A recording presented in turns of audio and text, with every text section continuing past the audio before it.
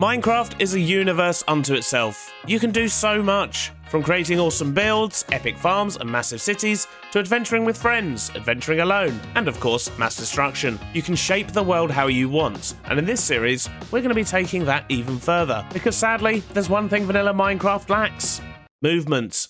And an end update. But no matter how great you build, it's always hard to make a world look alive. Enter the Create mod. Most of you have probably heard of Create. It's an incredible mod that adds steam engines, conveyor belts, factory components, trains, and a whole bunch of new blocks to let you create anything you can imagine, alongside giving you whole new ways to generate resources and explore your creativity. So we're going to start a new long-term series focused around this mod. But why stop there? I've also added a few other mods to allow for better storage, inventory management, better villages, a bunch of new blocks, and a whole host of new mobs for every single environment. Even the end. What is that? And the last thing we're going to do to switch up this experience for ourselves is to turn on large biomes, meaning that each biome is up to 16 times bigger than a regular Minecraft world. This is going to make resources rarer and open up opportunities to create new ways to traverse the world. Trains. I'm talking about trains. And this is it, we've just spawned into our brand new world and I couldn't be more excited. Although that zoom was pretty cool, that was very exciting. What I'm slightly less excited about is the fact we seem to have started in a savanna. And considering we're using large biomes, we could be stuck in a savanna for a while. First things first though, let's maybe get to the top of this hill and see if that's true and see what we're actually dealing with here. Well, it appears we're dealing with savanna as far as I can see, but, oh look, and that. Easily distracted. But look at this, look, we do have a massive mountain range there, which is very cool, but I don't know, it's a savanna. Do we really want to be starting in a savanna? Probably not. What's that? Is that a kangaroo? Awesome. I'm loving the additional wildlife already. This is very cool. But before we make any decisions, let's do all the beginning Minecraft things. Punch some trees and get some tools.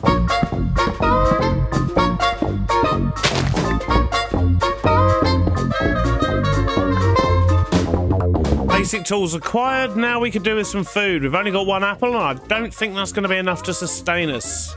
Can we eat kangaroo? Well, we have kangaroo meat, so I'm going to take that as a yes. What about you as well? Oh, they fight back. Wow, they hit quite hard as well. Jeez. But more importantly, there's some sheep there and we could really do with their wool. Sorry. And although we could make a bed, I think for now what we're going to do is make a sleeping bag, which is the comforts mod that I've added purely for the sleeping bag. To be honest, I think that's the only thing in the mod. But that means that as we're traveling around, we can randomly sleep in places and it's not going to reset our spawn. Not that we actually have one at the moment. All these mountain ranges around here are looking very cool. We're going to have to build something around here at some point. One, because it's spawn, of course. We spawn just over there. But also, it just looks absolutely awesome. But I think what I want to do is to try and find the edge of the savannah and see what other biomes we've got around, which could be quite the walk for us, but who knows what we'll see along the way. Is that an elephant? No, that's a rhino. I don't think I want to go punch a rhino. Let's go the long way round. Oh, we have an emu. I don't think I want to kill that either. To be honest, we've got a few different meat types on us already. I don't want to overload my inventory with those. And I am seeing nothing but savanna on this walk so far. It's just savanna as far as the eye can see. Oh, and I appear to be hungry, so I guess I'm stopping here to cook some stuff, and then we'll just keep on running. And while we explore the savanna, let's chat a little bit more about what we're going to be doing with this series. So the main focus is, of course, the Create mod, and that means we're going to be doing lots of industrialization of the Minecraft world. And to really make that work, what I want to do is have different sort of settlements, different villages, sometimes even just different buildings or out-of-the-way factories that will have a certain resource that they're going to be producing and then shipping all that back to a kind of a central hub or port city of some kind. Which means we're going to get to play around with the Create trains quite a lot, which is going to be a lot of fun, but it also means we can build up a few different towns, a few different settlements, and they're all going to kind of have their own themes. And with that in mind, that's why this is definitely going to be a long-term world. But the beauty of it is, it's my modded world, and it's not hardcore, which means it doesn't matter if I die, which is going to be a nice relief, to be honest with you. But mainly I'm just looking forward to building up all these different towns, these different areas, and there's a village over there. That's awesome. And also what we can do is link up a lot of these villages. So on the train routes between different factories and things like that, we could even build little train stations in these villages. And these are the better villages, which means you get cool buildings like that windmill, although it appears to be floating. I don't know if that's classed as better or not. Probably not. But I just want to make a fully immersive world. And there's also going to be a few other treats and surprises down the road. But well, we'll get to them much later in the series. So in this village, it looks like there's a bunch of buildings we can loot, which is going to be quite good. But I think I'm going to need some space. And for that, we're going to make a backpack. And this will give us basically an extra chest's worth of inventory space, which is going to be marvelous. But I need to get myself some string. We don't have any of that. And I need more leather. I think I've only got 2 leather at the moment. Yes. Can kangaroo hide be turned into leather? Oh, saw it. It can. 2 for 1. Oh, excellent. Cool. So we've got the 4 leather we need. And to be honest, I think we can get wool by chucking it into the millstone here. Not wool, string. What I mean is, I think we can get string by chucking the wool into there. Seems to be doing something. We can. Excellent. Okay, so we just need 3 more bits of wool. Are there any sheep around that are about to have a terrible, terrible afternoon? These elephants are awesome. But I don't see any sheep. I wonder if the villagers have any. Or maybe we'll find some string in their houses. Let's do a little bit of looting and see what we can find. Ooh, leather. Aha, cobwebs. They can be turned into string. Although I think I need a sword for that. 2 more cobwebs and we'll be done. Well, I've looted half the village, but the good news is I should be able to make my backpack now. Excellent, and look at all that extra space we've got. So let's quickly sort out a few bits and bobs that we know we want to keep. Saplings are probably going to come in handy because we don't know where we're going to end up. And one tiny quality of life mod I've added is this little curios thing. And what that means is I can put my backpack on my back, and not only does it show up, but it also doesn't take up my armor slot. And I've got a head slot here as well, which means I can wear the create goggles and not lose my head slot. So we're doing good. Let's loot this place, shall we? Oh, and I've just remembered something else I've actually done is I've got a mod that gives all the villagers names. Okay, that one's actually Jesus. Okay, I've just met Jesus. I was not expecting to do that today. But it's such a tiny little thing. Hey there, Renee. It's such a tiny little thing, but it makes me so happy. So happy I'm going to steal everything they own. Sorry, Renee. My wheat now. Well, that's the village looted, and I've done pretty well. I've got some shiny things, and most importantly, I've actually managed to get a saddle and some leather horse armor and a lead. So, if we can find ourselves a horse, that's going to make getting around these large biomes much easier. And that bit over there looks like a different biome. I see bees and trees. So I think that's the direction we're going to head, and we'll keep an eye out for any horses in the meantime. I think what I'm going to do is head up to the top of that hill. There doesn't seem to be any trees up there, which means I should get a good view, and we'll have a look around the area and see if there's anywhere that might be good for setting up camp, because my inventory is pretty much already full and it'd be nice to be able to offload somewhere. Is this what I think it is? Is that onion? It is. Excellent. Onions are going to come in handy in a little bit, because we do also have the Farmer's Delight mod on here, which basically gives us a much better variety of food and means I can spend some time in the kitchen. We love a bit of cooking. Oh, we're so nearly at the top. Oh, my days. Ooh. Oh, this is nice. And is that a jungle in the background? It looks like it might be. Jungle wood as well. Oh, I like this basin, though. And lots of iron on the top. This could be quite nice. We've also got a village over there, of course, that we've just come from. So villager trading would be on the cards as well. This could be the spot, you know. This could be the spot. Let's have a little look over this way. In fact, I should probably eat something before I fall over. There's a nice lush valley over there as well. Okay, that's looking pretty good. And what's off this way? That's pretty cool too. It looks like we've got the start of a river down there. And of course the jungle over the back. I think I like this. And in fact, if we look on the map as well, that does look very cool. We've got a nice little area here. We've got some rivers going around. And of course, we've got the savannah and more mountains and such over this way. Well, my mind's made up. I think what I'm going to do is head down here. We're going to punch some trees. We'll give ourselves a bit of a flatter area down the bottom here. And to be honest, I think we're just going to build ourselves a nice little tent for now, and then basically go off and explore the wider area, because I really would like spruce and dark oak. I mean, they're the best woods. How can I possibly build my starter house without those two? So mangrove would be nice too, but I don't think I've got any chance of finding that anytime soon.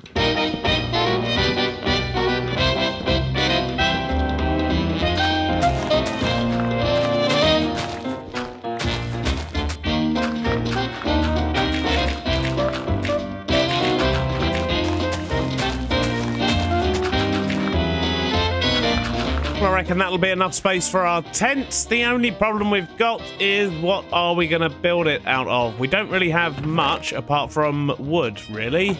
Although there is some calcite up in the cliffs as well, and we can probably get some wool if we can find some sheep. So maybe we'll do a nice white tent, use a bit of birch, a bit of calcite and some wool, and I think that should get us set up nicely. Let's go find some sheep. Well, I see some sheep and some raccoons. We don't need those. We need the sheep.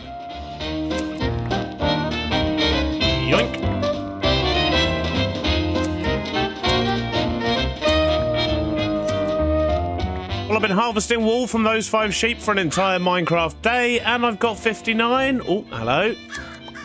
And I've got 60 wool. That should hopefully be enough. And what I want to do now is head back up the mountain and grab some of that calcite. I think that should work nicely as well. Ooh, diorite. Yeah, that'll work as well. I think that's the first time I've ever been excited about diorite. Oh, did the phoenix just do that? I mean, what does that actually mean? Receive a blessing from the great and noble sunbird. Do I have a thing? What's this? Sunbird's blessing. I don't know what that means, but thank you, pretty bird. Oh, I can kind of float down. It's like low gravity or something. And it's already run out. Well, that was fun while it lasted. But I think we should now have enough calcite, wool, and of course diorite as well now to actually be able to build ourselves a nice little tent down here.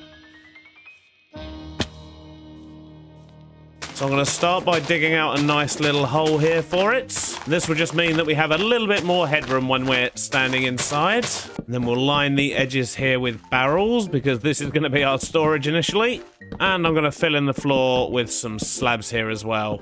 So let's just get some of this tent marked out. We'll start with a bit of wool, but we're probably not actually going to have enough to do the whole thing. So we might have to texture as we go, but that's not a problem. Well, it looks like we did have enough wool after all. But either way, we still need to texture this up a little bit. So let's just mix in some of these other blocks. Ooh, the calcite goes really well. Maybe we can even mix in just a couple of bits of birch as well. This tent's even got mold. That's disgusting. But it's okay. It's only a temporary shelter. I don't intend on leaving this here for too long.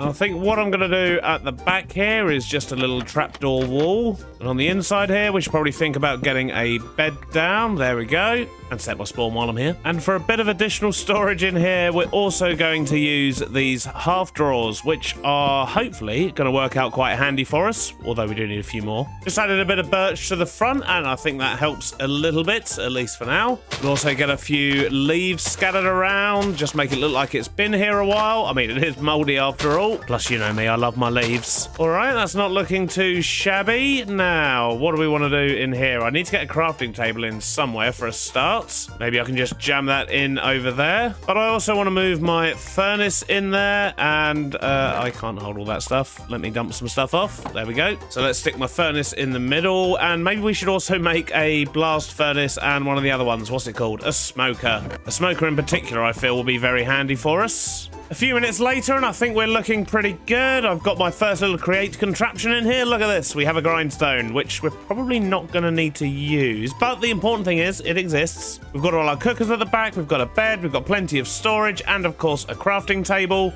And even a campfire out the front here. Although we haven't got any seating at the moment. But for that, I think I want to use a different wood. We've used the birch. We've used the oak. I need something a bit different down here for that, which means we need to go adventuring. But before we can do that, I'm going to sort all this mess out and make sure I'm taking the bits with me that I'm going to need. Mainly my saddle and my horse armor. I really want to find a horse. Everything's been cleared away. It's looking a lot tidier around here, and I've still got plenty of space for storage. I'll just sort of start using these when I get multiple stacks of things, I think. However, before we leave, there's a few more things I want to do. One of which is to get myself some iron armor. Easy enough and better than the golden leather that we did have. And I also want to make myself a new pickaxe. And if possible, I want to try and upgrade my backpack, which I think I can do that. And that should give me twice as much storage. Oh, look at that. So much space. And I also want to make one of these, which is a crafting upgrade for the backpack. And that will basically just mean that I've always got a crafting table on me. And I think I should be able to do that. Oh, we haven't quite got enough string, but it's okay. We have our wonderful grinder. We are going to use it after all. So we can just use this hand crank and get it working. Good stuff. So if we make one of those and then grab a chest, we should have everything we need now for one of those. And we'll put that in this slot here, which basically, as I say, gives us a permanent crafting table. How awesome is that? There's a whole bunch of other upgrades here as well. Another one I would really like is this one, and I reckon I can probably make that as well, you know? But what that upgrade does, which is even better, is it will automatically swap my tools. So if I'm chopping down a tree, of course, it's going to use the axe. Not a problem, exactly what you'd expect. That's what I had in my hand. But as soon as I start going for dirt, it actually switches out automatically to the shovel. And then back to the tree, it will go back to an axe, and so on. And that just makes my life a lot easier. It means I only have to use one hotbar slot for my tools, and I really really wish I hadn't started chopping down this tree. I hate the big oak trees. So I've got food, I've got my horsey bits, I've got a sleeping bag, and I'm going to take a bit of iron, some emeralds, some wood, and some sticks with me as well, just so I can replace things as we go. But I think we're good to go and explore, and it looks like we've got some visitors running around as well. So let's just get moving. If I remember correctly, there was a river just over this way, and I'm thinking that might not be a bad place to start, because that way we can do a whole bunch of traveling and not use up all our food. And there it is, the start of the river. Excellent. Are there any? Oh, there are. There's a horse. There's a horse right there. Although if we're going in the river, having a horse now probably isn't going to be particularly useful. Oh, he's got a good jump height. Speed is not too awful. We'll train him up anyway. We'll save him for later. There we go. Best friends forever. So you just stay right here until later, okay, sir? Right, let's go. See what we can find. Oh, there's a turtle. Hey, turtle. Well, straight away, we've got another village. Nice. Do some robbing. Village has been looted. We didn't do too bad. We got our first diamond. We got a few swords and a few other bits and bobs. But I think I just want to jump back in the river. I really want to find myself some dark oak. We do need jungle as well, but that's fine. We can grab that anytime because that's right on our doorstep. But for now, let's just head downriver until we find some spruce and dark oak. This could take a while.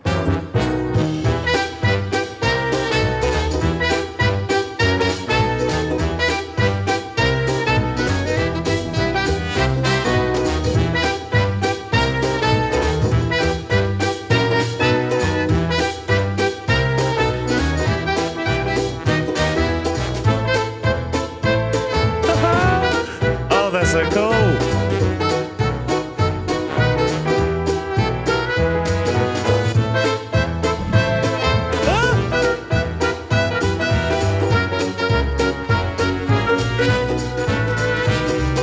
Wait a minute. It's just occurred to me. I've actually got a mod on here that might help. So if we can make ourselves one of these, then we should be good. But I don't think I've got any redstone on me, have I? Oh, I do. We looted the place and things. Excellent. Right, so we need to make a compass. And then we just need some wood and some saplings. And, well, that's easy enough. I can't believe I forgot I had this thing on there. Ridiculous. Ooh, I got a banana. So if we make ourselves one of these, what we can do is select a biome, and it should hopefully show us where it is. So let's try this one. All right, okay. So there is one 4,700 blocks. Wow, that's quite the distance. We need to go 3,000 blocks this way, and we need to go 3,000 blocks this way. Wow, okay, it's quite the journey, but it'll be worth it because we'll get dark oak. This is boring. There's nothing in here. So now would be a really good time to find a horse. What is that? They're termites. Oh, how cool are they? They're carrying little things and everything. Only 4,500 blocks to go. Oh, there's a gorilla. Monkeys. Oh, they are awesome. The question is, can you turn monkeys into pets?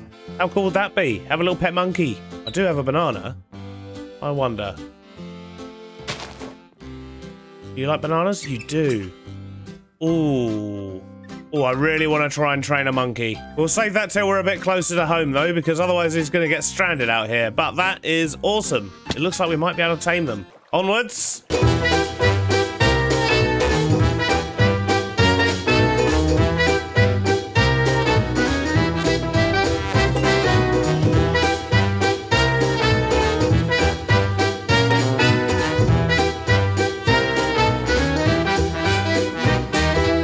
Progress update, we've got just over 1,000 blocks to go, and I'm sick of the jungle. Honestly, it's been 5,000 blocks of jungle and rivers. But, you know, large biomes, you get what you ask for, I guess.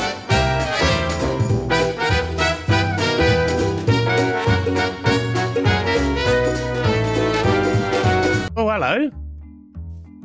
I think we've just found ourselves a trail ruin. Problem is, I don't really have the things to actually, to make use of that right now. What I am going to do, though, is add a waypoint for that. Never know, it may come in handy in the future. Oh, and finally, look, a different biome as well. We've only got 500 blocks to go. Oh, we haven't even got that. Look, there's one right there. Oh, I'm so happy. It has taken 4 in-game days to get here, but we're finally going to get some dark oak, and we're going to chop down a whole bunch of it, not because we want the wood right now, but because I want as many saplings as possible. I don't want to risk running out once we get home. Well, I've got a bunch of saplings, and I'm thinking while I'm this far out, I may as well have a little look and see if we've actually got a tiger anywhere near here, because we still need spruce. And hopefully it's not too far. That's 5,200 blocks. Are you kidding me? 5,200 blocks. Well, I may as well make the trek now. We're halfway there. I'll let you know if anything interesting happens along the way. Oh, great. Now we've got bears. Maybe let's not go too close to the bears.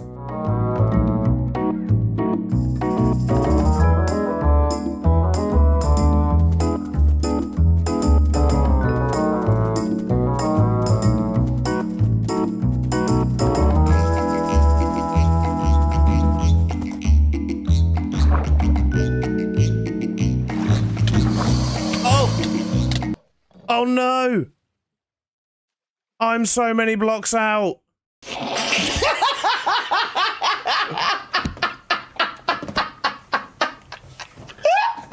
Last episode, I started the Minecraft world I always wanted, found a lovely place to set up camp, got lost in a jungle while searching for dark oak and spruce, and then I got eaten by a crocodile 8,000 blocks from home. This time we build the ultimate create mod starter house, but first, we have a journey to make. I want all my stuff back, and I still need dark oak and spruce saplings. And about 30 minutes, 2 naps, and a thunderstorm later, we're pretty much back to where we died. We died just over there. Oh, there he is. Look, he knows I'm here already. Oh, man. And he did eat my horse. He ate my horse. Oh, that is uncool, buddy. Uncool. Right, let's see if we can sneak in and get our stuff. I can see my body floating on the water over there. Oh, and the remains of my horse. Oh, that is not on, buddy. Right, can I get my stuff before I get eaten? Oh, that was nice and easy. Okay, good. Can I get the horse stuff as well without getting eaten? That is the question. Right, run, run, run, run, run, run, run, run, run. Okay, he knows I'm here. I can't believe that. You ate my horse! Thanks to a mod we have on called Corpses, though, all our stuff just gets, well, held on a dead body like that until we come and collect it, basically. So at least we didn't run the risk of stuff despawning. But yeah, my horse. My poor horse! On the plus side, though, we've got our dark oak saplings back, and we've only got another 2,000 blocks or so to go until we can get ourselves some tasty, tasty spruce. And then once we get that and get all the way back home, we can finally make a start on making the ultimate create starter house, which I'm very excited about. I'm going to be forever terrified of rivers and water now, though. Jeez. Oh, and there it is. There's the spruce. Oh, that makes me so happy. Right, let's get chopping. I hope there's not any dangerous animals in the spruce forest. Right, I think we might actually be ready to make the 10,000 block journey home. Although on looking at the map, because we've got such a long way to go, look at this. This is absolutely insane. What we could do is maybe take a slightly different route. And if we happen to stumble across a biome we haven't seen, then that's good. Maybe? Oh, it's so long. Yeah, you know what? I think we might do that. The river goes over this way and then goes to the west, so let's just head west and then south instead of directly southwest. I don't really want to check and see if there's any mangrove nearby. That just seems dangerous.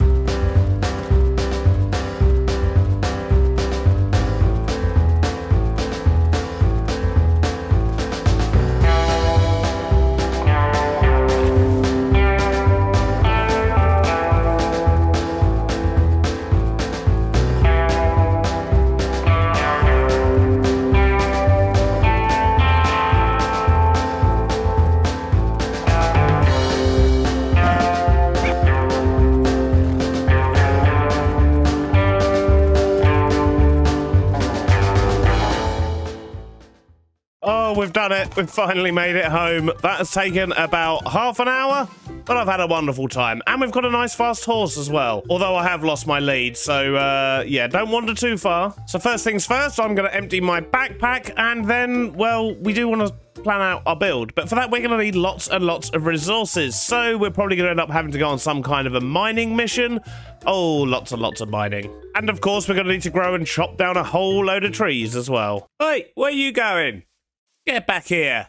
Right, well, I think I've got everything I need to do some mining. I've got a whole bunch of pickaxes in my backpack here, as well as a load of torches, and I've got some food, some additional iron. We should be good. And to be honest, I think I'm just going to start here, dig down, and see what we find.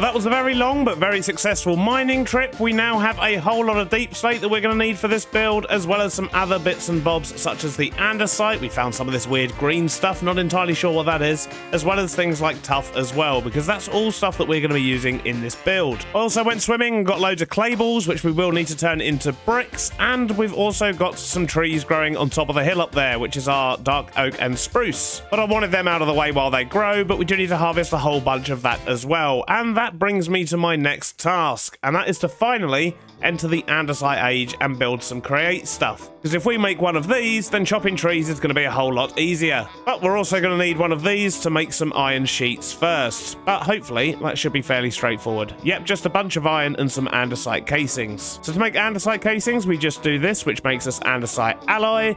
And then what we do, if we grab a couple of oak logs, for example, strip them and then right-click with this, that'll give us the andesite casings. So let's quickly make a mechanical press. And we're going to need a depot as well, so that's got something to actually press onto, and we'll just stick that here for now. It's only very temporary. So if I chuck 3 pieces of iron on there and then spin this and make this go down 3 times... we now have our 3 iron sheets, which means we can make the mechanical saw, which I believe was something like that. And while we're here, I think I'm going to make myself a wrench as well, because that's going to come in very handy for what we're about to do. So if I go up to the base of any tree and crouch right click and then just stick this on the back, what I can do is chop down this one log here. And look at that, it removes the entire tree. And with the wrench in my hand, I can crouch right click and instantly pick those 2 things up again. So clearing the trees around here is going to be a whole lot easier, and it also works for the big trees. So I'm going to run around for an hour or so. I'm going to clear some space around here on all of these trees, and I'm going to harvest lots of the dark oak and spruce, and then we can finally start our build, which I'm very excited about. It's going to be absolutely awesome. But yeah, space and wood, that's what we need.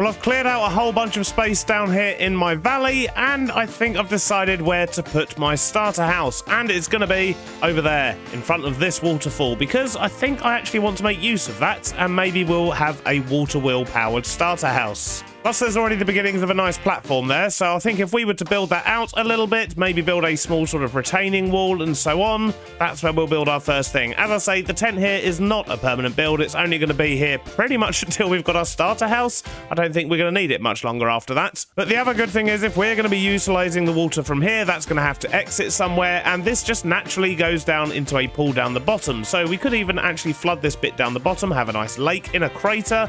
We'll see what takes our fancy in future. For now, let's get focused on this bit and place lots of dirt, I guess. Try and work out a shape. A few hours later, and I think I've got a rough shape I'm going to work with. That's roughly the sort of size we want. I will, of course, have to sort of reshape the cliffs and things around here as we build, but, well, we'll figure that out while we're building, I guess. But before we start placing blocks, we need to build a couple of workstations. So one of the mods I've added is called Chipped, and what that does is give you a whole bunch of different workbenches, and it doesn't add new blocks, but it does add new variants of all the existing blocks, which means we have a lot more freedom with what we can achieve, and I need a mason's table and a carpenter's table? Yep, they're the two I need. So what we need to do is just get the bits to craft those, and I'll show you how they work. Now we have a mason's table and a carpenter's table, which not only look awesome, but they also have cool functionalities. So if I go in here and I chuck in, for example, a tough block, look at all these different variants of tough that we have available to us. And same thing with wood. If we put in some birch planks, we have lots and lots of different variants. And I think the first thing I want to do is just make a platform to build on, and we're going to use a whole bunch of tough bricks for this, and we're going to build ourselves a nice big platform. I've got the start of a platform down. I've mixed in a little bit of texturing, but we'll probably switch up the actual internal floors once we get a building down. However, how am I going to do this? So I think I want to have two parts to this building. So maybe like a workshop on this side, about that sort of size. And then we'll put some kind of living quarters, I guess, on this side. So that sort of size should work nicely. And what we're going to do is make the base level out of brick. I've got a few different variants here from the wonderful table down the bottom there. And I think these should work quite nicely. So let's build up the frame a little bit more and try and get this ground floor worked out. We're making some good progress on the ground floor after a lot of chopping and changing, but I think we're going to have the workshop here, so this will just be a few of the old create machines, and then we'll have some basic storage in here, and I think I want to continue that upstairs. So the next job is framing out the upper floor. Well, it's kind of hard to visualize at the moment, but I think what I'm going to do is have a slanted roof on this side, a lower slanted roof on this side, and then a point on the top there. But I need to get these walls built up first, and for that we're going to use spruce. Well, the walls have come along well, but we really need to get that roof on, and for that I want to use polished cut deep slate, which is from the create mod itself, but for that we need deep slate, which means we need to cook up a whole lot of the cobbled stuff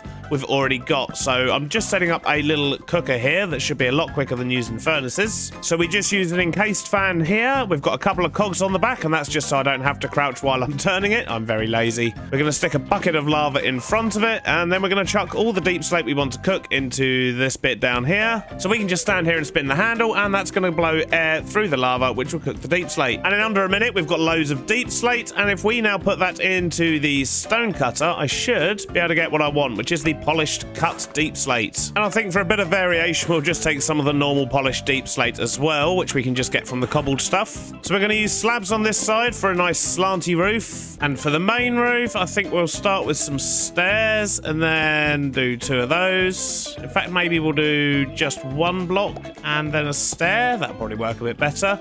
And then we'll do the same thing at the top here. The roof works really well, but now we need to add a little bit of detail, and in particular a balcony to the front here. And what we're going to be doing is making use of a very cool mod called frames, and what it does is it allows you to make blocks like this, which are frames of pretty much any block in the game, as well as blocks that are not in the game, such as slopes like this. And then what you can do is click them with any block, and then they just apply that texture. Obviously that one was a bit pointless. So if we place these trapdoors down and then just hit them with a stripped dark oak wood, we get these lovely little beams, but they're not solid blocks. And in fact, if we hold a block in our offhand, when we place the frame, that will automatically apply that texture. And this just works really well for adding detail to things, but we want to use it up here to make some kind of a balcony or something. And we're also going to use it for adding some supports under the building here, but it really does give a nice bit of shape to the building. Let's quickly get the rest of this installed. And these frame trapdoors also make really good barriers if you don't actually apply another texture to them. Oh, look at this. We can also switch up our doors and make them look different. This is very cool.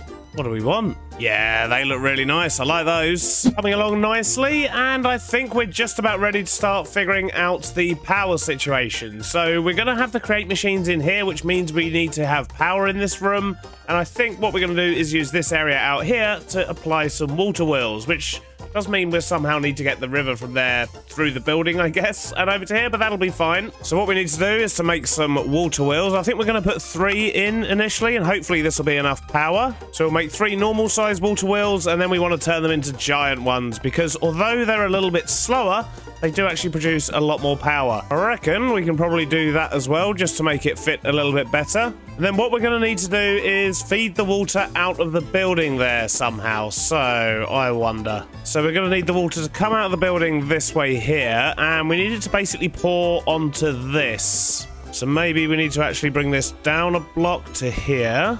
although it would help if I actually put it in the right place. Let's move all this over by a block. Then I guess we can use some framed stairs here so we can still make sure it's the stripped dark oak. Then maybe some spruce trapdoors on the side here. But to make this make sense, we're going to carry it on the inside as well. And then I guess we're just going to have to figure out how we're going to redirect some of that into the building over there, but we'll deal with that later.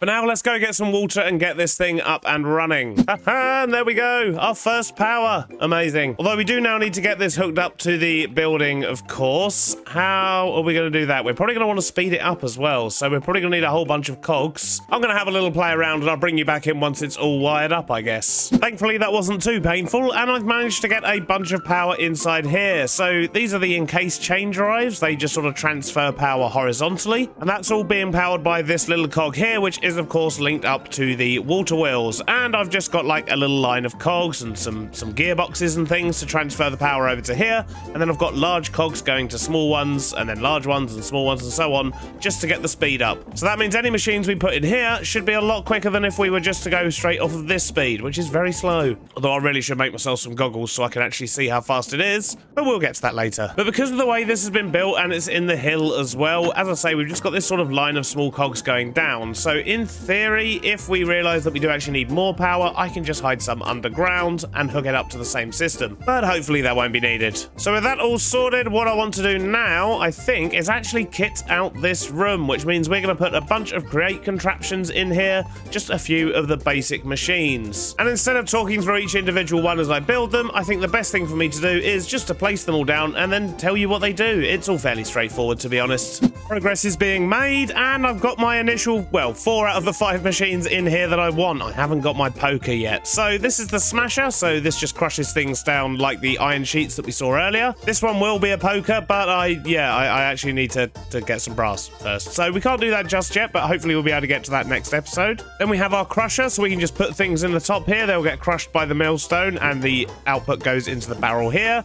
We have a slicer, although currently it can't slice. One moment. So let's give the slicer a knife. There we go. Oh my days, that looks really dangerous. But that's going to help us automate some of the Farmer's Delight mod a little bit later down the line. And then we have our mixer as well, which is going to be very useful for making certain things. We can even make andesite alloy in this, I believe, if we just chuck in andesite and some iron nuggets.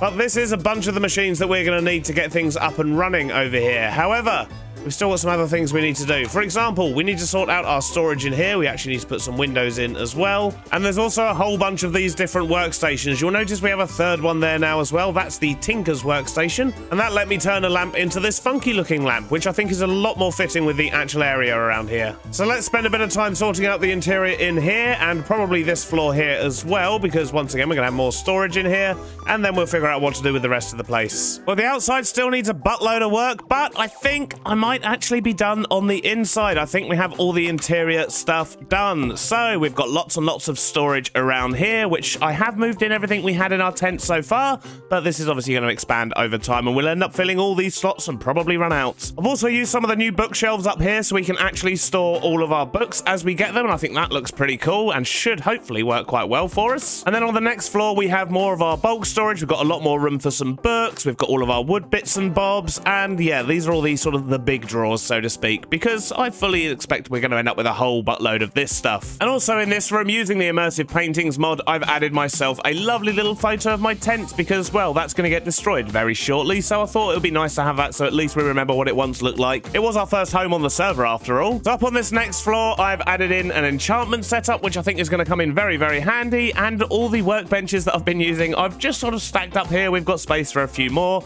and that'll be fine for now. We can still use those as and when we need to. Out the front here, I've put a rope and pulley system as well, but until we get some super glue, we can't actually make that a working thing, but we'll get some super glue soon, and then, yeah, that'll actually be able to go up and down as well. We'll add switches and so on. And that brings us up to the loft, which is a little bit leaky when it rains, apparently, but this is going to be our bedroom. I'm not going to do anything too fancy up here. I'm probably just going to stick a bed down on the floor, to be perfectly honest. But this is also how the power's being routed for the lift pulley system, and you may notice there's also power going across the top and then back down again, and this is for our latest little addition outside. So what I've got is an encased fan at the top there. We've got lava in front of it, and it's essentially the cooker that we had outside earlier, but in a much more easier to handle way. I can just stick a stack of stuff on there and it will get cooked. But not only that, I've also put a bucket of water here so that I can switch it out, and this means I can also use it for washing as required. And that's going to come in very handy for us in future. So with the interior looking all fancy and nice, I've got a lot of work to do out here because, well, this looks extremely unnatural at the moment, and I haven't quite decided if I want it to look unnatural or if I want to kind of blend it into the landscape. Don't really know yet, but I need to sort out all the front around here. I need to remove the tent and extend this round a little bit more.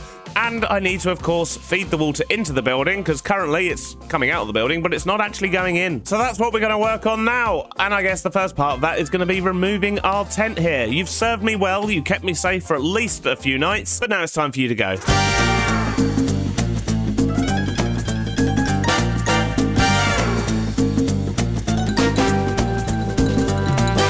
Tent's gone. Now let's fix the rest of this landscape. I have no idea what we're going to do, so you're probably going to see some weird little beardy montage of me placing random blocks that make absolutely no sense until I bring you back in at the end and show you the full result. Let's see what we can do.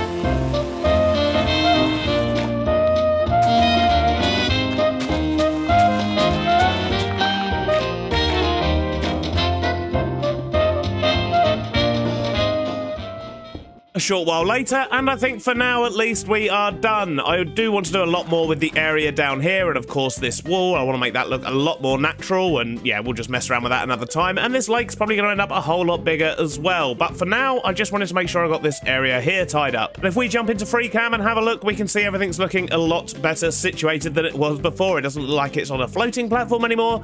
As I say, it just needs a little bit more integration around this area here, but we need more resources for that. And if we have a look up the top here, we're now filtering out some of the water, which then continues to run down into the underground river that is already there.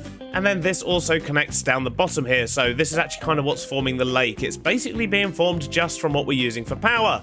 And speaking of power, I have actually had to extend the power down, and we've got another set of 3 water wheels there. Sadly, the lift was just pushing it over the edge. We've then got a path around the front here. We've also got some dead oak leaves and some magenta flower oak leaves. So these are all made from the botanist's table, which is another one of those workbenches that I've made. And then out the front here, we've just got stacks of wood resources. We've got a whole bunch of different crates, also from the tinker's workbench. So yeah, I'm absolutely loving these things. Just the variety we can add now really does help bring this place to life. And the addition of some copper pipes and brackets and things like that around the place also help. Plus, I've also blocked in this back wall because, well, there's nothing on the other side of that, so I didn't actually need a walkway that goes all the way through. But that's good, because that gives us space to build more things there, and I have a feeling we're going to be building something very soon, because, as I say, I do want a poker, and for that we need brass, and to make brass, we need a heated version of this. But that's something we're going to have to save for next episode, because sadly, that's all we've got time for today. But I hope you've enjoyed the episode. I know I have, and we've now got an awesome house to live in. How cool is that? See you on the next one. Bye-bye now. Last episode, I built my perfect crate starter house with most of the basic machines I'll need to get started,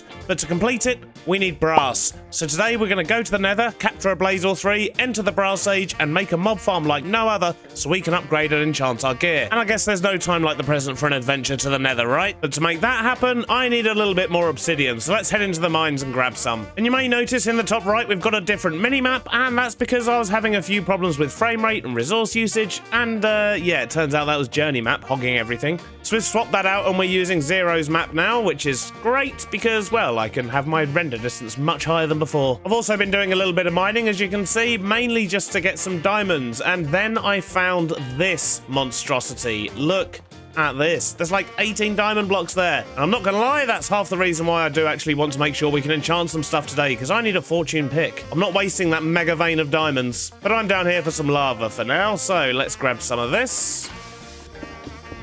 Obsidian acquired. Let's go check out the nether. Although actually, before we do that, we should probably get one more thing, because what we're going to the nether for is to capture a few blazes. And for that, we're going to need to make ourselves a few blaze cages first. It turns out we need netherrack for that, so we need to go to the nether. But that's fine. We can take a bunch of iron sheets with us, and thanks to our backpack, we can craft on the go. So let's just make a bunch of iron sheets with our lovely smasher. We should probably grab a flint and steel as well, and a bunch of blocks. So we've got everything we need. I'm just going to dump a portal down here. For now, it's just down by our lake. We'll make it all look nice later. But I just want to see what's on the other side. Don't be soul sand, don't be soul sand, don't be soul sand. Oh, for once it wasn't actually soul sand. Although I do appear to be in a cave. This is not ideal. And what is this? Scoria? Ooh, that sounds fun. Let's grab some of that. And of course, we need a whole bunch of netherrack just so we can make some blaze burners. Let's quickly do that. So let's just make a whole bunch of those. And let's go find ourselves a fortress. And in fact, if we look on our mini-map, it looks like there's one not too far this way. That's very handy. Aha, we've broken out. What is that? Oh my word! Oh, get off my face! What in the... Gee! Kill it! What was that? A blood sack. I made the advancement nightmare fuel. Yeah, that seems fair. Dare I even go out here? It looks like the fortress isn't too far away. Maybe we should be brave. Aha, here we go. This has worked out perfectly. Now let's go find a blaze spawner. Oh my word, there's loads of them. Come on then, fellas. Ooh, a gold backpack. Amazing. How awesome is that? It's bigger than the one I'm currently using. I see a blaze. Can I just capture him like that? Ah, I can. Excellent. But if we find a blaze spawner, we can just load up all of them. So that would be ideal. Oh, I got a skull. Look at that. This trip is working out fantastic. Ah! Uh-oh. Uh-oh. I don't want to die. I don't want to die. That guy was brutal. Whew. It's okay. We're safe. We're safe. Uh-oh. I can't afford to get hit again. Oh, another blaze has spawned, though. This is good. Oh, okay. Yep. This is not good. Right, let's get him. Got him. Pretty sure I saw another wither skeleton there, though. Yeah, I definitely did. Let's put in a better barrier here, and then we don't have to run as far when we get scared. Like a big baby. Right, come on. Aha, a blaze spawner. Right, let's get in quick. Oh, no, don't do that. Don't do that. I just want to grab loads of those and run away. Run away. There we go. Easy peasy. No panic involved. Woo! Woo-hoo-hoo-hoo. You almost got me, fella. I should be more careful. Right, well, that's the scary part of today's adventure over. Oh, no. At least for now. And we should, hopefully, have what we need to be able to make brass, which I very much need. So I'm very much looking forward to this. Question is, where do we put it? I didn't really factor this into my perfect starter house. It's not so perfect after all. Well, I suppose we can keep the setup fairly manual for now, and we can probably just squeeze it in here. So if we put a blaze burner in the floor down there, we're going to need to make sure we can access it as well. So let's just move that down a block. Maybe with a funky sloped block in there as well. This should be fairly simple. I think if we just stick a cog there, make ourselves another mixer and another basin, and in theory that should be all we need. And to make brass we need copper and zinc ingots, so let's just quickly cook up a little bit of copper. So let's put lava in there and the copper on there. We'll chuck the zinc in the bowl, nice and ready. Now the copper's done, we'll throw that in the pot as well, and then if we just give this some heat, in theory we should end up with brass. Yep, look at that at the top there. It's converting everything into brass. We should actually get 2 stacks from that. Marvellous. And now we've got a bunch of brass, I can finally make my poker. So what we need is a brass hand to begin with, so I need some brass sheets. But we also need an electron tube, and for that we need polished rose quartz, and we can make rose quartz, I believe, yeah, just with a bit of redstone and some quartz. So that should be easy enough. We're also going to need a piece of sandpaper. So let's get that in and we'll just make a bunch of these. And if we hold the sandpaper in our offhand and the rose quartz in our main hand and just hold right click, we will then get polished rose quartz. Look at that. Simple. So now we can make our electron tubes and get ourselves a deployer. And this thing's awesome because what we can do, for example, is if we were to give him a piece of sandpaper, he'll make all the polished stuff for us. He's a good poker. And I feel like we're making some great progress already. That's the first thing ticked off the list. Brass acquired. And now our starter house is also just a little bit more perfect. So the next thing I want to do is make use of this, our wonderful enchanting setup. But to do that, I'm going to need some levels. And to get levels, we're going to make ourselves a lovely mob farm. But as we've got the create mod, we're going to do things a little bit differently. Thing is, in order for us to do that, we need to go on another adventure. Because create mod has, well, a very high dependency on belts and conveyor belts and things like that. But for those, you need kelp. And currently I don't have any kelp whatsoever because I haven't found an ocean yet. So I guess the first step is probably going to be to grab our compass and see if there's actually an ocean of any type nearby. Well, there's a cold ocean 6,300 blocks away. That's quite far. Ooh, there's a lukewarm ocean not too far. 3,300 blocks. That's okay. So it looks like our best bet is the warm ocean, which is in that direction, which is somewhere we've not been before. So I guess it's time to take Horsey, who could probably do with a name, actually. This dude does not have a name. So if you've got any ideas for a name, do let me know in the comments. I'm sure he'll survive long enough to actually receive one. Well, I guess it's time for a traveling montage again. And while we make this journey, I just want to say a massive thank you to everyone for supporting this series. As I'm recording this, the first episode has gone out, and the response has been better than I could have ever possibly hoped. So a massive thank you to all of you for your epic support. And the fact that you all seem to be just as excited about this series as I am makes me even more excited. So once again, thank you for the support, and don't forget we do have a Discord as well if you want to come and hang out with the community. And I've also had a lot of people asking about getting hold of this mod pack or the mod list, and I will be releasing it, but at the moment I'm still tweaking it, as you can see by the fact we've just swapped out the journey map for Zero's map. But once I've finalised the mod pack and stopped making changes, I will release a full list of what I'm using, including all the versions and things like that, and if I can find a way, I may release it as a pack as well. Well, the weather's turned a bit nasty, but there it is. There is our ocean, and more importantly, there's all of our kelp. Let's go get what we need.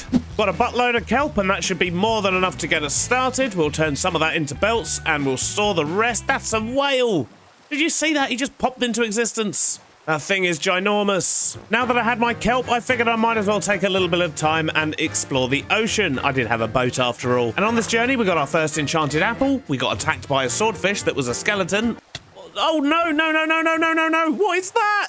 It was very confusing. He even chased me onto land. Bit rude if you ask me. We also looted a couple of shipwrecks, got stalked by a whale, and slept on the bottom of the ocean. But our journey didn't stop there. We soon boated into a lush cave. I managed to grab myself some glowberries, and while I was there, I took the opportunity to dig up a buttload of clay. We sailed for another day and a night, but we were still stuck in the jungle. In the middle of the third night, I realised I was probably quite far from home by now, so I checked out my map and realised, yes, I was very far from home. By the next morning, we'd made it back to shore without incident, which was promptly followed by an incident. Oh, we got robbed! He just stole me bread!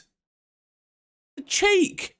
I then located my steed to start the long journey home, found a couple of Komodo dragons having a fight, fell down a hole, but eventually we got back unscathed. All in all, that was quite the journey. And now we've unpacked, I think we're good to finally start this mob farm. And this mob farm isn't exactly the smallest thing in the world, so I need to find the right place to put it. I wonder. And I'm thinking I might put it over in this corner here, but we're going to need to clear a little bit more space. So let's widen out the area, flatten out a little bit, and then we'll figure out if we can fit it in here or not. So something around this sort of size should work, I would imagine. We basically need to make a 9x9 cube and then wrap a building around it as well as a few other bits and bobs. So I think the next thing to do is to build up this platform proper, and then I'm going to need to make all the bits I actually need for the farm. I've got the platform in, the start of the building marked out, and I've also constructed everything, or hopefully everything, that I'm going to need to be able to build this farm. So I think the first thing I want to do is build the floor of the farm, and I think probably about here should be a good place to start. We can always adjust things if we need to. So we're going to put a line of 9 shafts. Go 8 blocks this way, and then put another shaft there, and also make this one 9 long. Then we'll connect these 2 rows with belts, and we're just going to encase all of these as well, mainly because it looks better. And I'm also going to block off the bottom here as well. Put another conveyor in here. I think that should work. And this is, of course, going to be for moving the mobs around. But in order to make all this work, we do, of course, need some power. So I'm thinking we can probably just stick a bunch of water wheels underneath. Hopefully more than enough power for what we need. But it means that if we do expand this later on, we've got the additional power spare. And if we just put water on this side, that should power all of them. Yep, beautiful. Look at that. Then we'll use some cogs to stick these together. But we do really want to increase the speed on this. However, now we've got access to brass, we can actually make ourselves a rotational speed controller. So let's go get that done. And this is where our poker's going to come in handy. So first off, we need a gold sheet. Let's get that. And then we're going to stick that onto the poker here. And then we're going to give it a small cog. And then a big cog. And then an iron nugget. And that's basically making this thing here. And we just need to do that 5 times. And there is a small chance it will fail, but hopefully it won't. And this should be the last one. And look at that. Excellent. So we have ourselves a precision mechanism. And now we just need a brass casing, which works exactly the same as the andesite ones, except, well, instead of hitting it with andesite alloy, you just hit it with a bit of brass. And now we can get one of these, which is going to be absolutely amazing for us. So if we just stick this on the back here, what this does is essentially at the moment is just working a bit like a shaft, but we have this. And what I can do is change the direction and the speed of this thing. So if we put it to 256 and then I put a cog in the top, look how fast that's going. And that means that these conveyor belts are going to fly, which will make the mobs move around a lot faster and get them out of the way. The only downside, of course, is as you increase speed, everything takes more stress to run. But the upside is that conveyor belts don't actually go against the stress. It's just going to be for the machines that we put in here. And to get this power up to here, we're just going to use some of these encased chain drives. Look at that. That is some speedy conveyors. I do also need to power this conveyor, however, so I think what we'll probably do to keep it nice and simple is just go this way, a couple more chain drives, and then just get these connected up. Stick a gearbox on the corner, and yep, I'd say that's probably going in the right direction. That'll work nicely. So at the moment, the mobs are going to come flying across here, go down onto this one. We will put up some glass in front here so they don't actually just go flying over there somewhere. That would not be helpful. And then what I want to do is actually push them up a tube. And I could use a water tube, but where's the fun in that when we've got the create mod? But for this, I'm going to need an encased fan, so we need more iron sheets, so we can make a propeller, and then get ourselves a fan. So we'll have a vertical gearbox on the bottom, stick a fan on top. In fact, let's not crouch while I do that, and then I should be able to place it the right way. There we go. And then we just need to transfer this power over to here. And I think the fan's blowing the wrong way, which means we need to put another gearbox in there. There we go. Excellent. So if we jump in here now, look at that. The fan throws us up, and then that throws us off. That throws us back in the fan. Oh, we're probably going to die. Well, I could have thought that through a little bit better, couldn't I? We're just going to have to work around my body for a while. Sorry, buddy. Right, let's not jump in that again. What we'll do now is just get this thing enclosed. And for that, we need a whole bunch of tinted glass and some spruce for the sides. That should just about do it. I've also put in the transfer pipe for the mobs, so they're going to get blown up this tube. We need to put a couple more fans at the back there so we can blow them across here. And then they're going to drop into this kill chamber here. And to kill them, we're once again going to be making use of create. So first up, let's make ourselves a deployer and a couple more fans. Then we'll put the deployer there, although I think I want to rotate him round. Let's do it like that. And we need to get this guy powered. So I think the best way to do that is probably just going to be to connect up to this one here. So just a couple of gearboxes like that. Vertical one there. And just a shaft should do this nicely. Yep, look at that. It's doing its thing. But if we right-click on the deployer, you can see we can put it into attack mode, so it has use and attack.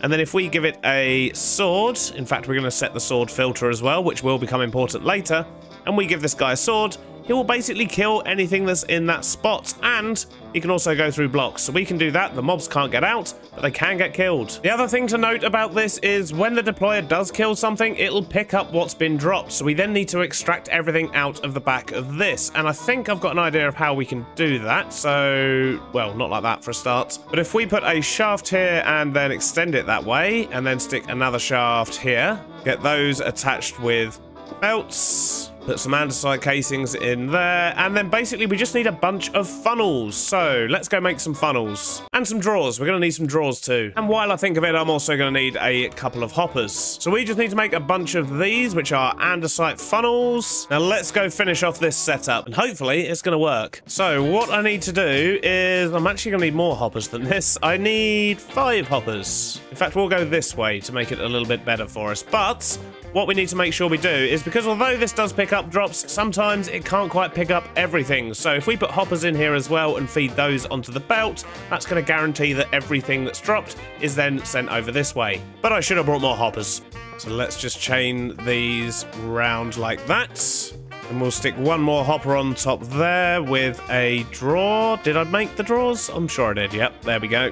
And then what we can do is just feed iron swords into this, because they will still take durability. So that's the one downside to this. We will need to restock it with iron swords every now and then, but these drawers will allow us to stack up a bunch of them. So hopefully that'll be good enough, at least to get us started. So to get the rest of this setup done, we're going to put a barrel there, and then we'll put a line of drawers. I could do with another one. And then we're going to crouch click these funnels onto the back of them. And what they'll do is they'll pick stuff up off of the belt for us. We'll place one here that we're not crouching for, and we'll crouch click one onto there. And all that's going to do is actually transfer the items from this line onto this line. So they're just going to go via the barrel. We'll also stick one on the back of there. And as you can see from the arrows, this is going to eject things from there. This is going to take things in. That's going to eject things. And all of them are going to take things in. So that should be the setup we need. So let's go get these fans in. And then I guess once we've got a roof on, it's pretty much ready to run. We're just going to have to make it look nice. Should probably stick a few torches on this for safety as well. And while I think of it, the last thing I need to do is actually block off the bottom here, because light will travel through these conveyor belts, and we definitely don't want that. All right, I think we're good. What is that? Is that a trader on an elephant? Oh my god, it actually is. And he's selling a gingerbread man. That's cool. Crocodile eggs. Oh no, we don't want that. Jeez. No, thank you. Can we look inside the elephant? Oh, we can. What's all this? Banana. Mosquito larvae. Cave centipede leg. Oh, tarantula hawk wing. What are all these things? Cockroaches, maggots. And I'm really sorry about this. What's your name? Benito? Benito. I'm really sorry about this, but I'm gonna try and steal your elephant. Ah! Oh, he's got llamas still as well. I didn't even see them. This elephant is really not happy. Aha, but the trader's dead. So, I need leads. I need one of these. He's eating me trees. Right, you need to get down from up there. Come on. I have no idea what I'm going to do with you, but you're mine now. I'll tell you what, you're really loud. So how about you just live up here for now? Well, following that slight distraction, I think we're ready to apply the one missing piece to this farm, the mobs. But for that, we need to craft a couple of things first. And to be honest, I need to sort out my inventory too. And what we needed was one of these, which is a cart assembler. And it has a very unique property in that basically whatever's above it, it will essentially turn into a contraption. It's kind of hard to explain. It's probably best if I just show you. So if I put a minecart underneath it there, and then I power this, not like that, but maybe like that, what that's actually done is made this block movable. So that's now attached to the minecart, and we could literally build massive contraptions, attach them to a minecart, glue them all together, and make movable things, which is going to come in very handy later in the series. But a very unique thing about these is they can also be used to move blocks that are usually immovable, and that means that we can also use it for stealing spawners. Look at that. See how it's turned off? That's because it is now attached to this minecart, which makes it a contraption. And we're going to move this spawner all the way up to our brand new building. So let's give it a little nudge. Push it into this tunnel here. And look at that, we've managed to get it onto another track. So, yeah, conveniently that was actually directly under our base, which was very handy. But now we need to get it up inside here. And I think the first thing I'm going to do for any of that is to actually turn off that cog, because I don't want to get thrown around inside the machine. I just don't want to ever feel out of control like that ever again. So we want to get it into this position here, so we need to bring track up to that stage. Right, I think we're ready to set it up and hopefully get it into position, and for that we're going to use a classic here. We're going to use a furnace minecart. So let's just get this up the slope first, jam a load of coal in that, and that should hopefully get it into position. Off you go. Look at that, perfect. And in theory, if I just break this minecart now, it should activate the spawner. Yes, look at that, skeleton spawner. Amazing. So let's just quickly clean up in here. Okay, let's turn that off. Well, we've definitely got skellies. And if we just put this big cog back in here, we should, hopefully, start seeing the skellies coming over here. Oh, look at that. There's loads of them already. Amazing. Although I think I need to upgrade this to a brass funnel just so it can empty out a bit quicker. So something I forgot is that andesite funnels will only remove one item at a time from this, for example. So we need to get rid of that and put in a brass funnel, and that means it will still do one item type, but it will actually do a whole stack at a time. And that means this thing is going to empty a lot quicker, because if this has anything other than the sword in its inventory, it actually stops firing, and we want that to be going as much as possible. And the drops we're getting are, of course, bones and arrows, but most importantly at the moment, we're getting these nuggets of experience. And you may be wondering why we have all these extra ones here as well, and that's because there's nothing stopping us putting more spawners in there, and therefore getting more different types of mobs, more mob drops, and so on. But I think for now, I'm just going to remove these 3 funnels so they don't pick anything up. And, well, we don't really want the bows and armor and things that the skellies are going to be dropping. So I think I might just stick a bucket of lava down here. There we go, and that'll burn any of the excess drops. Good stuff. So I guess the only thing left to do now is, well, apart from waiting for lots of experience to build up so we can actually enchant ourselves, is to actually make this look nice, because this is an absolute monstrosity. And the rain's really not helping either, is it? Let's be honest.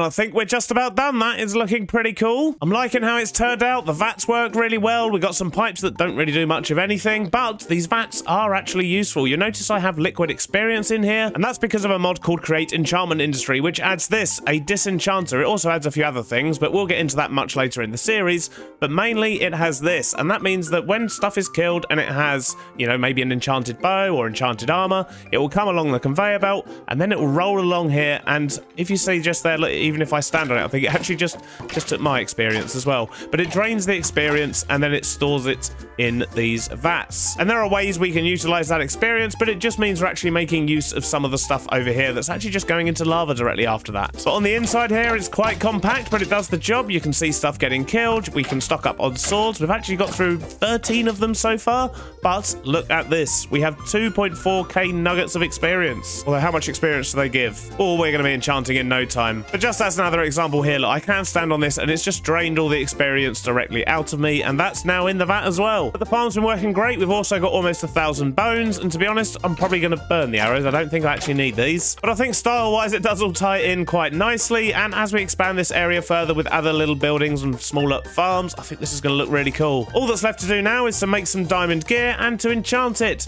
Well, you've all seen that before. You don't need to see me do that. So we'll start the next episode all shiny, hopefully. Hope you've enjoyed it, and I'll see you on the next one. Bye-bye now. Last episode, we got attacked in the nether by a face-hugging mosquito, took unintended flying lessons, and constructed a compact mob farm to gain experience for enchanting our gear. And I said that between episodes I'd do all the enchanting as it's boring, you've seen it before, and we'd be all shiny at the start of this episode. But as you can see, that didn't happen. In fact, I'm still in iron. Now, I did do some enchanting, but I used up what little diamonds I had, and most of the XP we'd collected, just making these 4 tools here. So I came up with a better plan that's going to mean we can get XP quicker. So we were going to make super glue, steal a blaze spawner, mine diamonds, trade for mending, and then gear up. Sounds simple, right? Well, it's not. We're struggling at the first hurdle because for super glue, we need slime, and we just don't have any of that. However, we can craft some with some wheat dough and some lime dye. Easy enough. If we weren't on a large biomes world and I had actually found cactus or sea pickles, but I haven't, which means we have no access to lime dye yet, which means we still don't have access to slime. And that means there's only one thing for it. We're gonna have to go exploring. Future Beardy, put on some exploring music. Stop. What is that? Put something good on. Never trust that guy.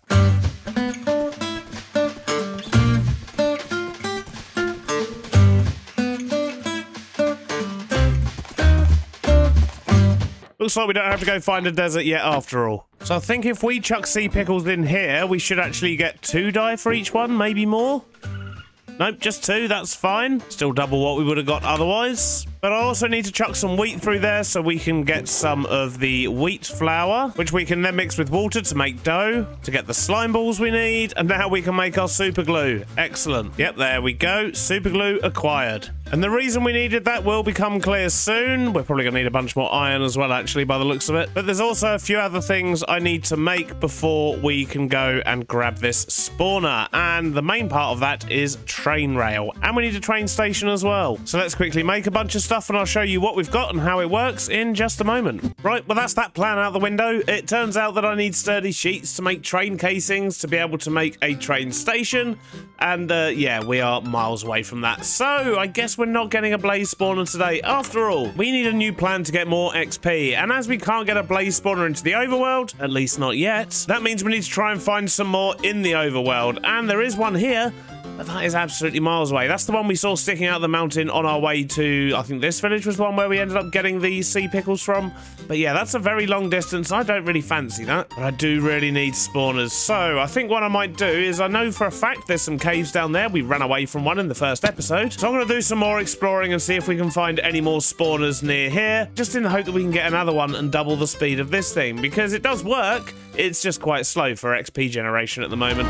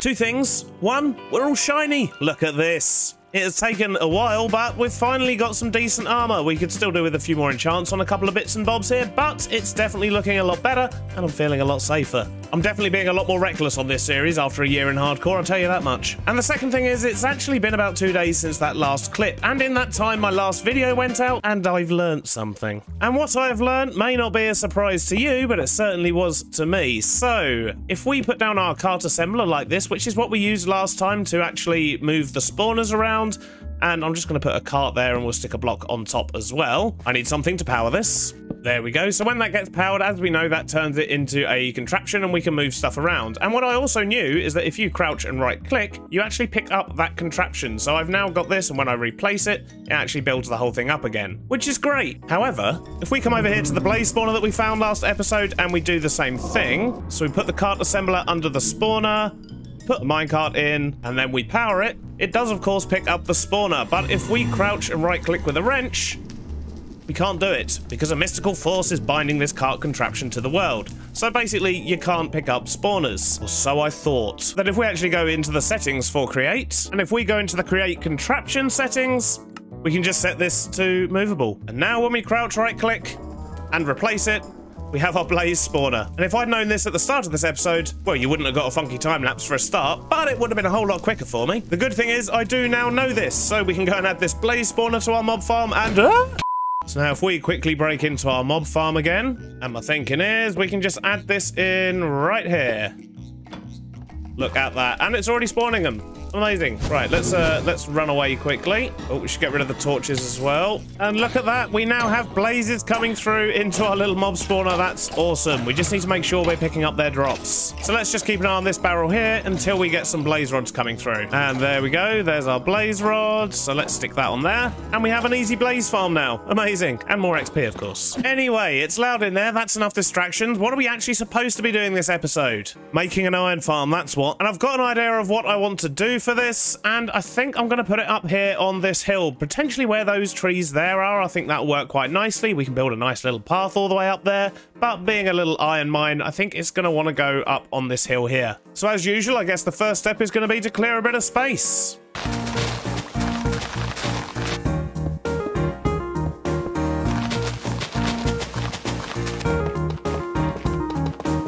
A short while later, I've got a janky little path here, which we will of course make nice further on, but if we come up the top here, we have a lovely platform where we can build our iron farm. I've even put down the tough platform to begin with. But before we put the building down, I should probably work out how the farm's going to work first. And for that, I'm going to need to make myself a bunch of things, most of which we've seen before and a couple we haven't. So we need a couple of millstones, a bunch of chutes, an encased fan, 4 mechanical drills, a bunch of belts and shafts and gearboxes and all these sorts of things. Probably a bunch of water wheels so we can make some power. In fact, on this occasion, let's make them large water wheels. We'll need a few storage drawers. We also need a bunch more andesite casings, so let's get all this stuff going. We'll need a bunch of andesite funnels as well. Well, I think I've got everything I need. Let's just see how we get on, shall we? So I think the plan is going to be to have sort of a big processing building here, and we'll bring in the cobble from over here somewhere. I mean, whether that's going to be like a small other building or potentially even a mine that goes into the mountain, I don't really know yet. So we're going to kind of build this machine backwards, I guess. So this farm's actually going to give us flint and iron nuggets, so we'll just have a couple of drawers there for the basic collection, I guess, and a funnel to put stuff into that drawer. And then what we're going to want is a fan system set up. We need a washer set up along here, basically. I suppose if we just use blocks instead of conveyor belts, it's still going to work, but it's going to get pushed this way slowly by the power of the fan, and I think that might be a better way to do it. So we'll just put that fan there, and we are going to need to put water in front of that. So that's going to wash the gravel when it drops down from somewhere up there, I guess. So maybe let's just quickly mark out what we think the edge of the building is going to be. So if the water's going to go there, we'll feed everything into the washer this way. So let's just get a couple of conveyor belts in. This one is going to end up being quite janky, but it should do the trick. Then all we need here is a couple of funnels. We'll have the millstones on top, which I think we've probably used this area here for powering everything. Then a couple more chutes and some funnels, and then I think we're going to have conveyor belts here. They're probably going to feed in from outside the building, because then we'll have some kind of ramp or something to actually bring in the cobble. So let's get some more bars in. So something like that, and then let's get rid of this. So the cobble's going to come in from this way. It will then go down the funnels and the chutes into the millstones. That will then spit out onto the belts. That will drop it in front of the washer, which will then blow it into here. So yeah, that should work. Although what we need to figure out now is how we're actually going to power everything. And I think for this one here, I might actually stick the power underground, because I want these to run really, really fast, which means it's going to need a lot of power. And we don't really have very many good power options at the moment. So how about we go down here and we stick it underground, and then we'll connect the power to this belt here. And then from there, hopefully we can get it everywhere we need it. So let's dig a big old hole down here. This hole should be big enough. So if we just put water along the bottom here and stick all our water wheels in here, that should give us about 4,500 stress units, which I'm hoping is going to be enough. And then we'll just stick a vertical gearbox in there. Although I guess what we could do is actually speed it up a little on the way to the top. So let's just do this. If we stick a large cog and then a small cog and then a large cog, and if we put an andesite casing on that, we can actually get away with putting a small cog there. And that's now going to be going at a more reasonable speed for us, which is good. Although it's also going the wrong way. So let's stick another gearbox in. Beautiful. And now what we want to do is we want to speed this up loads and loads and loads, and then attach it to both this fan here and these bits here. And I do have a speed controller, but to be honest, I think it's going to look quite cool if there's just a whole bunch of cogs going on in here. So we're going to do that instead. So let's just kind of jam in some gears and things around here. So I've taken the power off this belt here, doubled it, put it into a gearbox, and then doubled it 3 more times. And yeah, now we're getting 1,024 stress units of power into those, which I think should be more than enough for our needs for now. And if I connect this up like this, we should be getting only 64 from that. Well, I wouldn't mind getting a bit more from that, but that should do fine. So if we just stick a sign there and a bucket of water in front. Excellent stuff. And I guess it doesn't matter if this takes a little bit longer, because what we'll do is we'll just lock this drawer so that it can only take flint and iron nuggets, and then any gravel that's not been washed yet when it gets to the end will just sit there for a moment. That's fine. Although, to be honest, I have no idea if a faster fan washes quicker anyway. I know more fans do, but yeah, no idea if having faster fans actually washes things faster or not, so we'll just leave that as it is. It's fine, it's fine. And it looks like we've managed to cram it all into a tiny building as well, which is good. Although it does occur to me I haven't actually wired up these ones here yet, so how are we going to do that? Let's maybe try putting a cog there and one there, and then a vertical gearbox there. Ah, it's going the wrong way. Not a problem if we just add an extra gear on here and put it in there, and then grab... Do we have any more shafts? There we go, and stick shafts in. Well, yeah, definitely works. It just threw me off. So put one in there, and yeah, I think we're good. That's all it needed. So there's almost definitely a much tidier way to do all of this, but to be honest, I actually just think it looks really cool. So when you walk in here, there's lots going on. Yep, love it. Although I am going to cover these belts with some casings. So I think what I'm going to do now is actually get the rest of this building built up, and then that's hopefully going to help me decide what to do with the actual cobble generator. So first up, let's just build these walls up a little bit higher. We can always texture it later, not a problem. And what we're going to use for the divider in the middle here are these, which are reinforced spruce logs. So we actually get these from the chipped carpentry workbench, the same one that we put planks in to get all these sort of textured blocks we've used on the side of the buildings here. But I think these blocks look nice and industrial, and yeah, they're going to work well. Yeah, I like those. What I don't like, though, are these corners here. I wonder if we can get away with using girders or something, maybe. So let's just use some of these. Yeah, I think I quite like that shape. Although I want to get some stairs on the doorway there. That'll help shape that a bit better. So what do we do with the rest of this thing? Maybe let's just do this with spruce as well. We've got to keep it in keeping with the rest of the buildings around here after all. It's looking very basic, but I think we're getting there shape-wise. Let's see if we can get a roof on this thing. And once again, for the roof, we're going to use some polished cut deep slate as the main block. And we'll mix in a little bit of normal cut deep slate as well. We're just going to arch this roof off gradually so it doesn't come to a proper point, and maybe just finish it off with a row of slabs up here as well. Well, I think shape-wise that should just about do the trick, but it looks a bit disgusting at the moment, doesn't it? Let's be honest. So I'm going to spend a bit of time getting a whole bunch of detail on this. We'll probably add like a balcony or something out the front here. We'll of course texture the blocks. We'll get some pipes and things on the outside. Who knows? I'm going to have a play for a little while, which means you're probably going to get another beardy montage, you lucky, lucky people.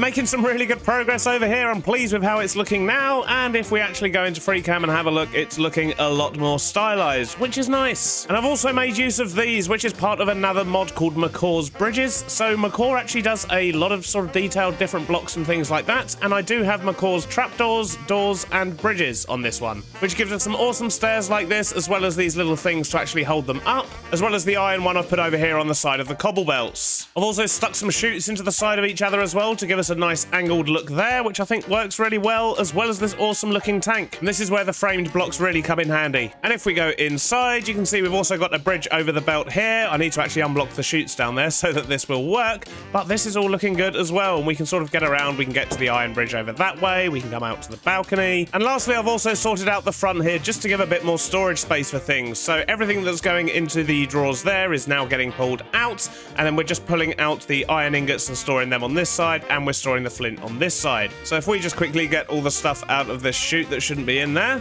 and chuck a bunch of cobble over onto these, we should see the whole thing working. So yep, we've got the gravel coming out. This is awesome. That is nice and quick. We like. This is all coming over here to get washed, and then that should be bringing everything over to these two boxes here. There we go. So we've got some flint coming through. Look at that. And the ingots are going over to that side. Perfect. So what we need to do now is to put a cobble generator in, and to be honest, I think I'm just going to put it in the floor down here, and then we'll kind of figure out what to do with the surface afterwards, I think.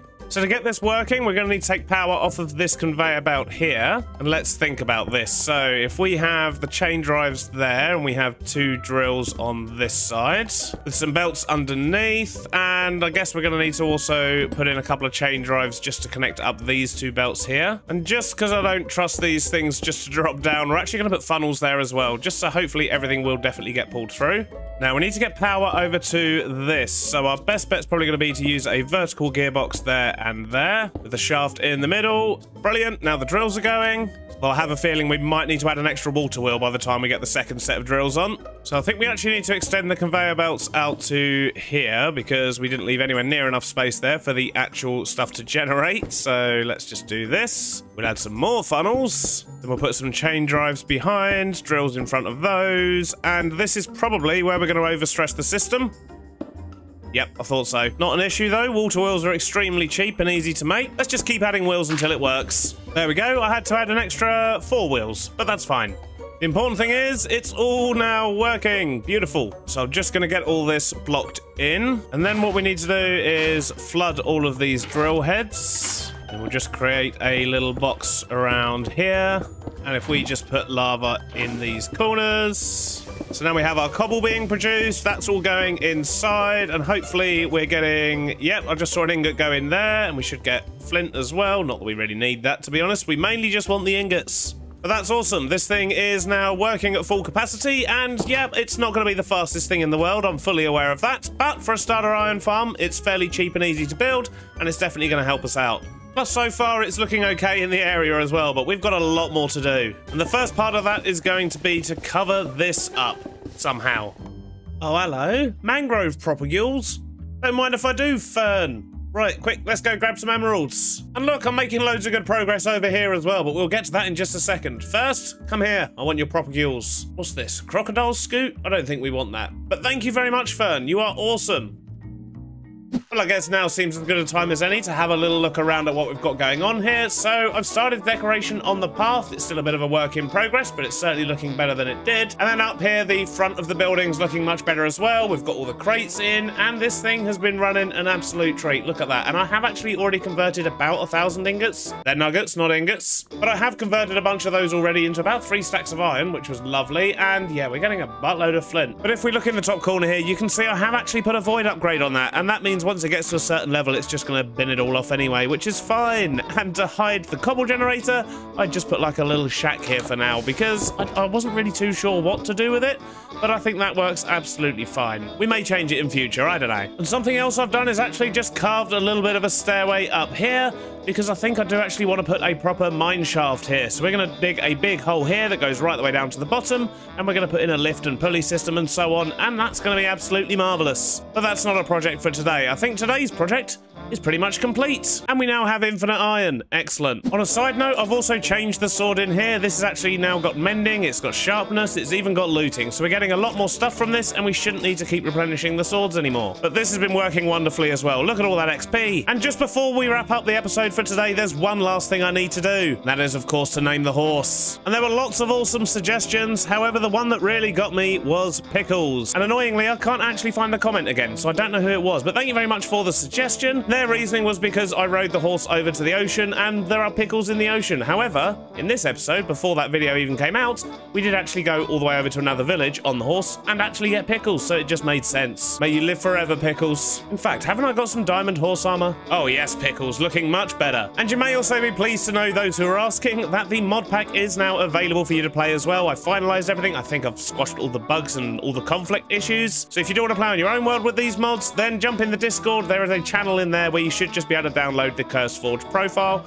and that'll install everything you need. But sadly, that's all we've got time for today. I hope you've enjoyed it, and I'll see you on the next one. Bye-bye now. Last episode, we expanded our mob farm, enchanted our gear, and built a small iron farm. Today, we dig a big hole, we fall down a big hole, run away from a screaming thing in a hole, and build a working elevator alongside an automated drill to upgrade our mining operation. But before we do any of that, it's about time we make a small but major upgrade to our storage system here by adding one of these, a drawer controller, and it should be fairly easy to make. There we go, that's our drawer controller, and what we can now do is basically put this somewhere where it's attached to all of these drawers. What we might need to do is actually hide some drawers in the walls that are locked just to make sure everything's connected, but then we can literally just dump our inventory inside this and it will sort it all out for us. So what I'm going to do is put the drawer controller up here. And then now, in theory, if we just take, say, a couple of these things, when we double right-click on there, it'll actually auto-sort them out for us. And it will do that for any linked drawers we've got. So I guess the next task is to actually make sure that we are linking up all of these drawers. But what we can do is just put a blank drawer in the corner here and make sure we lock it. And then when we put this drawer back, these ones here are all now connected as well. And we've just got to do that round all the different corners. And there we go. I think we're done now. So this drawer here is actually connected to both floors of storage. So we should be able to offload a lot quicker than we have been able to so far. I should have done that a long time ago, really, let's be honest. But now that's done, it's time to have some fun. And for this fun to happen, we need to make ourselves a buttload of drills. Specifically these drills here. And, well, that's made me 10. I need a lot more than that. So let's quickly make some more andesite alloy. And while that mixes up, we also need to make one of these, which is even easier than I expected it to be. Do we have any wool? We do. And this is a rope pulley, which is going to come in very handy in a little while. But my plan for today is to carry on where we left off on the last episode and basically put in a mine shaft. I want to build a big old mine shaft up there. We'll have a pulley system and a lift system to take us up and down. But first, we need to dig the shaft. And that's where all these drills are going to come in. There we go. That's the last of the drills we need. And I think with that, we have everything we need to go drill a great big hole. So if we just head back to the top of this hill, disgusting weather for it though, eh? And what I'm going to do is just put down all 25 drills here. Preferably not this way up. We'll stick a bunch of chests on the back of them. And then we're going to put the rope pulley in there, just a couple of blocks above. Then we'll glue all of this together. Easy as that. And now we just need to give this a little bit of power. There we go. It's doing its thing. And that should, in theory, just keep on going down all the way to bedrock. And not only that, it's also going to be collecting up everything it digs into these chests here. How cool is that? So we're going to get a buttload of resources and a massive hole. Let's just watch this thing dig.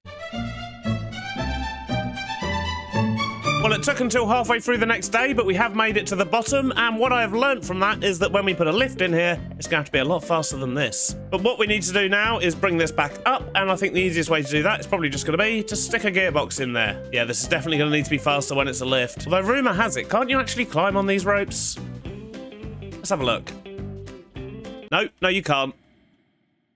Well, I mean, you've got to test these things, right? Although thinking about it, maybe you can only climb up and down the rope when it's not actually moving. That would probably make more sense, wouldn't it? Let's just hope it's bringing my body up. Well, it doesn't look like a body is attached to that. Dang it. Got myself in a bit of a pickle here. Oh, that was weird. We kind of got to the top and then glitched out back to where the body was. I mean, it made it easy to get my stuff, but I don't really know what happened there. Very strange, but look at all the resources we've got. How cool is that? And there's a little bit in there, and some more in there as well. Well, that's very cool. Now we just got to wait half hour to get back to the top again. I really need to speed this up. And it looks like we're coming up on a cave as well. This could be interesting. Oh, well, there's definitely some stuff. This is really not going to plan, is it? And look at me, I look like a pincushion. Well, it's made it back to the top for a second time. Excellent. Let's quickly sleep. And we can just clear all this away for now. And we should go dump all this in our storage as well. I'd say resource-wise, we did quite well out of that. And hopefully, if we just tap on the drawers here... Look at that, entire inventory clear in an instant. Right, that's phase 1 complete and all cleared up, and we have a lovely shaft. Now it's time for phase 2, and we need to build an elevator. For that, there's a few things we're going to need, the main one being an elevator pulley, which is basically like a more advanced version of the rope pulley. So let's make some brass casings, a block of kelp, and an iron sheet. So that's the pulley, but we also need some other bits and bobs to get this working, so we're going to need some contraption controls, which is easy enough. We need some redstone links, and then we need some redstone controllers, but we'll get into what all these things are going to do and how they're going to work in a little bit. For now, I think what we want to do is go back up to the top of the mountain and build ourselves some kind of a structure, and also a way to feed power into it. That means more water wheels. You love it. One of these days I will build a power plant, I promise. Just probably not over here. Now, I think we've got everything I need, but I've not built an elevator before, so I'm going to do a quick little test over here first, and I do know a couple of things about the elevator. So if we just put the pulley at the top up there, and then we'll just make a little elevator here for now. That is literally going to be our entire elevator, just for our testing purposes. And then we'll stick that together. And then this is where the redstone contacts come in. So if, for example, we replace this block here with a redstone contact, and then we put another redstone contact there, and then right-click this. Is this what we do? Do we right-click this? Do we do it with a wrench? No, that's just rotating it around. Oh, maybe we need to actually give it some power first. That would probably help. Now, if we click this, there we go. We've created an elevator. And you'll see this block here has changed. And this is basically a floor. I think that's how this counts at. So if we just say, for example, let's turn off caps lock. Let's go with top floor. And then if we just put another one here and call this bottom floor. And then if we stick a button on there and press it, It should. Look at that. So that actually pulls the elevator up to that floor. And if we power this one, it will call it back down to that floor. And that's all very cool, but I think it can get a little bit better. So if we disassemble it again, that means we can add more stuff to this. And if we add contraption controls and make sure they're stuck to the elevator like that. And now if we right click that, we should have controls here. Look at that. So if we scroll, we can scroll, go to the top floor, scroll, go to the bottom floor, and that's how our elevator's going to work. Oh, that's amazing. That's very cool. So now we know how it works. I guess we should quickly take all this down and figure out how we're going to do something that looks good over there. So for this build, I'm going to make use of these supports again from McCaw's bridges, because I think these are going to work really well to make a nice frame that's going to kind of hold the lift over the shaft. But we also need to think about power as well. So I'm thinking we could put in a vertical belt here that would just sort of run up to the top of the tower, and then we'll put some water wheels or something over here. But we'll worry about that later. For now, let's see if we can get something looking good up here. Maybe we could put one of the stairs in just to kind of angle it in a bit so it's not too sort of boxy, I guess. Is that going to work? And then we can kind of attach the elevator pulley. I guess it'd go on that slot there, wouldn't it? So let's just keep this going across for now. So there, I think, is where it should sit. Is that in the middle? Looks about right. Then I guess the question is putting a belt in here going to look all right? Oh, actually, that looks well cool. Yeah, I think that shape works well. Maybe it needs like a beam across the top. So a beam across the top here, I think, is going to work nicely. I think for safety reasons, I'm just going to quickly fill in this hole a little bit. I think under here, what we need to do first off is we need to actually put this the right way round, like that. That's better. Now it's actually going to turn when it's powered. And maybe we should try and make it look a little bit more attached as well. Oh yeah, I like that. Nice and simple. So now to get this powered, and this should be fairly straightforward. There we go. And we do, of course, want to make sure that we're speeding this up as well, because that's going to be incredibly slow otherwise. But I do have one of these, which is going to help a lot. This is a rotational speed controller. So if we just add a few gearboxes here, stick a shaft on that one there, and then 2 vertical gearboxes. Look at that. It's all powered, it's all working, looking lovely. Although we do need to make it look a lot better down here for sure. You know what? I think I'm going to stick a couple of flywheels on this as well, because it's just going to give it a little bit of colour at the top there. And it's a nice spinny thing, isn't it? Let's be honest. So now we've got the basic shell in, I guess we should actually build the elevator itself, right? So what we're going to do is use these industrial iron blocks with some framed slabs. And we're going to use this for the base of the elevator. And then we're going to use copycat steps around the outside, I think, just to make it look a little bit wider. But they're very cool, because they're just like weird little half blocks, and I like that. And then we'll use some girders to give it some height. And now this is where the copycat panels are going to work out really well. So if I stick some of these on here, and I'll just show you what the difference is between these panels here as well. So these ones here, they're not trapdoors, so you can't sort of flap them up and down. They're literally just flat panels, which is one thing. But more importantly, with these trapdoors, you can only use full blocks for texture, whereas with these, I can literally apply bars. So now instead of the usual problem of having a fence where it's kind of on the edge of a block like that, we can actually have it pushed right up against this edge here. And not only that, but in Create, we have these awesome bars, which are andesite bars. So I think that's what we're going to use all around the outside of the elevator here, just to make it look like a metal cage. Yeah, that looks awesome. Love it. And I think on top here, we'll just use more slabs again, like we did with the floor. And once again, we'll use these blocks here. We'll put a solid one in the middle for the actual elevator to connect onto. And then we need to make sure we've got space here for one of those redstone links. So let's just stick a block there. No, it's not a redstone link. It's a redstone contact. And this is, of course, what's going to tell the elevator what floor it is on. Then we'll put the receiving one there. And now they're lit up. That tells us that they are indeed connected. And the last couple of bits we need are a door, which I think we're going to put probably like that. And of course the elevator controls. So let's get all of this glued together. I think I've got it all connected, but there's only really one way to check. So let's jump up here and right click that. So that is displaying. That is good. And now we can run around the back here and give this place a name. So we'll just call this surface. And that should display that name on here. Look at that. Beautiful. So apart from the fact we haven't got any other floors to go to, that is looking pretty good. Although I think it might actually need a lip at the top here like it's got at the bottom. It looks a little bit weird right now. So let's just disconnect that again. So now we're back in build mode. I can add stuff to it. Although I guess we can only really do that on 3 sides because, yeah, we've got this connecting beam at the back here. And make sure it's all glued together. And there we go, 1 elevator. That is looking pretty cool, actually. How's it looking from a distance? Yeah, I think that looks pretty good sat up there. Although we've got a lot of work to do with the landscape around here. So I guess now that's done, the next thing to do is to go down the bottom and actually give the elevator somewhere to go to. And let's make sure we're getting down there nice and safely this time. We'll just use some water. So the first thing I want to do at the bottom here is actually just fill it out a little bit. So this is the bottom of the shaft here, and I think if we... that's not what I wanted to do, but I think if we do this here, when the elevator comes down, it should actually slot in perfectly with the little step that it's already got.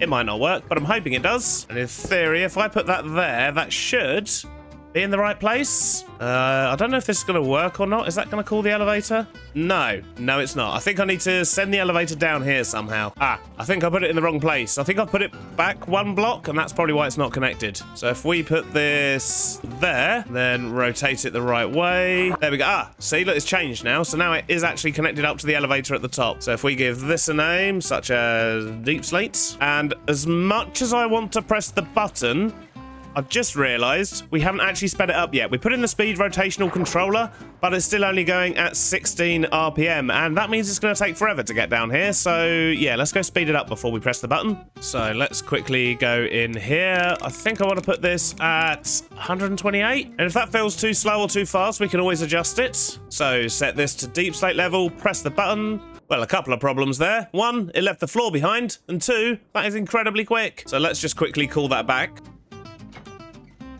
Love how that door opens. Right, let's actually stick the floor to the elevator now.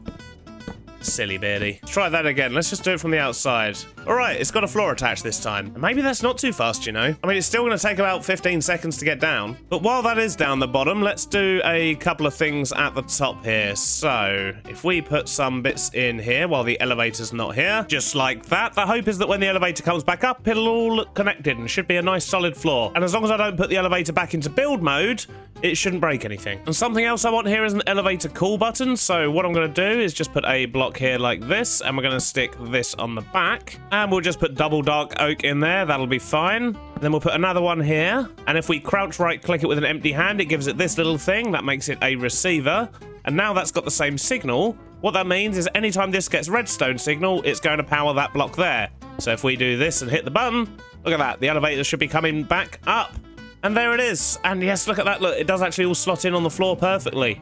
Oh, that is amazing. I wasn't sure that would work, you know. So let's actually ride it down and see how fast it is. I'll tell you what, inside the elevator, it doesn't actually feel too fast. But the mineshaft itself looks very, very boring at the moment, and I think I know what I'm going to do about that. And once again, I'm going to be using these frames from McCaw's because I think they work well. But if we combine these with some of these, I think we could end up with a nice little frame that sort of runs up the elevator shaft. We'll just put one of these lines in every 10 blocks or so. But this could take a while to actually build up, so I'll bring you back in once we're done.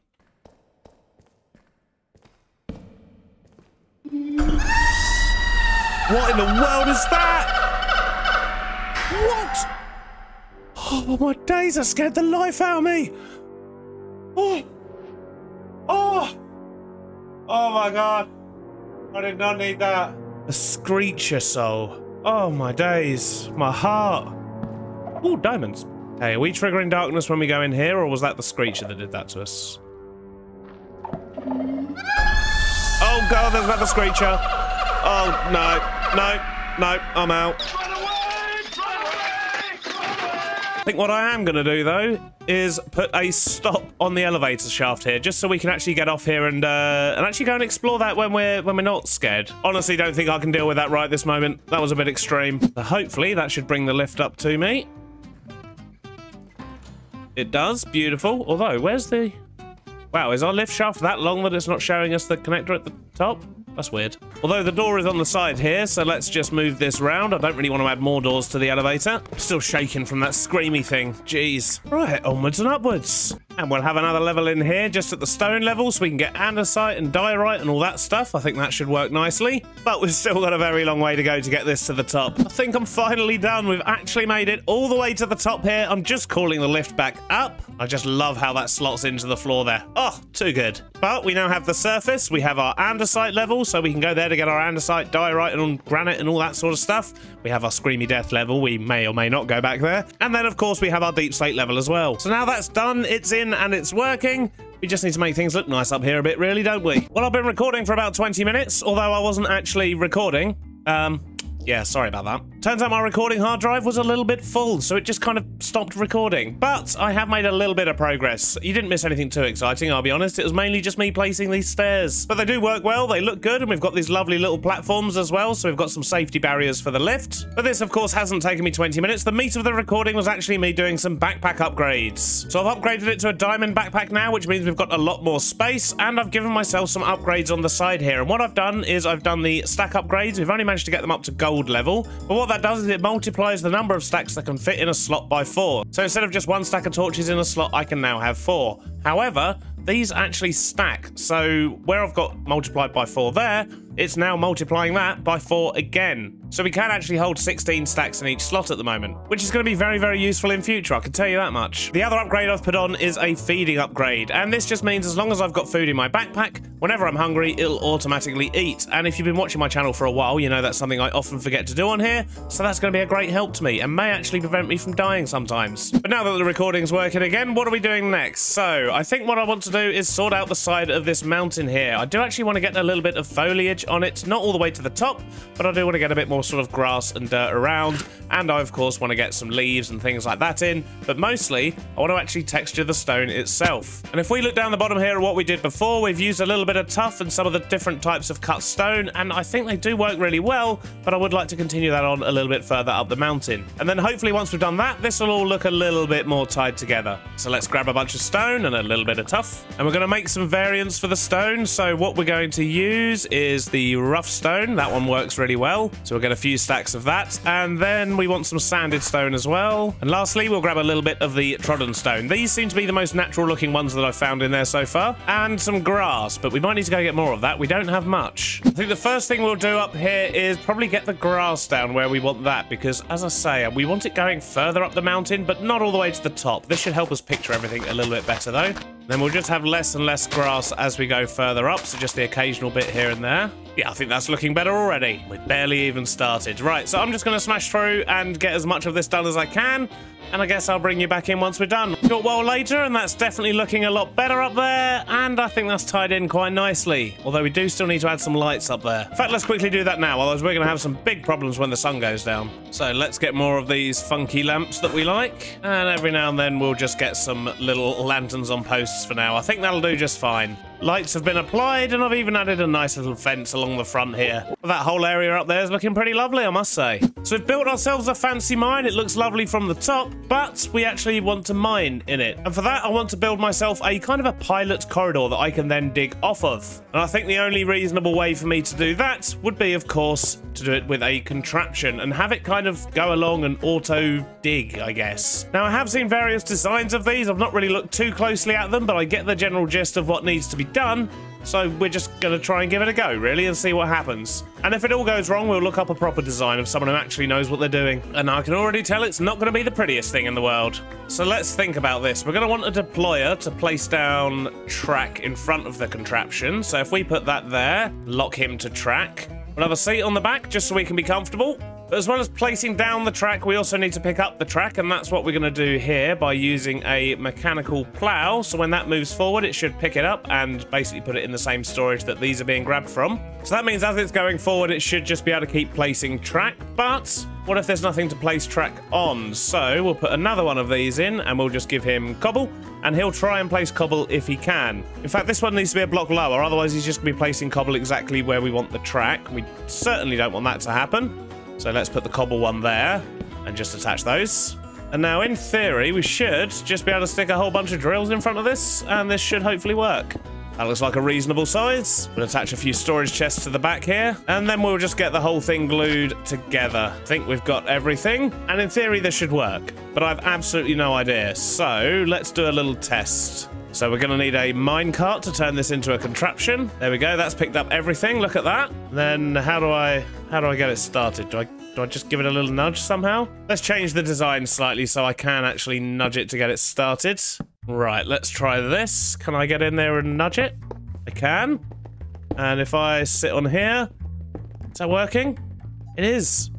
So if we just watch this go, doing its thing.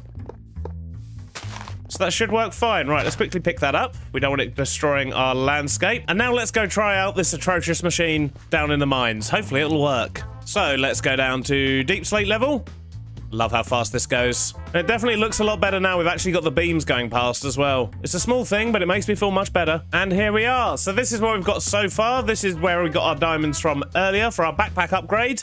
But I do want to make this better, bigger and better. So let's just make a little bit of space past these beams and see if we can dig just an absolutely massive tunnel in that direction.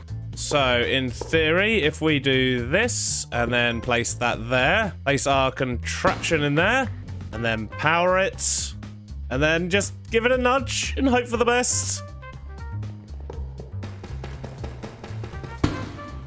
Well, it was working okay, but it's run out of momentum, so I think I actually need to be using powered rails down here, which means we're also going to need redstone torches, which means we need another plow and another deployer. Not a problem, though. We can do this. So we need a deployer here, preferably that way round, and he's going to place red torches all over the place.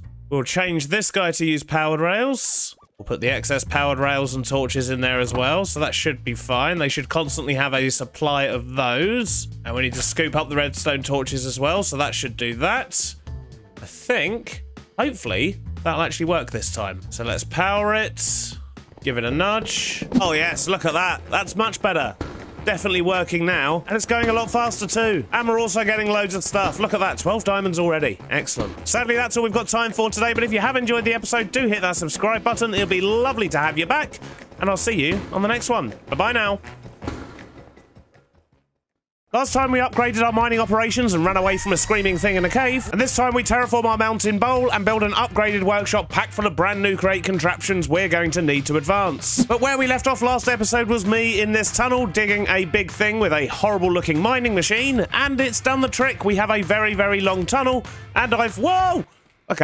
Okay, I almost walked in lava. That would not have been a good start. But now it's time to go to the surface, plonk down the mining machine, and actually see what stuff we picked up. So as expected, we've got a buttload of deep slate. We managed to get 14 diamonds, but we did actually uncover loads in the corridor as well, so I sort of dug out the rest from the walls. And more deep slate, a little bit of tough, and so on. And considering we probably only ran this for about 150 to 200 blocks, that's a pretty good return. So let's just quickly get all this into storage. And we should probably put this in storage as well. So that's everything put away. The hole in the ground is fixed. And, well, it's raining again. I swear, it's always raining on this world. What is with that? Great for making content, jeez. But it's okay, because I have a feeling you're about to get a whole bunch of little clips in a classic Beardy montage, because what I need to do now is essentially to clear all these trees. I want to see what land we're working with down here, because there's a couple more buildings I want to put in the starting area to enable us to expand outwards, but I kind of need to plan them out, and for that, I need to know what space we've got and how much space I've got to build these buildings, so I know what I can actually put in them. So I've got a whole lot of trees to cut down, a whole lot of grass to place, and to be honest, probably a whole lot of grass and dirt to dig up as well, because I haven't really got much. And I'm going to need a lot for this terraforming job.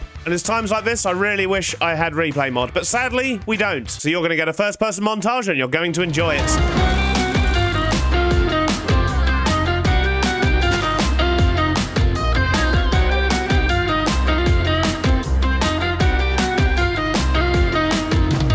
Wait a minute. Where's my elephant? He's gone.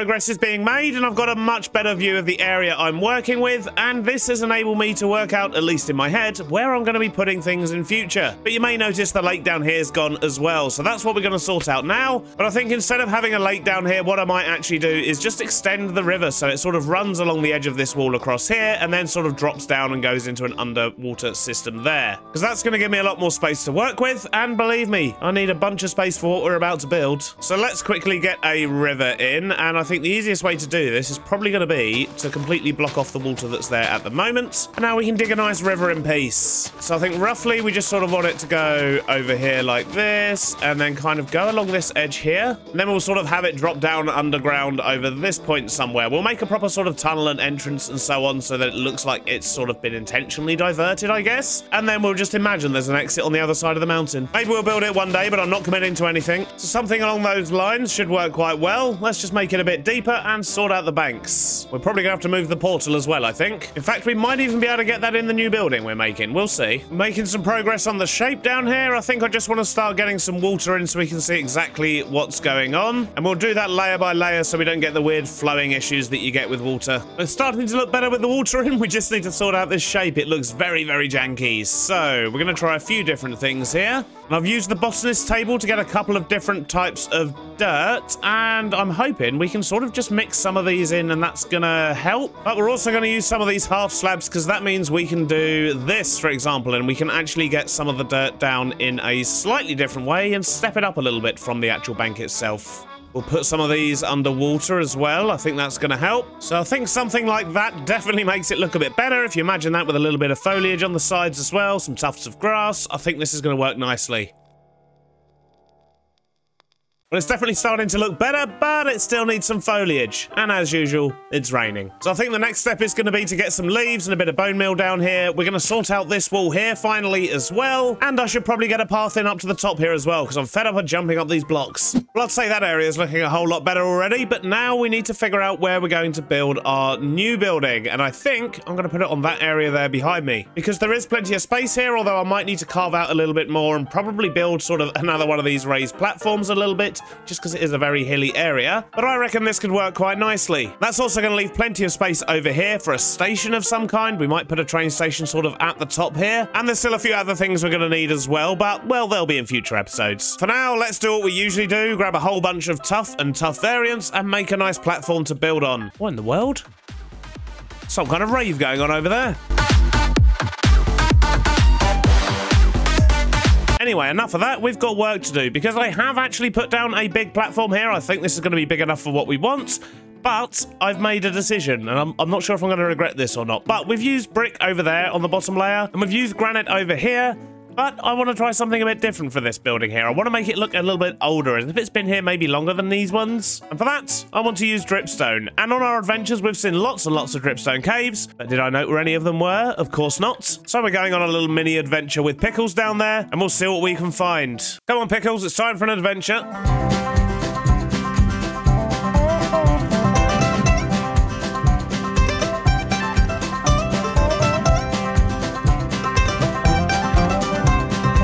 Well, we're not too far from home, and I already see some dripstone. And I didn't bring any torches with me, so, yeah, let's quickly ride back home and get some torches. Silly Beardy.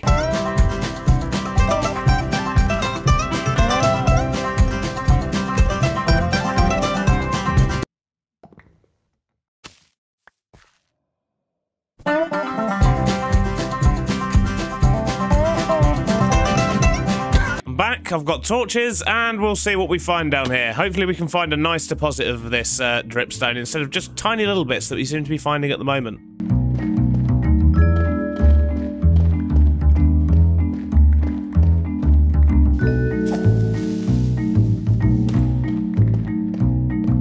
Well, I may have a few arrows stuck in me, but we've made it safely out of the mines, and I've got almost an entire row of dripstone. In fact, I've actually got more than that because there's some in my hotbar, and I figured while we were down there, I may as well dig up some of this copper as well, because that's probably going to come in handy. But now we should have everything we need to be able to crack on with this build. What is going on with that windmill? I'm not even going to look into that. I'm just going to ignore it and carry on. Pretend everything's fine. So I've got a few different variants of dripstone. That should be good to get us started. But I also need a whole bunch of dark oak. And that's a bit of a problem because we've only got 35. That's easily solved though. So I guess we're going to be doing a little bit of wood chopping before we get started.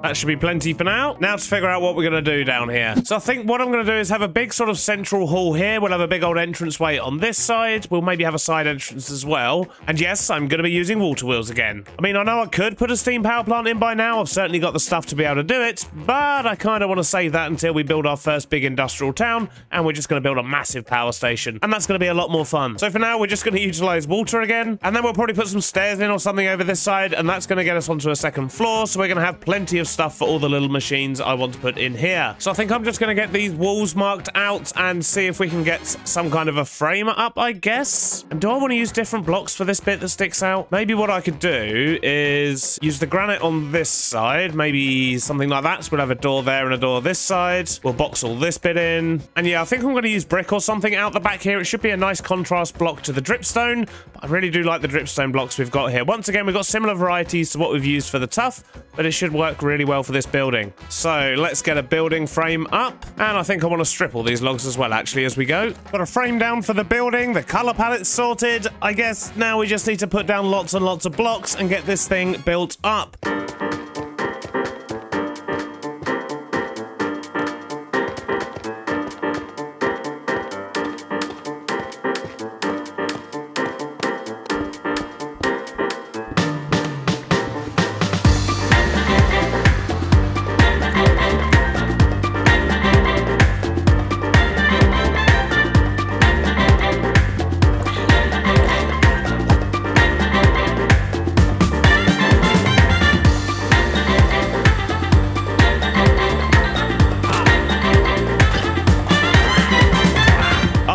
That's coming along lovely. It's got a really cool shape. It's looking pretty good, but I think it needs a little bit more. So I might stick a couple of chimneys on this side above the power and maybe try and get some glass in the roof.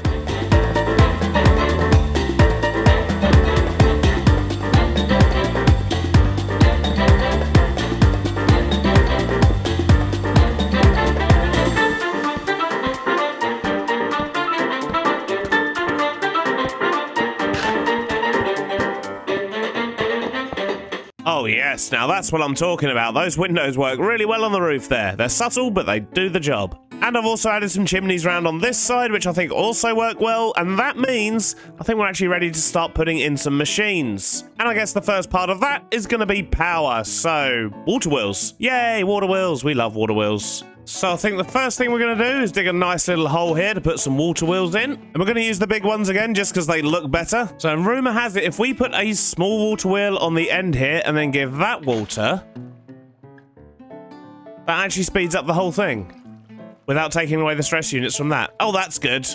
Oh, I like that. It's a nice little trick to double our power nice and early. And then we'll stick a gearbox in there and then we'll figure out how to route that where we need it. So now we've got power, it's time to add some machines. And I think the first one we're going to do is going to be over here. I just want to have a triple deployer set up because there's quite a few mechanisms that have things like this going on. And although in this particular case, I need to actually do it 5 times, so I'd still have to manually move from one side to the other, I think having those set up is going to be a lot quicker than using the one up there. So let's craft up some create components and see where we go. That was quite a mouthful. Right. Oh, I'm not showing the quantity on this drawer. Let's quickly grab the quantify key and right click on that. There we go. Now we can see what we've got. We're going to need more brass. And for that, we'll need to cook up some zinc. We'll chuck some copper over in there. And we're also going to need some coal. There we go. That's the zinc cooked up. So let's just chuck that in there. Give this dude some coal. Right. Let's make some components. So I've just added a rotational speed controller set to 64, which should be fast enough for in here. I don't think I want to go too much faster than that. At least not as a base speed. I suppose we can always speed up individual machines. And then I've just put a bunch of chain drives in here to get the power where we need it. So for this first thing, what we're going to do is stick a belt down the bottom here with a crate on either side. And then we just want 3 deployers in a row there like that, all connected to this side. And then we'll stick a gearbox in there, a shaft across the top. Look at that, beautiful. We'll then stick a chute on the top of each one of those. And I guess it's going to go into the floor a little bit, but that's fine, because we can still just stick some drawers along here like this. Use the quantify key on them, just so when there is stuff in them, we can see exactly what it is. And I think I want to test this. So what we'll do is we'll put some small cogs, some large cogs, and some iron nuggets. Look at that, beautiful. Grab some andesite funnels, so we collect into that one and we drop out of that one. There we go, I've just changed the direction of the belts there now as well. That should make more sense. Well, it's looking a bit cramped at the moment, so what I might do is put some andesite casing on those to make them look a bit better. And just spread the barrels out a little bit more. There we go, that's looking better. So now, in theory, if I just dump a bunch of golden sheets in there, they should go through and be made into the things that we need. So we've now got 15 incomplete precision mechanisms here, but they've got to go through this thing 5 times. And I wonder, we make ourselves some copper casings, get ourselves a few item drains. Bear with me, this should work. Line those up in front, put a collection point there and an exit point there. Oh, that's amazing! Look at that. And now they're just going to keep going around. Oh, that's so cool. Although what we're going to need to do now is add some kind of a filter, I guess. So I think what we're going to do is get rid of that, and we're going to use a brass funnel instead, because with these, we can put filters on them. So if we make some list filters, then in here, I'm going to put incomplete mechanism, and I'm going to put golden sheet.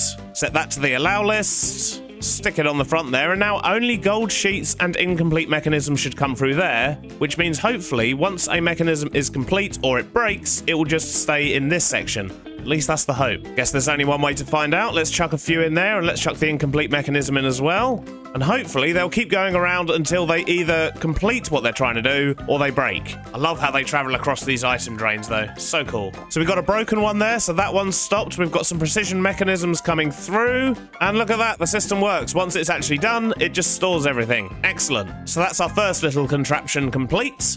Now I want to automate brass production. So the first thing we're going to do is steal all the stuff from in here, because I've never really liked the way it's been jammed in there anyway. And we'll just block up that hole. And I think what we'll do is just start building this thing roughly there. So we'll just rebuild that as such. And we're going to have to get power over here. And I think the best thing to do is probably going to be to extend this chain drive up and try and have it run across here. In fact, what might be better is if we put in some vertical gearboxes there, put some shafts in, and we need to get a cog to there. This is going to be an interesting one, especially considering we're also going to need to get power down to here, and probably one out the front here as well. So let's quickly get these belts on and work this out, and then we'll work out power afterwards once we've got everything set up. So we need some funnels, so we'll put an input on that one and an input on that one.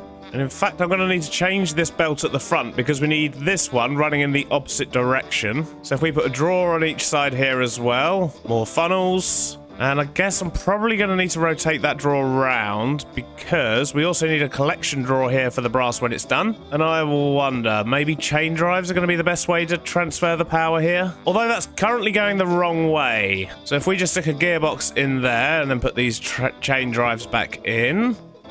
Okay, so that one's going the right way now. We just need to transfer that power over to these and get them going in that direction. But I reckon if we come around the back here and stick in 3 gearboxes, is that going to do it? So that transfers it one way, transfers it back to normal, transfers it another way. I think that should do it. Nope, not quite. Let's replace that middle one with a shaft. There we go. Excellent stuff. So we've just got to connect up this cog here now. And to be honest, that should be fairly easy, actually. If we just do that, put a shaft in there, and we stick another cog there, and a third one there. Shove a vertical gearbox in there.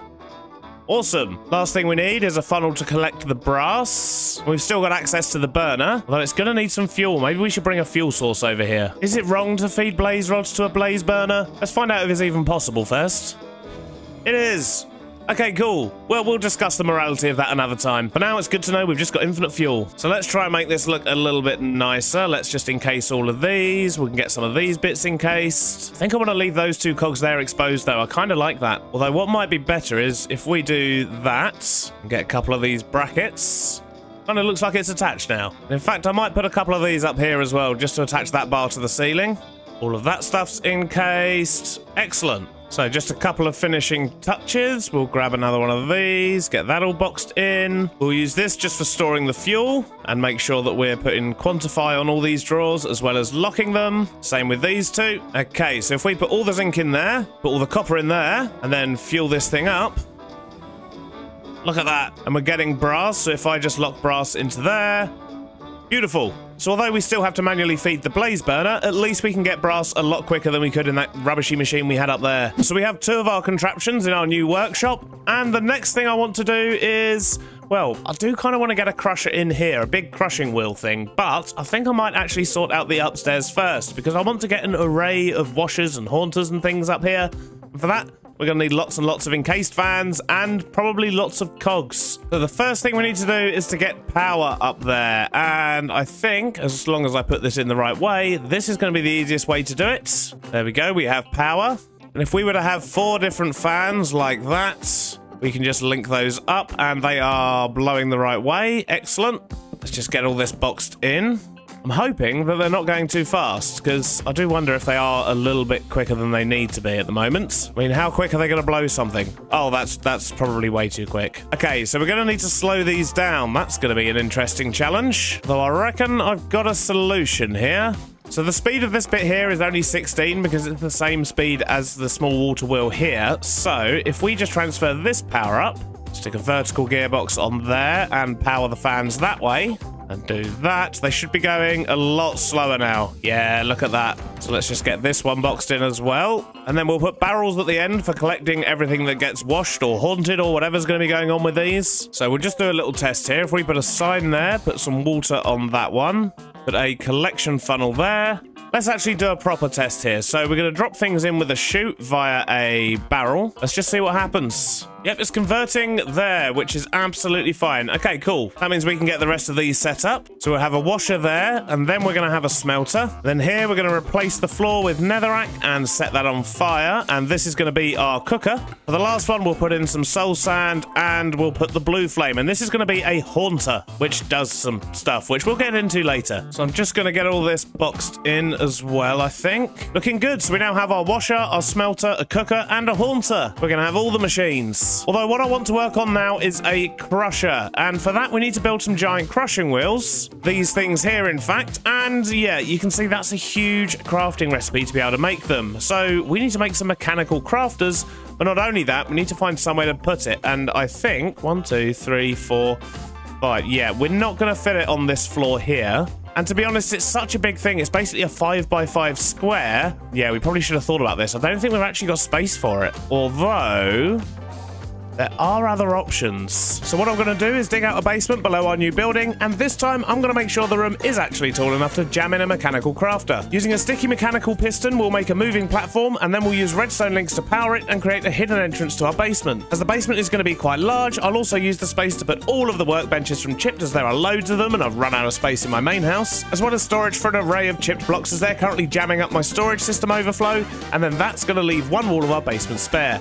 And I got just the thing to put there. And I think what I'm going to do is put the nether portal in there. But before we get to that, let's have a closer look at this room. So we've got lots of things going on, but the most important thing, of course, was our mechanical crafting table. But we'll use that very shortly and show how that's all set up. But we've also got all of our workbenches in down the bottom here now, so we can craft all the different random blocks. And yeah, I really needed to move them out of our main storage up there. So they're all down here now, although I've still got lots more to sort out. I've also got an area over here just to store all the different frames, because we've got a buttload of those. So yeah, we want to make sure that they're all got their own home as well. And we're going to use this storage wall for, well, all the different types of storage, because we've got lots of those building up too. So it's a lovely little workshop, and if we press this button here, that will send the lift up to the top. Although actually I probably shouldn't have done that. I don't think there's any... Yeah, I haven't put a way of actually calling that back down. Not to worry, we can stop ourselves from getting trapped down here in future. So that should cool it back down. Yep, good stuff.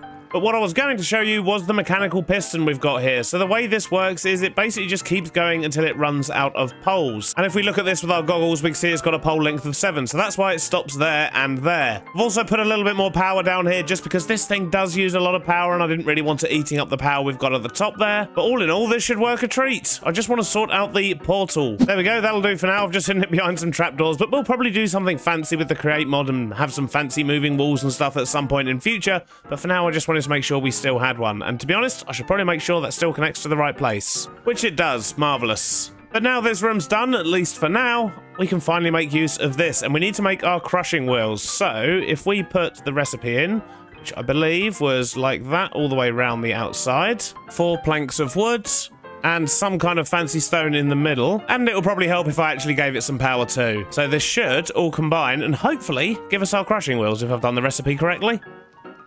There we go, look at that. Awesome, so we can now go back up the top and put in our last little machine for the day. And that's gonna live just over here. Probably something like that, I think. And these things are fairly easy to wire up. You need them going in opposite directions, and the easiest way to do that is just with 2 gearboxes like this and a shaft in between them. Although I am actually going to move all of this back a block, I think. There's no reason for it not to be up against the wall. And then we'll just put a chute underneath with a chest, a chute on top. If we go upstairs here, just for ease of access, we can chuck a crate on top of that. And we'll just put in a little safety fence as well because, well, you know, it's a crushing wheel. It could be quite dangerous. Now we just need to give it some power. And I guess we're going to have to get that over from there. Although, actually, we can just take it off of this bit here, can't we? There we go. That is our 5th and final machine, although it kind of looks like it needs to be held up a little bit at the top there, doesn't it? There we go. I think that looks good enough and does the job. It's being supported on the back now and a little bit at the top here. But what this now means is that we can chuck things in here such as gravel, which will turn into sand and so on, but we can put lots of different stuff in here and crush it all down. And a good example of this is the crimsite that we dug up previously. If we chuck that in there now, it's going to get all smashed up. Down here, we're getting crushed raw iron and some iron nuggets. So I guess the red one turns into iron, but all the different coloured ones have different things they turn into of those weird blocks. I know that much. But for now, I think that's definitely enough machines in here to keep us going for a while, and of course in our basement as well. And we've still got a little bit of space for other machines as and when we need them, and hopefully we've still got a bit of power left too. You'll be pleased to know I've also finished sorting out the outside. We've just got the usual sort of piles of crates, we've got some lighting, we've got sort of pipes and things like that all hooked up to the outside. And that carries on all the way round. Although I've not done the very, very back of this bit yet, because I'm umming and ahhing about whether to actually have sort of some kind of stair set or some kind of way up onto the side of the mounting here. I don't really know yet. So for now, we're just going to leave that as it is. We'll tackle that another day. But I have to say, I am very pleased with how that's come out. I think it looks very cool. And with the river in place as well, now this is really starting to come together. And just before I go, I want to say a huge thanks for all the support on the channel. We've just hit 50,000 subscribers, which is absolutely insane. But if you've made it this far and you made it all the way to the end of the episode and you're not subscribed, please do consider hitting that button. And then you won't miss the next episode where we develop even more of this area. Probably over there somewhere. But sadly, that is all we've got time for. I hope you've enjoyed it, and I'll see you on the next one. Bye-bye now. Last episode, we built an epic crate workshop packed full of machinery, complete with a hidden basement. And this time, I really need to sort my food situation. So we're going to dive into Farmer's Delight and build ourselves a country farmhouse, complete with a windmill, and plant all the crops we can get our grubby little hands on. And just in the nick of time, the rain started again. Definitely living in the highlands up here, I tell you. But maybe all this rain is going to help our crops grow, because we really need to get some food on the go. This is what my food box currently looks like. We did well at the start because we raided so many villages and had so many hay bales. We've basically had a bread diet. And at the moment, I've got 139 fish and 87 apples, but that's pretty much the last of my food supplies. And although the thievery worked well for us at the start, I don't want to have to travel that far afield just to go get some bread. Especially when we've got the Farmer's Delight mod installed, which means we've got access to so many different types of food. It'll be a shame not to use some, right? There's also a couple of other little things I want to get done today, but we'll cover that later. But now let's talk about what I've done between episodes, which is essentially just figure out some paths, where they're going to go, and sort out a little bit more terraforming just so we can plan ahead. So if we jump into free cam and look from above, you can see how the sort of village is being laid out currently. And what we're going to be doing is building up on this ledge here today. This is where our farmhouse is going to go. And this area here we're saving for next episode, where hopefully we'll be building our train station, which I'm very much looking forward to. So I think the first thing I want to do is grab some resources and probably actually get the farmhouse itself built, because once that's done, we're going to have a better idea of the space around it, because we're going to need to put some fields in, probably some terraces along here as well. Oh, it's going to be fun today. And after over 300 days of eating bread, I'm looking forward to a nice tasty meal. So I think with this build, we'll do the same thing we usually do and just kind of mark out a rough size, and then we'll figure it out from there. I'm thinking maybe something like that could work quite well. So this will be sort of the main area of the farmhouse. This will be the little entrance bit, and we'll probably stick a windmill on the side here in some kind of a tower. So let's just build up a frame and see how we're looking. So this should work for a basic shape. It's going to be pretty much a one-story building, I think, and then we're going to have a big bit sticking out the top here. This is going to have a windmill on it, and then just a little shack at the side. And I think that should work, especially with a big entrance here as well. But let's quickly get a foundation down. And for the walls, I think we're going to use granite here. Quite like that. I think the granite and the tuff sit nicely together. But this small sticky outy bit here, I think I want to do something slightly different with that. Maybe we could actually use a bit of the dripstone. I do like that color. And we need to grab something for the roof as well. And, well, if we're keeping it in style with these, I guess we're going to be grabbing variants of deep slate for the roof. And are you kidding me? Are you kidding me? Rain again! Yeah! I'm sorry, we seem to be having some technical difficulties. I'm going to go make a cuppa and wait for this to pass. I've got a fresh cup of tea, a spring in my step, and the rain has stopped. Let's get this build done. Now, where were we? Dripstone, I believe. And now we'll just sort out a roof here. We'll do the usual thing where we put a extra lip there just so it ties in nicely. Now, let's sort out the entrance roof here. We're going to do this fairly simple, I think. So let's just get some of these stairs in. And what variants do we have? Just a couple, but that's fine. So let's work out the front part of this. Do we want to go up a solid block here, maybe? And then back to stairs again. And I might actually curve off the top here and just put slabs. Let's fill this in and see how it looks. I think that'll work quite nicely. Now let's do the big roof. So I want to try and make this look a little bit farmhousey. So let's do stairs, then stairs again. We should probably fill out the rest of this wall here as well, just so we can get a better idea of the shape. So maybe something like this. Then we'll just put slabs at the top again. And then we'll need to get these bits connected up here like this. And same on this side.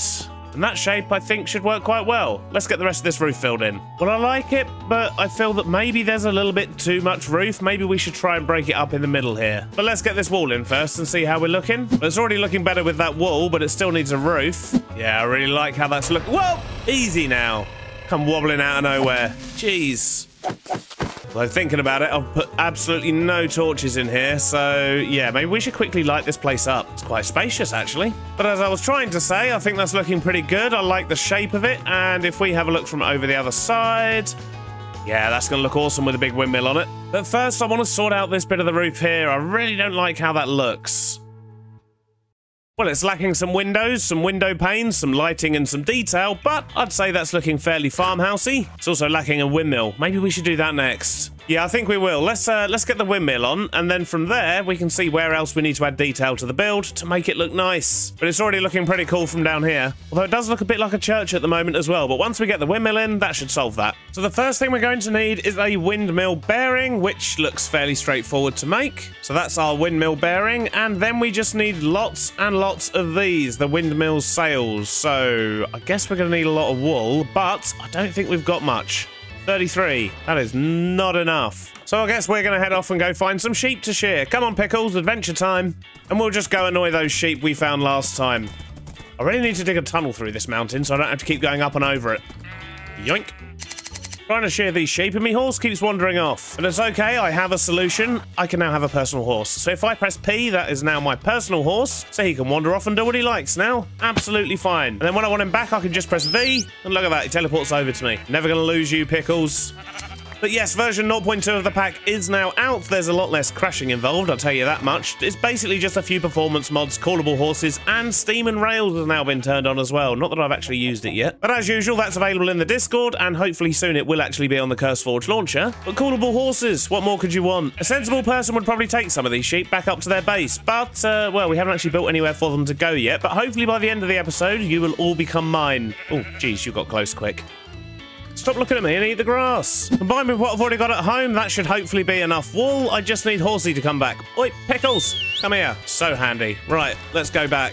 So this is what we need to make the sails, and that should hopefully give us more than enough. We only had enough andesite alloy to make 54 windmill sails, but hopefully that'll be enough for what we need. I just need a few other bits and bobs. Primarily my super glue. Is it already in my bag? It is. Right, okay, let's go. So I think I'm going to put it right here in the middle of this beam. Although it does need to stick out a bit to avoid the roof, so we'll actually put it there like that. And we'll have a central block that everything will attach to, as well as some fences. I think that's what we're going to use here. Now, what we need to do is just attach some sails. So let's go 3, 3, fell off. Let's go 3 again, and then maybe 2 and 1. How does that shape look? I think that'll work once we get all 4 on. So if that one's going that way, this one's going to go down, and then this one will go to the left, and this last one is going to go up. Now, if we just glue all this together... Right, I think we've got all of it glued together. Now, if we just look at the bearing here and then right-click it with an empty hand, look at that. We have a working windmill. Love how simple they are to make. Oh, I fell. And how does that look from a distance? Yeah, that looks very cool sitting up there on the hill. Love it. But we're not done yet. We've still got a lot of work to do. We've got a lot of details that we want to put outside, and you'll be pleased to know, I think... this bit here is going to work nicely as a stable for Pickles. He really needs a home. He's been out in the rain just continuously because it's all it seems to do here. But I think we'll make a nice little paddock for Pickles out the front here as well. There's going to be lots of fiddly little bits here, so I guess it's time for a beardy montage. Enjoy.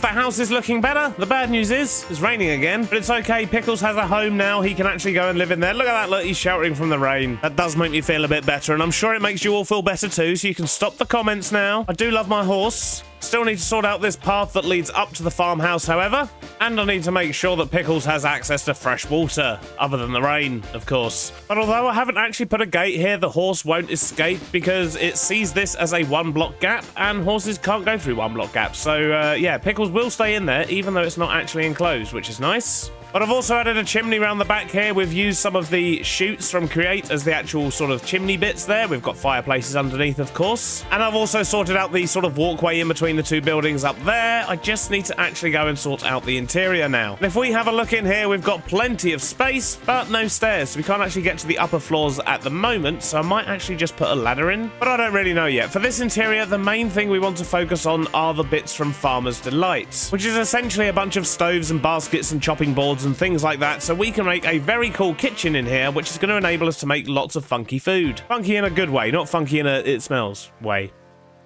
So let's get prepared for this. We're going to need a bunch of bricks, a bunch of iron, and some campfires, and I think we've got the campfires here, and we should already have the other bits on us. And we're going to make 8 stoves, which should be more than enough. We're also going to need some skillets, so we'll just make a few of these. And we're going to need some cooking pots, but we need to make some shovels for that. And a bunch of water. So we've got cooking pots and skillets, we've got stoves. We're also going to need some cutting boards. And lastly, we need baskets, but for baskets, we need bamboo for more reasons than one. We obviously need it here for this recipe, but also for canvas, we need to get hold of straw. And on looking at all these different options and ways of getting it, our best option appears to be stripping bamboo blocks. Oh, hello, fellas. I just wanted to go to bed.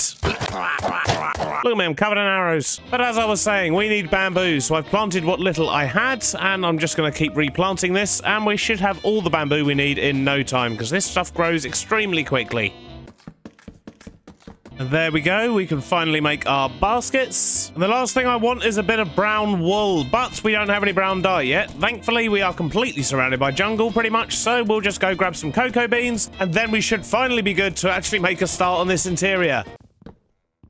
Now we've got our brown wool, I'm going to use the loom here because there was a particular block that I quite liked the look of. And it was this one here, the stringed brown wool. And we only need a few blocks of this and some of the carpet version as well. So I do have an idea of what we're going to do with these. Oh, great, it's raining again. It's okay, we're going to be indoors. We won't notice. So what we want to do with these cooking pots is make sure that some of them have a basket off to the side of them like that. So if we put a couple of stoves here, and then when we put a cooking pot on there, what this means is as it sort of expels its glass bottles or bowls or anything that might come out of this, it will go directly into this basket instead of just floating in the middle of nowhere. And I've put this stove next to it that we can put a frying pan on. To be honest, I think I'm going to double up because quite often when I'm cooking, I like to cook a lot of stuff at once. So I think it makes sense to do something a bit like this. We'll just fill in the corner with one of these brown woolen blocks. But you see what I mean? They look really cool. I like that. And I do like the idea of having a sort of center console type thing. So we'll have a chopping board here. But if we put the stove that way round, we can also use it as an additional cooker. Now you know why I made so many skillets and pots. So what we can also do, if we put a bit of brown wool there like that, it kind of looks a little bit like a table with a bowl on top of it. And then if I stick some trapdoors around this, it should hide it nicely. Look at that, the kitchen's coming together already. So next up, chopping boards. We'll put chopping boards on top of all of these baskets, I think. If we make ourselves an iron knife and just stick that on there, that's what we'll use for our chopping, which once again will automatically just get collected in the basket. Looking good. We just need a bit of storage for all the food and stuff now. Also, I should probably think about the windmill as well. Because isn't that going to come down here? Yes, it is. Okay, so maybe we can't have this quite like that. But we could do that and then maybe have another couple there, just for a couple more of these skillets. So I'll just keep this bit open for now until we figure out what's going to happen with the windmill. So, food storage. I think the best thing to do is just going to be to put a whole bunch of drawers because we're going to end up with a lot of different things here. So I think it makes sense just to have a great big wall full of all of our food items. We should probably put a drawer controller in as well, actually, but we'll make one for the bottom corner there. And if we're talking about having a ladder here to get upstairs, I think we're probably best off doing something like this. And then maybe we should actually separate off the kitchen here a little bit as well. Then we'll stick some fences in. All right, looking good. We've got a nice looking kitchen area, but it still needs a little bit more. So let's add some shelves at the top here and attach them with some chains. Scatter a few pots around. We'll put some herbs and things in those. Well, saplings, but we'll pretend they're herbs. Maybe stick a chest up there, another basket. We've also got these spruce cabinets, which are part of the Farmer's Delight mod. They basically work exactly like barrels, but they look pretty cool. So I want to make sure we get a couple of those in the kitchen too. All right, looking good. Let's go get a drawer controller, some kind of a ladder, and maybe get the create bits as well, just so we can actually hook up the windmill. And something like that should do the trick nicely. I've also added a grinder on the side here so we can turn the wheat into flour, and we've got a bit of water down here as well, so we can then use that flour and some water to make bread dough, because that's going to be a key component of a lot of these recipes. Other than that, I've just put a few finer details in. I also figured out that I would actually need to make sure I've got baskets to the right-hand side of every single stove, otherwise the things from the frying pan are just going to go flying everywhere. So I have slightly adjusted the layout in here, and there are less cookers, but there's still 5. I'm sure that'll be plenty. And over here, I've just added a small lounge area. We have a fireplace that goes into the actual chimney, and then we've just got a nice little seating area. And these canvas rugs are really cool as well, and they're made out of the same things that we made the baskets out of, the weird sort of canvas patches. But I think this is all tying together nicely and looking pretty good. Oh, and I also discovered that we can use the bookshelves in the carpenter's workbench, and there's like 15 varieties of bookshelves, so that's nice. But it's all well and good having a lovely, wonderful working kitchen, but we don't have anything to cook in it at the moment, so our next job is going to be out the front here. I want to build a couple of pens where we can keep some live animals, but I also want to get a whole bunch of crop fields down. And I mean, they don't need to be massive fields. It's going to be a manual farm for now, at least the majority of it. So yeah, maybe just a couple of terraces on this hill here will be absolutely fine. So I guess it's time for another mini beardy montage because, well, I've just got to plant loads of fields now.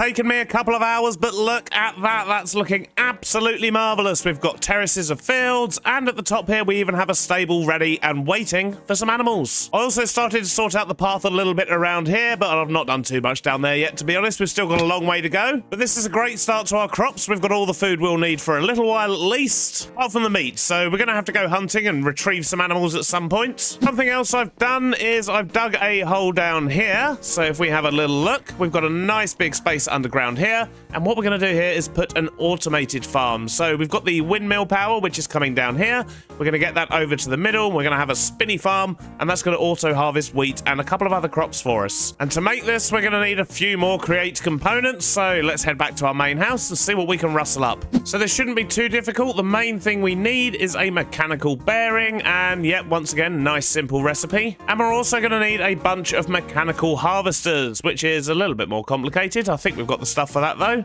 Ah, tell a lie, we have absolutely no andesite alloy, and we only have 4 andesite. Well, that's not ideal.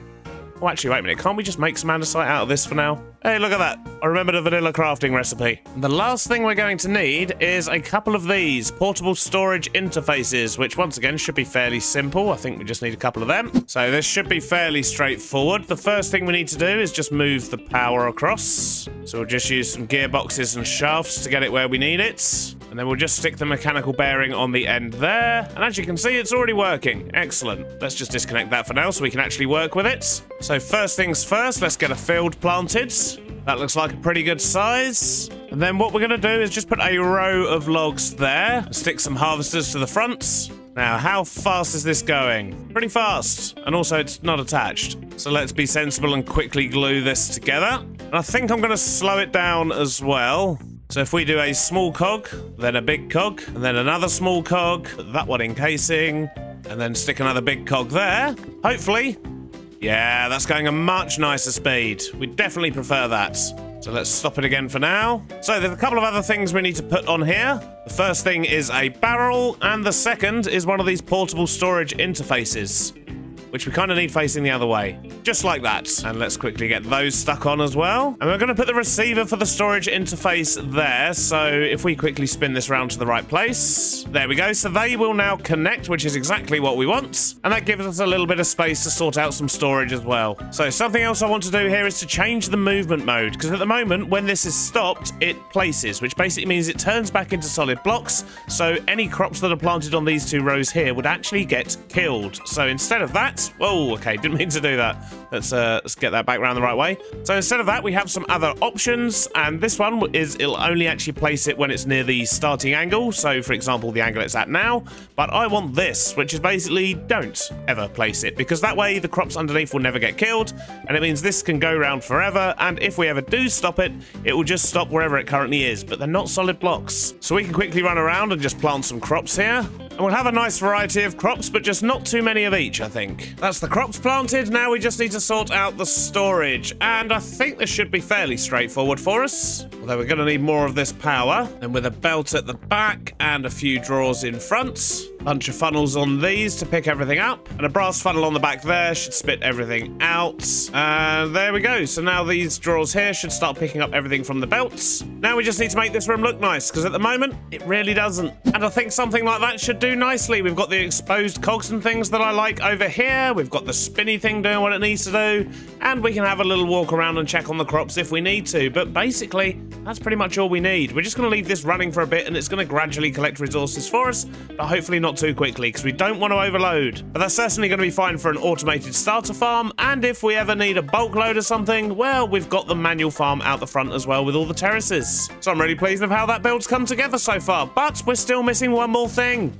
Animals. We need animals. We are, of course, going to grab some cows, pigs, and sheep to bring back here and live in the pen here, but we might also do a little bit of hunting as well.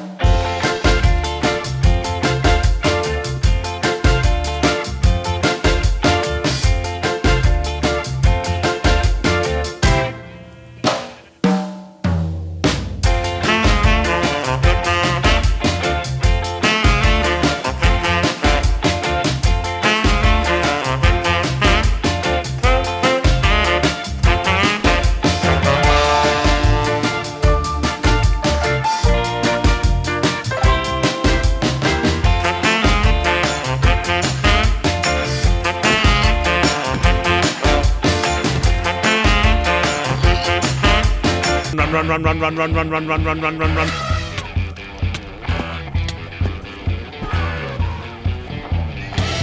Pickles, no!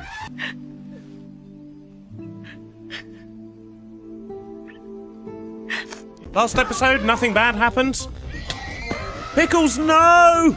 And we made steps towards solving our food crisis by building a farmhouse, automating our crops, and capturing some farm animals. This time, it's all about trains. We're going to build a couple of new contraptions in our workshop to get exactly what we need to build our very first train in the world, complete with a lovely little platform. But before we do any of that, we need to talk about Pickles. So yes, there was a bit of an incident. It definitely wasn't my fault, nothing to do with me shooting an elephant. I was curious if you could eat them or not, alright? And tears have been shed over the loss of Pickles, especially considering we literally just gave him a home. But the good news is I have gone and retrieved everything because, well, obviously the elephants killed me as well. I made a terrible mistake. And I think I'm mentally prepared enough to go and find myself a brand new steed. So let's go find Pickles too. And no, that's not actually going to be his name. But if you have any suggestions for a name, do let me know in the comments.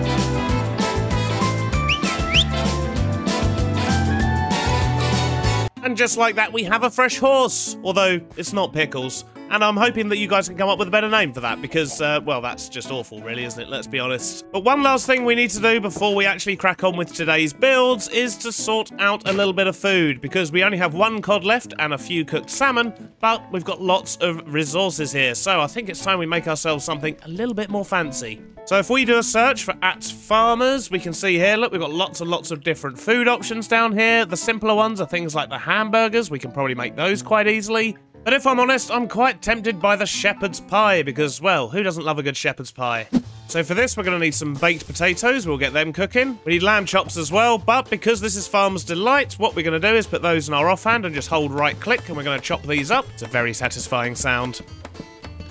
And then in the basket here, we've now got raw mutton chops, so let's just cook up a bunch of those. And we're also going to need some milk, so come here, cow. And what we can then do with the buckets of milk is turn them into bottles of milk, and that just means we get a little bit more from each bucket. Last thing we're going to need is a bunch of onions and some bowls. So if we grab some of these mutton chops, grab some of these baked potatoes, we should be able to craft ourselves shepherd's pies. Look at that. And we've got 4 of them, but you can't eat these as they are. So what we actually need to do is put them down on a side like this and then hit them with a bowl. And that's actually going to give us plates of shepherd's pie. And look at that. It's also got nourishment for 5 minutes. And I believe what nourishment does is actually prevents your food saturation from going down. So whenever we eat shepherd's pie, we've got 5 minutes before it'll even start counting anything down again, which is fantastic. And I'll be honest, it's quite easy to make as well.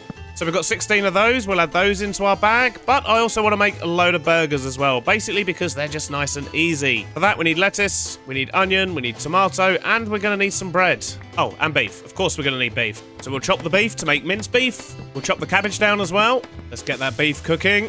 Now we can make ourselves a bunch of hamburgers as well. Beautiful stuff. And that should be enough food to keep us going for a while. So we can actually start on what we're supposed to be doing today, which is trains, basically. We're going to build a nice little train platform over there. A small bit of rail as well. We'll probably have to carve a hole in the mountain at some point. And we also need to add a couple of contraptions into our workshop here, just so we can get the things we need to actually build the trains. So let's do that bit first. I believe I've gathered everything I need, or at least the resources to make the extra bits that I don't currently have. And now we just need to find a place. So the first thing I want to do is actually make something that is just going to auto-generate rail for us, because that's something we're going to be using a lot of, and I mean a lot. We're in a large biomes world here. So eventually we'll have a giant factory producing everything, but for now, I think we can at least make a start. And this is the machine we need to set up, so it should be fairly straightforward. And I reckon we can probably fit it in over here. So let's start at the end and work our way backwards, shall we? So we'll have the input there, and we'll make use of the old item drain trick again.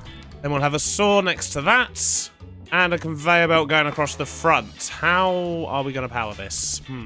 Although we have brought power up here, we actually slowed it down loads for these fans, and we kind of want fast, full speed power, so I wonder if we can maybe steal it off that. So let's stick in a vertical gearbox, and let's see, if we quickly get these in, maybe we can rotate the power using those. Look at that, genius. And then we can just connect that up, although it's going the wrong way. Let's stick in a gearbox. There we go, that should do the trick. We should probably check and make sure that this is actually going the right way. So let's quickly set a filter for what we want. So let's put a funnel there and chuck that in. And it's soaring the wrong way. Dang it. That means we're going to have to mess around with the gears over here a little bit. So if we were to use cogs like that, these two would go in opposite directions, which is what we need. There we go, it's going the right way now. Perfect. Then we need 2 deployers and a mechanical press. To be honest, this one's quite straightforward, just a couple more cogs and...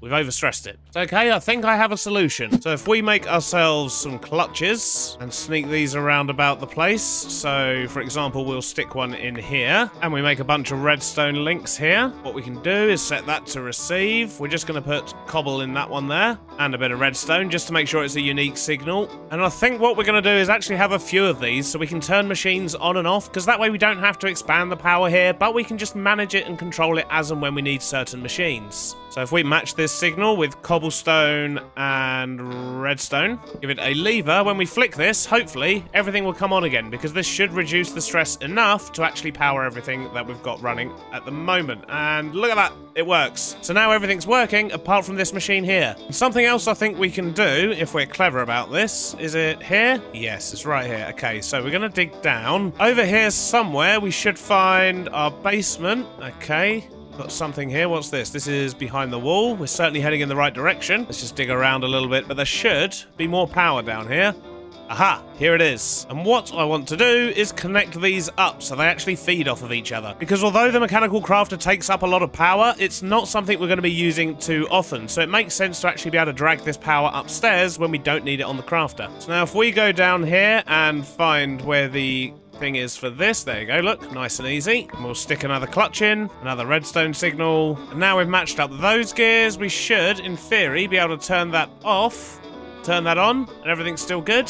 But now we have control here, we can turn that off, we can turn off our crafting table downstairs, and we'll have this so we can control these sort of upstairs bits that we're adding at the moment. But who knows, maybe by connecting them we'll have enough power anyway. So, power problem solved, we need to get this finished. And I believe this beam here is actually in the way. We might have to move this back a little bit, because we need the space here to put down some chutes and some drawers. So we need to set an iron nugget filter for these, and then chuck a bunch in there, chuck a bunch in that one as well. The last thing we need is a collection point there with a funnel on the side, and I think, in theory, that should do the job. All we need to do now is go grab loads more of these iron nuggets and a whole load of stone. So let's grab a whole load of these. Couple of full drawers should do for now, and we're going to grab a whole bunch of this excess cobble as well. So let's cook up loads of cobble, which is going to give us loads of stone. In theory, if we put stone in there, this should make track for us. Yeah, look at that. Excellent. Train track. Nice and quick as well. Let's just keep the supply of nuggets going. And while that stone cooks up, we'll just quickly get a few more andesite casings and get this thing looking a little bit nicer. And there we go, that's looking pretty good. Part 1 is done. We've also grabbed loads of stone from our storage as well, and we've got absolutely loads of it. So yeah, this should keep it running for a while. We're probably just going to need to top up the iron at some point. But we've already got 200 rails, which is lovely. Let's just leave that thing running. And now we need to sort out the other thing, which is train casings. We need to be able to make train casings. And for these, we need brass casings, which is easy enough, but we also need sturdy sheets, and this is where the problems arise, because we need lava, basically. So, yeah, we're going to make this little machine here, and we're just going to manually feed it obsidian whenever we need train casings. So it doesn't need to be fully automated, but it does need to be able to collect lava, and I'm thinking this spot here is probably going to be quite good for it. It's going to be fairly tight, but I reckon it can work. But we're also going to need to store overflow lava, so maybe we could stick a couple of tanks out the back here. Let's just stick a small one in for now. And I think I might actually move the stairs over a little bit, just so we've got some more space for this machine. There we go, now we can see exactly what space we're working with. So the first thing I need to consider is lava generation. How are we going to do that? Maybe that's something we can actually do up here. So if we can generate lava and pipe it into this tank here, so we're probably going to have to go down like this. Stick a bunch of cauldrons on top of those. And then we'll need to add all the dripstone-y bits to actually generate the lava, but that should work. If we make mechanical pump here and go that way, that is indeed correct. And then we just need to get a cog here to power it. So let's head back downstairs and see what we're dealing with down here. So we need a cog there. Then maybe we can pull it over this way and send it down, because we need to connect this to the rest of the power somewhere. And I reckon that somewhere can be right here. We'll just make sure we put it before the clutch for this machine. So if we put a cog in there and then one underneath and another, use a gearbox, shaft, a vertical gearbox and another shaft. Beautiful. Right, so over here we need a spout, and this is what's going to feed the lava through. So if we grab some more pipes and put that in there, and we're also going to need another pump as well. So let me think about this. At the moment, the lava's going to come through the tube, it's going to fill up here, and then the overflow is going to go in there. But when we're actually using the machine, we need to get it back out of the overflow. So maybe if we put a pump there like that, and another pipe, then I guess the cog's going to have to come out that way. Jeez. I have a feeling we're going to be using a lot of andesite casing on this build. And a couple more gearboxes. Right, okay, so all the lava should be pumping around the system just fine, which will keep this refilled. And then we just need a couple of smashers, which are also going to need power. Oh, my days. So in theory, that should do everything we need. I just need to make it look a little bit tidier, because this is an absolute mess right now. Right, that's got the belt working as well. Let's hide all of this, I think. So down the bottom here, we just need to stick a funnel on the back of that one.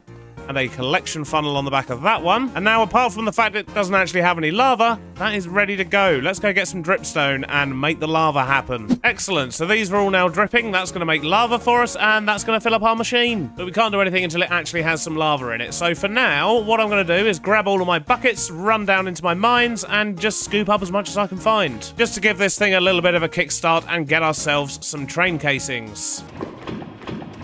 We're back with some lava, and I've just remembered. See the windmill sails over there? You'll be pleased to know they're now going the right way. I did spot in editing that they were spinning the wrong way, and it seems to have triggered quite a lot of you in the comments. So, yeah, sorry about that. But at least it's going the right way now. So let's just check our pipes are working first, I guess. Let's put some lava in there, and it should disappear. It doesn't seem to be disappearing.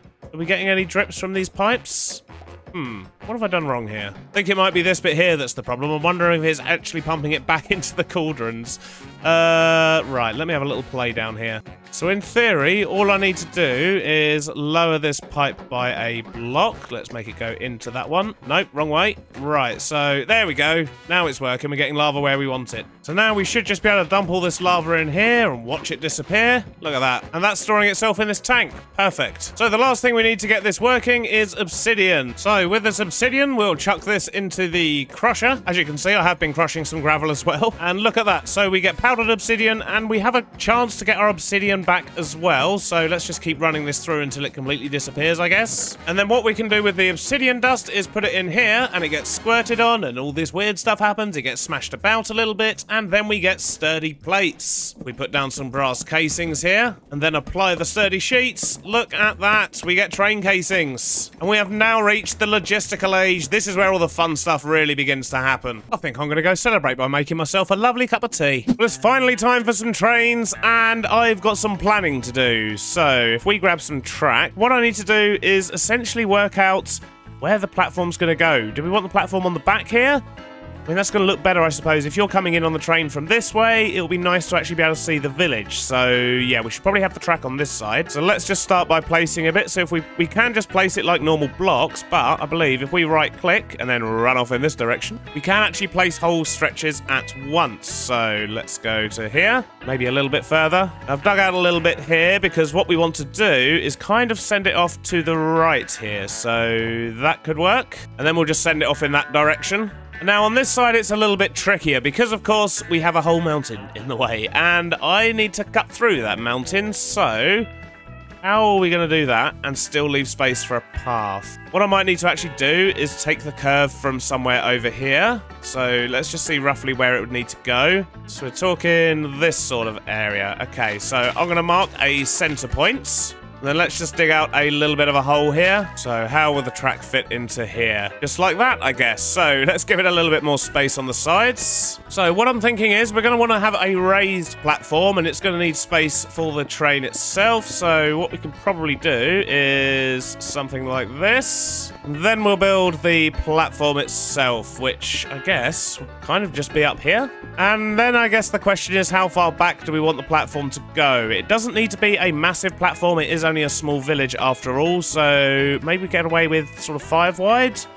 6? 7 maybe? Maybe we should go there. Let's get this filled in and see how we're looking. I think that's a pretty good size and should work well for us, but it looks absolutely horrific at the moment. As expected at this stage, I guess. But I think for a general layout, that should work quite nicely. We just need to work out how the path's going to attach. And I guess that goes for this side as well. Although we could put a bridge in. Ooh, that could look cool. We could put like an iron sort of bridge in that goes over the track here. And that's how you get onto the station from this side. Oh, that would be lovely. We could do something similar on this side, but I quite like the idea of just like a sneaky little foot access where you have to kind of make sure there's no trains coming and so on. You know, a little bit of danger. But I think now we know where the station's going to sit. I just need to spend a bit of time figuring this out and making it look nice. I think I want to grab some limestone, get a little bit of brightness over here. We've used a lot of the same blocks in every single build so far, which was the intention, of course. But I do kind of want the station to stand out just a little bit. And I wonder if we can get our hands on some of this limestone. It does look like quite a nice block. But I guess the first question is, do I already have any? I might have a little bit. Well, I have a tiny amount of limestone. I've got just over a stack. But that does tell me that I must have dug through some at some point. So I'm going to go run through my caves again and find where that was. I'm sure it wouldn't be too difficult to find, right? I should take some torches. And here's the limestone, so I'm going to dig up a whole bunch of this, and then you're probably going to get a beardy montage of me trying to make that place look nice. And yes, I do have an arrow stuck in my chest.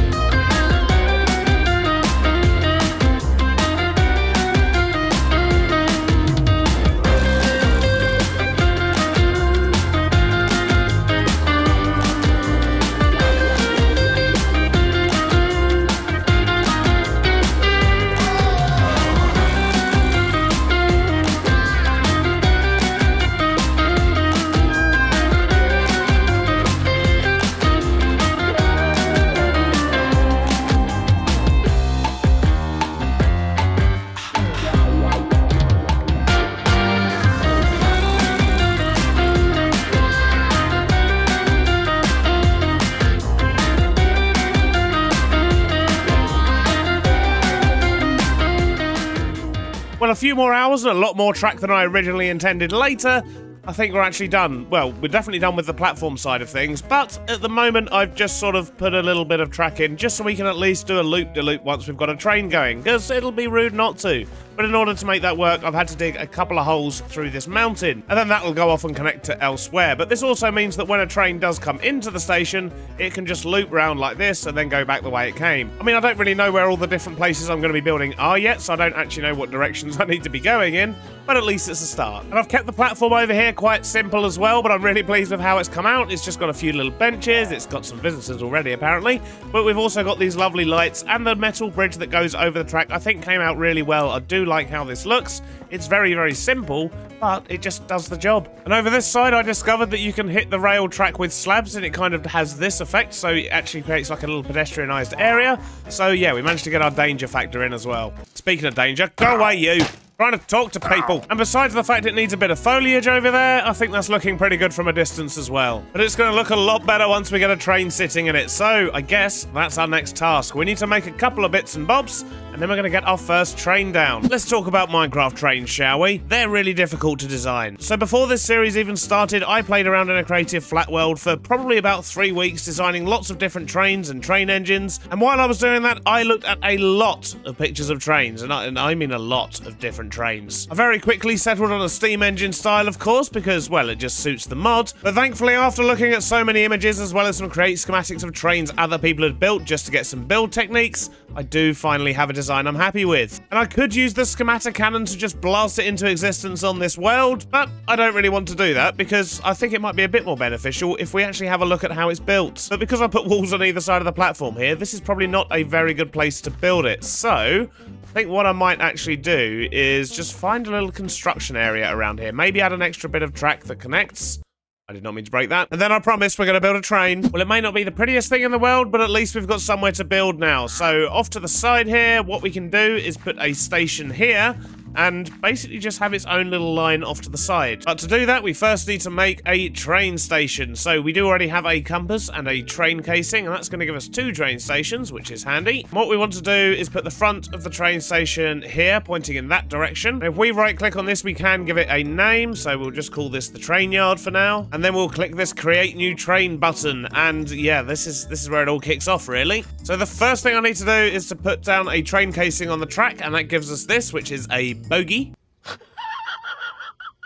So we'll just put in the main part of the chassis first. So we're going to do a polished block and then a chute, and then 3 blocks and then 3 chutes. Not quite like that.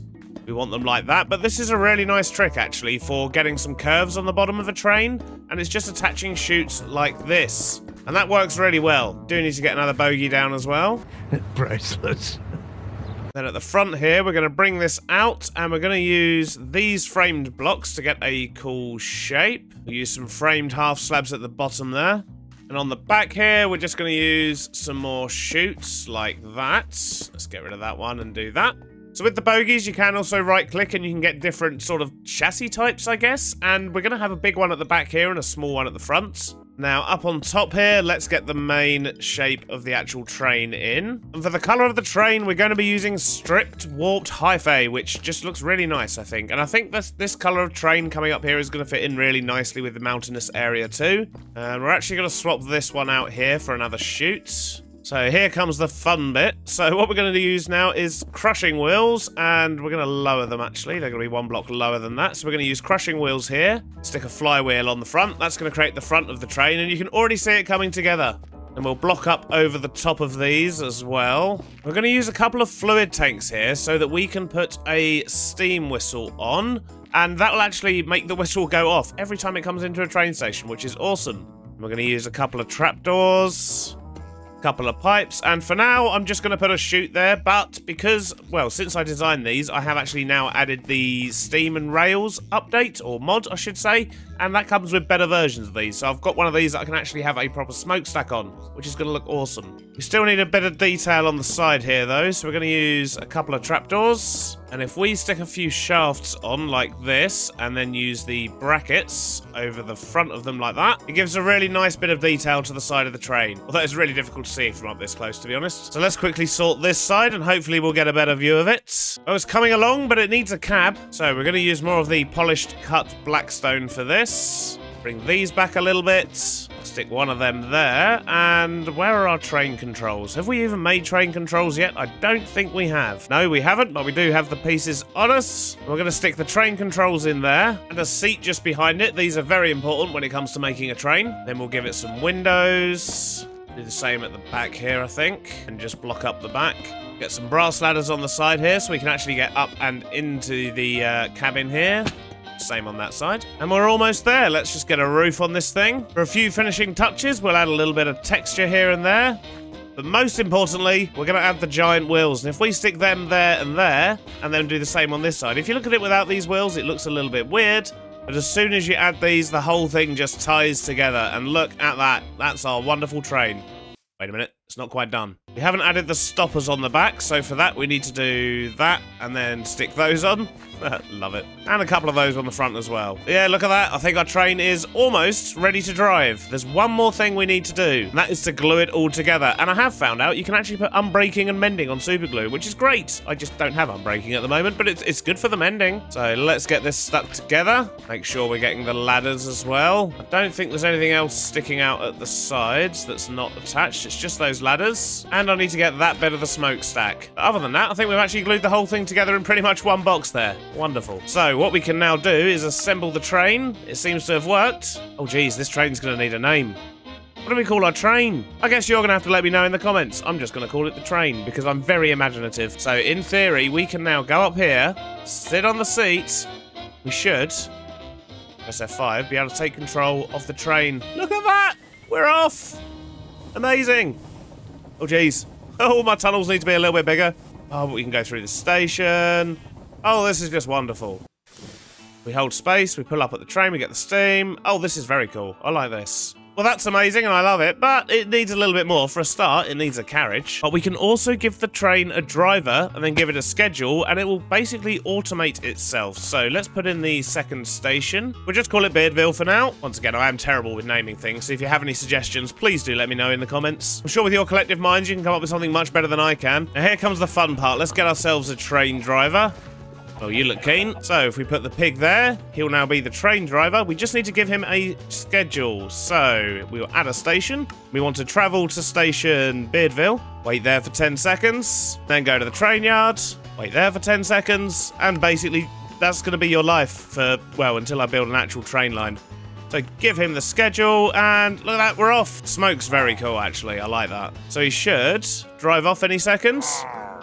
There we go, he's off. Oh, geez. Okay, my bridge isn't tall enough either. Well, it looks like I've got a few modifications to make and a little bit of tidying up to do. I mean, the tunnel's not big enough, the bridge over the thing isn't tall enough. Seems to be trapping the smoke. I may need to rethink a little bit of this. And we also need a carriage for our train, but at least it works and it's going round. But sadly, that is all we've got time for today. I hope you've enjoyed it, and I'll see you on the next one. Bye-bye now. Last time, we got a new horse, made some new machines, and built our first steam train. This time we expand our rail network, upgrade our station, and turn our train engine into a fully fledged train. Following last episode, the response for name suggestions for Not Pickles over here was absolutely crazy. It has completely blown me away, but 3 names showed up consistently, which were Cucumber, Dill, and Gherkin. I'm not sure what else I expected, to be perfectly honest. But of those, I think Gherkin fits our new steed best, mainly because it's easier for me to say than Cucumber. But not only that, I did also ask for names for our station, which I suppose is also going to end up naming our village, and to be honest, there was one that really stood out to me, and that was Bearddew Valley, because, well, we're in a valley, I've got a beard, and there's basically just farms and things. So yeah, I really like that name, that's what we're going with. And once we've made our train upgrades, we'll be giving the engine a name as well. But thanks to everyone for the name suggestions. I guarantee I will be requesting your help in future for the naming of things, because I clearly don't know what I'm doing, and you obviously do. Now let's get back to trains, because I do have a plan for today, and that plan is to take over an island in that direction about 1,000 blocks or so, and make our first large-scale production facility. But that's going to be for next episode. First, we need to actually get there. So between episodes, I've done a bit of grind work. This stony mountainside that we had earlier is now a little bit more grassy, although I did run out of grass. We've still got some other bits to do, but it's certainly looking a lot nicer on this side of the mountain. And you may notice this line going off to the side here, and if you look on the mini-map as well, you can see there is a bit of a train route heading off in that direction, which is by no means finished, but it's such a big job I decided to make a start. However, it's very, very basic. It's just kind of marking out where the train route's going to go. It doesn't look very nice. Some of the curves and corners could probably still be a bit nicer. And not only that, if we look at the map here, you can see we've got an absolutely ginormous bridge here to build, as well as another one here. But this is the island we're going to be using next episode. So we will be spending a lot of today making those bridges and getting things all nice over there, and I guess we're going to have to build a station at the other end too. But before we do any of that, I want to actually make a couple of upgrades to the station we have here. Oh, and something else I did between episodes was to sort out this sort of tunnel entrance here. I don't know what to do with the rest of the tunnel yet, but we'll get to that another time. But at least it looks a little bit nicer when the train pops out. I've also raised the height of it a little bit, so it fits a bit better too. But I'm getting distracted. Right, station upgrades. We need a few things for this. And there's primarily 4 things we're after. We're going to need a display link. We're going to need a bunch of display boards. We're going to need some train signals. And we're going to need some semaphores, which I think we have everything we need for all of these. I might need to make a few more of these electron tubes, but we've got everything else. I believe I have what we need, so let's go get this done. So what I'm going to do is build up a small frame here, but it's all about these, which are going to be our boards. They're essentially going to tell us what trains are coming in, what station we're at, and all that sort of detail. So 1, 2, 3, 4, 5, 6, 7. Is that going to be enough? Maybe we should go 9. Although, I think I want to frame this a little bit better. So maybe we'll actually move this up 1 row higher. And then we'll get it all framed in like this. Just use some girders. And I guess for the top here, we can just sort of wrap around.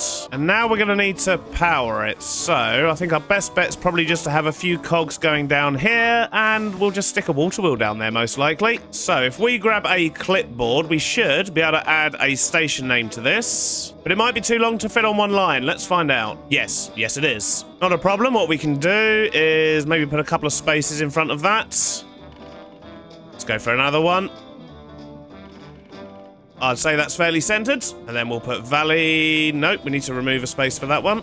Well, that's as centered as I can get it. And it's slightly annoying, but it's fine. It'll do. Let's just make those yellow as well. But here comes the fun part. So if we select that sign there, put the display link on the station and train station summary for Beardstone Valley. Look at this. So this board basically updates. So when this goes away, it will tell us how long it will be till the train returns. There we go. So the train is setting off and this should update any moment. So it's going to be another 45 seconds till it comes back. This is good. And I believe there's also more information we can get onto that board when there's actually a train in the station itself. So let's grab another display link. But if we stick one on this side here, we should be able to get train schedule status as well. If we write that to line 4, in theory, it should tell us what's happening a little bit more with the train. Yeah, look at that. Look, so it's telling us how long until it departs. Well, I think that'll do for now. We can always adjust it as we have more trains going around, because in theory, if we have more trains stopping at this station, they would also list here. But to be honest, at this station, I think we're probably only ever really going to have the one. Who knows? But either way, that's looking cool. I like it. Now, something else we're going to do is put in some train signals. And these basically control the trains and stop them from going places they shouldn't when there's another train already there. They basically help prevent train crashes. And I'm going to show you how. Oh, preferably without getting hit by a train. That was close. So we're going to put one of these train signals in here going that way, which means trains can only go in that direction on this bit of track for a start. And then what I'm going to do is sort of hide the signal box in the wall here, I think. I say hide, I just mean put it there, I guess. So we're going to then do this, and we'll stick that on top. Which, I'll be honest, doesn't work the best in here because, well, we're at a bit of an angle here, and we can't put these at an angle. But that's fine, not a problem. So if we go over this way, and we just put another signal down, say here, for example, and then we'll do that. We'll get a few fences on. And then once again, we'll stick the semaphore on top. So what this now means is whenever there's a train in between those two semaphores, it won't let another train into it from the other side. So you can use it to essentially divide up the track. And we can also use it to stop trains crashing at junctions. So for example, if I was to put one here, and if we put a second signal on the same place, we can actually have it so the trains can go in both directions. So yeah, we're going to have to figure out these sort of train junctions and so on a little bit further down the line, because it does occur to me that trains coming from this way currently can only go that way into the station, which is probably not something we want, so we may have to put in another bit of track that sort of goes off in that direction. Who knows? Well, I've just spent about 20 minutes messing around with the track layout over here, trying to make it all tidy, so this junction actually works now, and we've made it so trains can go in both directions here, and also both directions here. But the actual loop that goes around to the platform itself is just a one-way system. And I've also adjusted this so we've got a longer track going off on this side. This is pretty much just going to be used for train construction at the moment, and then we can just get them onto the track via this, or we can actually just move them with a wrench. So that should all be good now. It just looks horrible, obviously, but we'll tidy that up later. I just wanted to make sure that it would actually work for now. And these different colored sections will basically just prevent other trains from entering them. So if there's a train coming from this way and it tries to go into this green bit of track, but there's already a train in here, it will just wait until the train exits, and that way it's going to prevent any kind of collision. So I think my logic for all of this is currently correct, but I guess we'll find out when we have more trains, won't we? See how many crashes we end up having. But now we have done a few upgrades around the station and around this area. What I do want to do is upgrade the train. So we're going to pull that into the workyard over here, although I do need to get a little bit more track just to make it longer. And then we're going to get this beast finished, and that'll be our first fully fledged train. And this one's actually going to be a passenger train. We've got our train parked up, so let's just disassemble it, and now we can start adding new things to it. And I learned something, thanks to you wonderful people in chat. The Steam and Rails doesn't just have smokestacks. Oh no, it also has a selection of different bogies.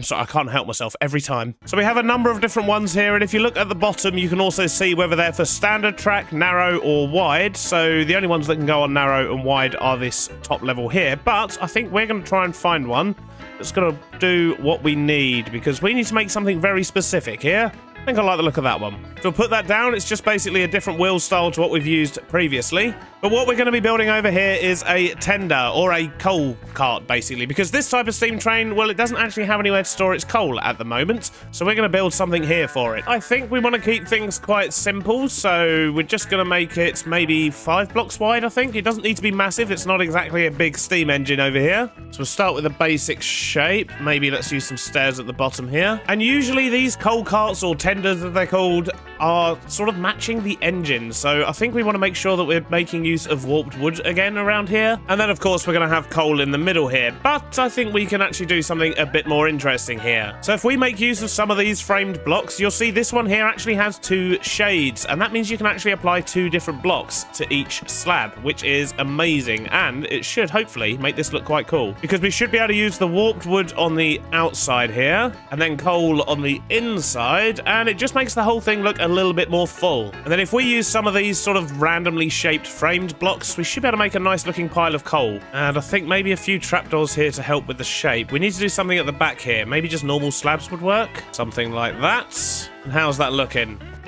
Shape-wise, not looking too bad. So let's get some of the final details on. So we want to put these on the bottom here so we can attach some valves. Oh, they're not the same colour.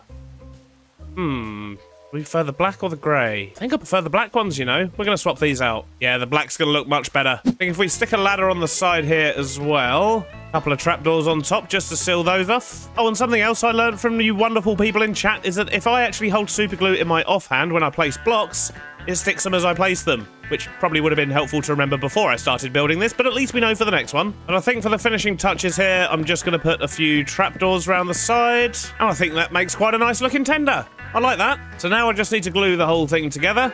We can assemble the train, and we are going to give it a name. And we're going to call this the Flying Beardsman. Obviously a nod to the Flying Scotsman there. And that is another name someone suggested in the comments, but so many of you commented, I can't find it again. YouTube comment management is awful. So this is all well and good, but we've still got no way to actually travel on the train, so we're going to make ourselves a couple of passenger carts. And to be honest, I think I might want to add like 3. And this bit of track really isn't long enough for that, is it? In fact, I don't think much of my track anywhere is going to be long enough. Let's just see how we get on, shall we? I've established that in this particular location, I'm definitely only going to be able to get one of these passenger carts in, but that's fine. We'll just have to find somewhere else, I guess, to build the rest. And I'm going to try and remember to keep the super glue in my hand this time. So we're going to have 9 blocks between the 2 different bogies. Although, to be honest, I think I might change them to a different one. Maybe try this one. Yeah, that one looks better for this, I think. So we'll have 9 blocks between them, and then we'll stick a block on each end. We're going to use some reinforced spruce logs with some half slabs, I think, just to go over the wheels here. And then we're going to extend these across like that, but I need to actually stick them to a block to get them to face the right way. So let's just do some temporary blocks. And I didn't bring anywhere near enough of these. Let's go get some more. And we'll add some of these to the front and back as well. I'll just get a ladder on so we can get on top. But this is going to be the platform that we'll build the rest of the train on. Or the passenger carriage, I should say. And once again, because these things are quite difficult to figure out, I did spend a lot of time in creative trying to work out how we were going to do this. We'll start by getting the corners of the actual cabin in. Now, what I need to do is put in a bunch of temporary blocks here. So I can place some trapdoors down on the outside. And this is going to enable us to actually be able to have space on the inside. Otherwise, there'll be no space for seats whatsoever. So we're going to have 3 trapdoors up to there, and then we're going to have 1 on top, and then 2 on top, then 1 on top. And that's going to give us some nice windows. So let's just quickly get all these shut. We're going to wrap these pillars here in trapdoors as well. We're going to do a similar thing on this side, except we're going to have a lot more windows. We'll get all those closed, and then we'll make it look nice. So first we're going to use bundled spruce logs for the texture across these bottom trapdoors. We're going to use center cut spruce log for the outside pillars. Carved stripped spruce logs for these in-between pillars. And we're going to use this diamond grey glass for the actual windows. And now it's onto the roof. We're going to have a lovely mangrove roof. So we'll start off with some slabs. We'll get a couple of framed ones in there as well, because we can use some of the stripped mangrove. And we're going to raise it up by a block in the middle here as well. Let's get a bunch of these applied.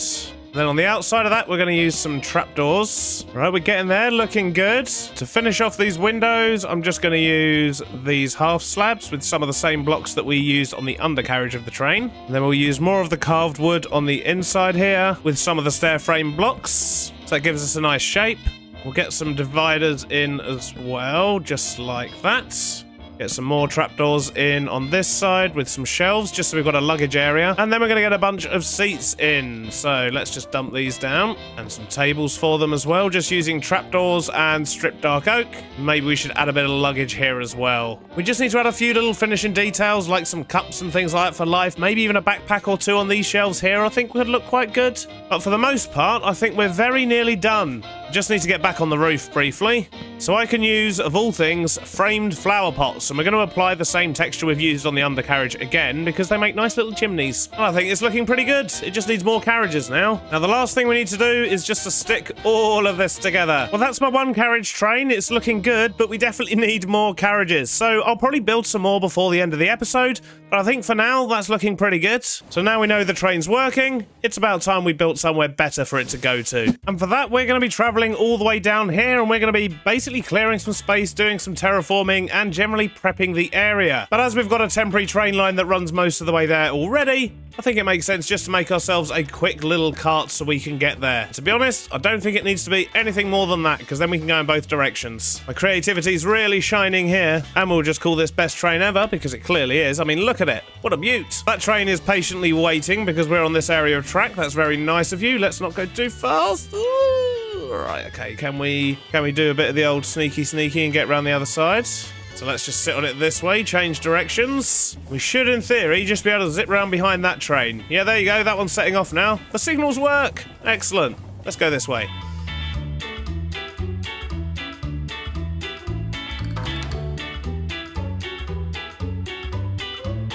We have arrived. So this area here is where we're going to be building our first sort of major manufacturing type place, I guess. I mean, it's not even really manufacturing, really, what we're going to be building here, but it is going to be our first sort of big place where we're going to need to transport goods to and from. And yeah, I need to clear some space first. I've got lots of terraforming to do, so I need to chop down all these trees. I need to flatten out some ground and basically just see exactly what we're working with here. And you know exactly what that means.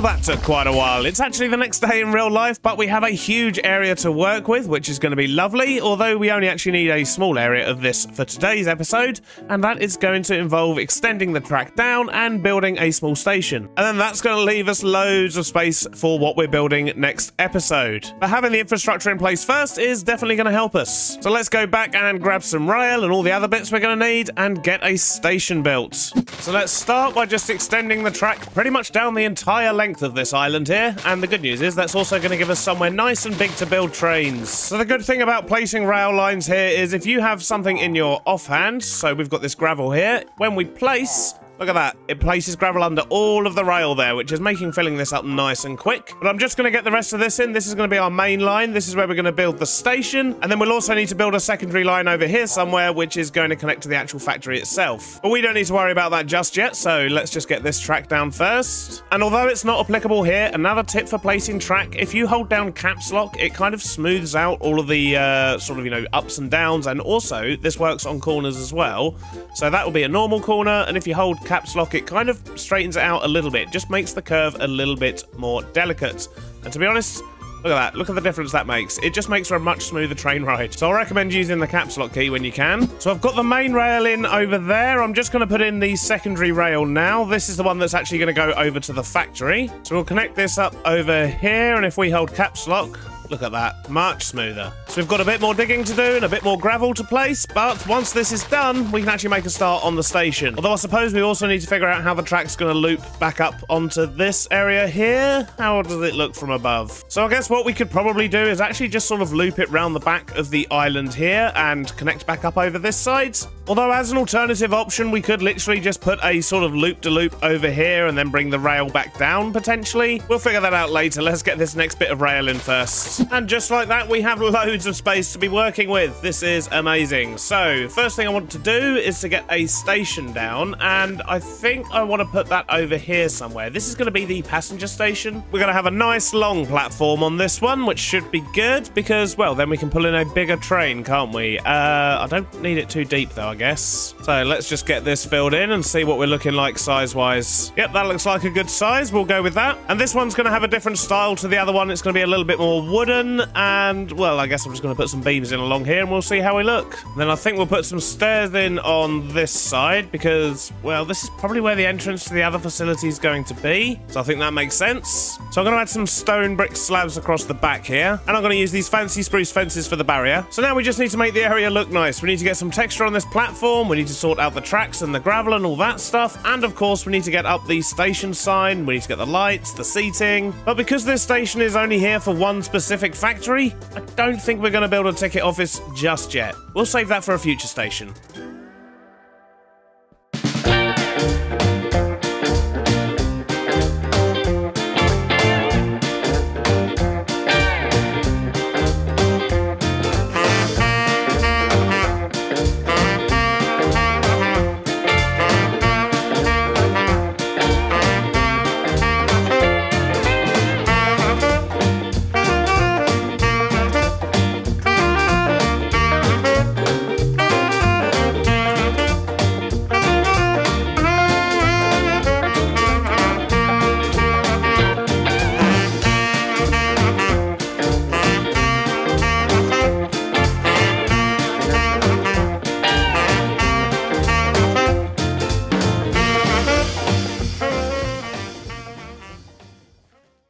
And a short while later, we've made some good progress. I've even brought the train over so that we can expand it. But we have a longer station here. It follows the same kind of format as the one that we have over at Beardstone Valley there. Almost forgot the name. But it's a lot longer. It can take in larger trains. And that means we can finally expand this train here. Because although it's looking okay, I think it could do with another carriage or two. And to get these carriages down, we're going to be using the schematic cannon, which is, well, basically, it's going to do a lot of the hard work for us because we've already done the hard work in creative for designing these. So the way this works is if we use a schematic table and we put a schematic in here, what we can do is select the schematic we want, which is our mangrove spruce train. Let's click this, and it gives us a schematic. So what we can now do is get this placed down in the world. So let's just stick it there for now. Obviously not ideal because it's not lined up. So let's just get this adjusted. So first up, we'll spin it round. Then we'll get it in line with the rest of the train, and I think we need to move it back a little bit as well. So something like that should work perfectly. And you may notice with these schematics what it does, because I've used a lot of framed blocks, it will put in the framed block itself, but it won't apply the texture to it. So we're still going to have to run around afterwards and put all the texture blocks on,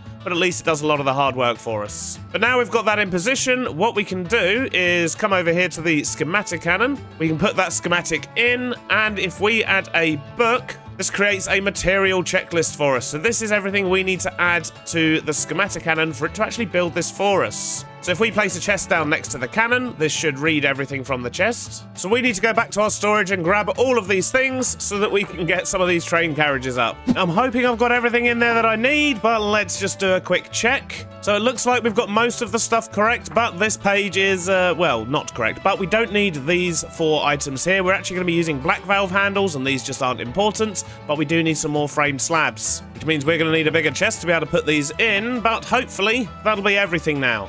Excellent, just the 4 things we can ignore. Although I have forgotten to bring the actual gunpowder, which is going to make this work. So let's go grab some of that, and then we get to see the cannon in action. Right, so we'll put the gunpowder in. It says it's ready, and we're going to just double check the settings here. So don't replace solid blocks. That's all fine. Skip the missing blocks. We definitely want to be doing that. And I think we're good. So if we click the tick here, no, not that. If we click play, it should start building for us. Oh, look at that. Look at it go. How cool is that? So let's just get a nice view of this being built, shall we?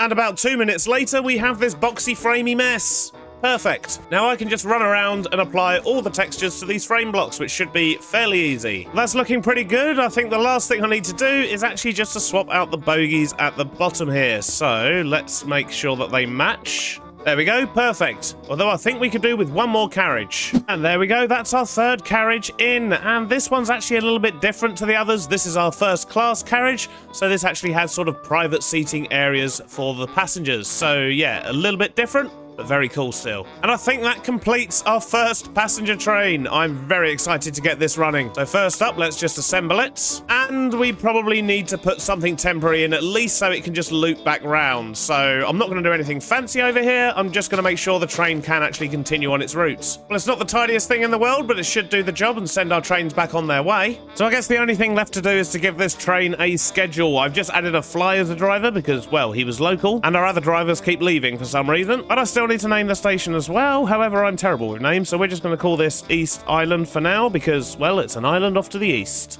I know, I'm a genius. But if you do have name ideas for this station, then do let me know in the comments, but you probably want a bit of context first of what we're actually going to be doing over here. So this whole area here is going to be our sawmill or lumberyard or whatever you want to call it, but this is where we're going to be producing all of our wood and then shipping it back to our main base. So maybe that will help you come up with some names, who knows? But I do look forward to seeing what you come up with. Right, so I guess we can set up a new schedule now for this train. And if I give you that, look at that, we're off. Bit of a problem though, I've left my wagon in the way, so let's go get rid of that. Let's go park it back up at the train yard, or the temporary train yard, I should say. And if we're quick, we should be able to see the train coming in. There we go, here it comes. Look at that, just rendering in there. We really do need to sort out this track a bit though, make it a bit tidier. But look at that, our first proper train. Amazing. And the signs have updated, so the Flying Beardsman heading to East Island. Oh, this is amazing.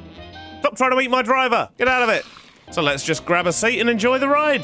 Sadly, that's all we've got time for today, though. I hope you have enjoyed the episode, and I've really enjoyed getting these trains up and running. And if you have made it this far and you've enjoyed the episode, please do consider subscribing, and I'll see you on the next one. Bye-bye now. Last episode, we destroyed the natural balance of a small island, built a new railway station, and didn't build the bridge that I said I would. This time, we make our first large-scale factory in the form of a lumberyard, and still don't build that bridge from last episode. And between episodes, I've been manufacturing a whole bunch of things we're going to need for this build, including bolts, narrow gauge track, and a whole lot of tree chopping. But I think I have what I need to make a start, but we need to go wait for the train because our actual little sort of work train thing is already over there. So the train should be here any second. So let's take a pew and head on over. And here we are, what is most likely going to be our home for the next few days. So what we're going to be building over here is, of course, a giant lumberyard. And for that, well, I think I'm going to start at the end and work my way back to the start, because that kind of makes more sense, because we need to make sure that everything is going to line up with the track here, because we are going to want to pick up the wood and take it off to other places, which means we need to bear in mind where things are going to live. So I know for a fact that the train I've designed will have a connector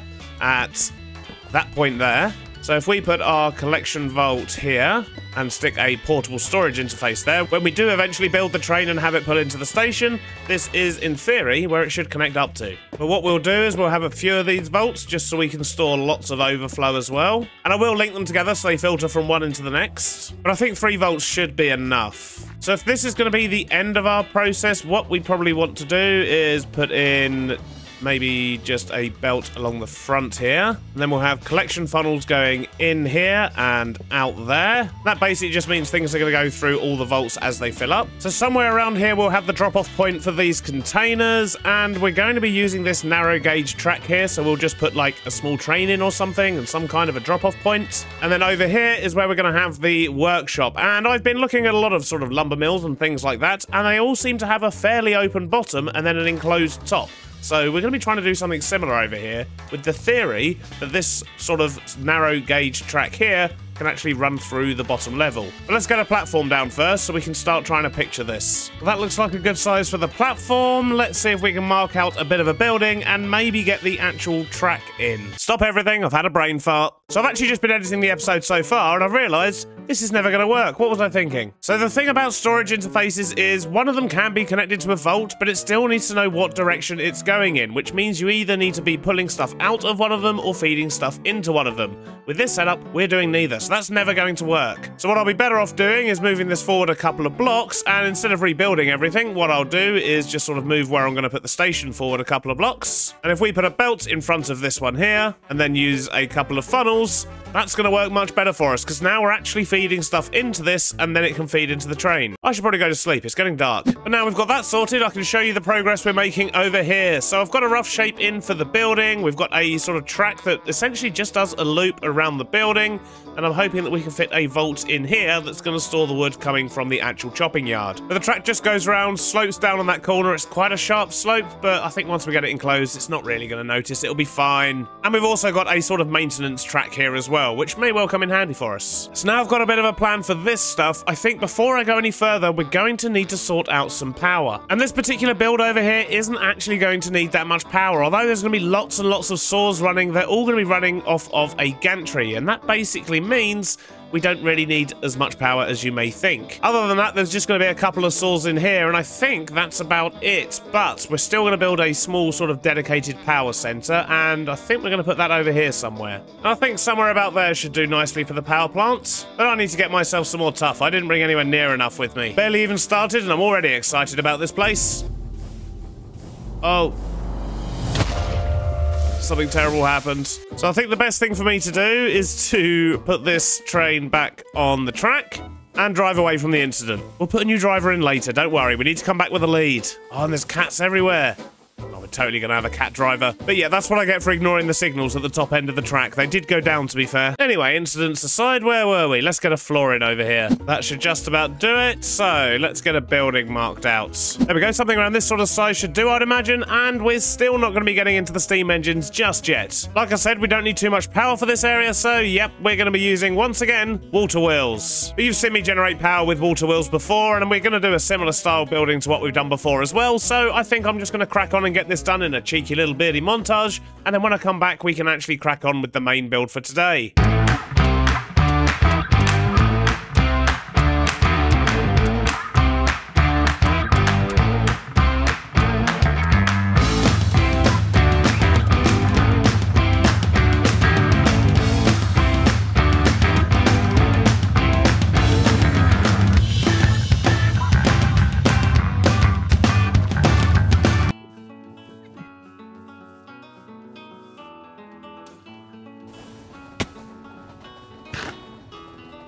And I think something like that should do the trick. We will add a few more details and things as we go on a bit later. We'll get all the paths in, but the important thing is we've got the power, and we've got plenty of space if we need to add anything else in here. The most important is that power, of course. And that comes out down here, which means we can actually feed it over where we need it. But now that that exists, we should probably try and work out the rest of this sort of transportation network, I guess. And the first thing I want to do is put a big old vault over here, and this is where we're going to store all of the wood before it sort of runs through the workshop here, the sawmill. So that should work nicely. My theory is we'll just be able to sort of feed all of the wood into the back of it, so we don't need to worry about that bit just now. But what we do need to work out is the train, I guess, the small train that's going to go on here, because we need to know where the actual sort of storage interface is going to be.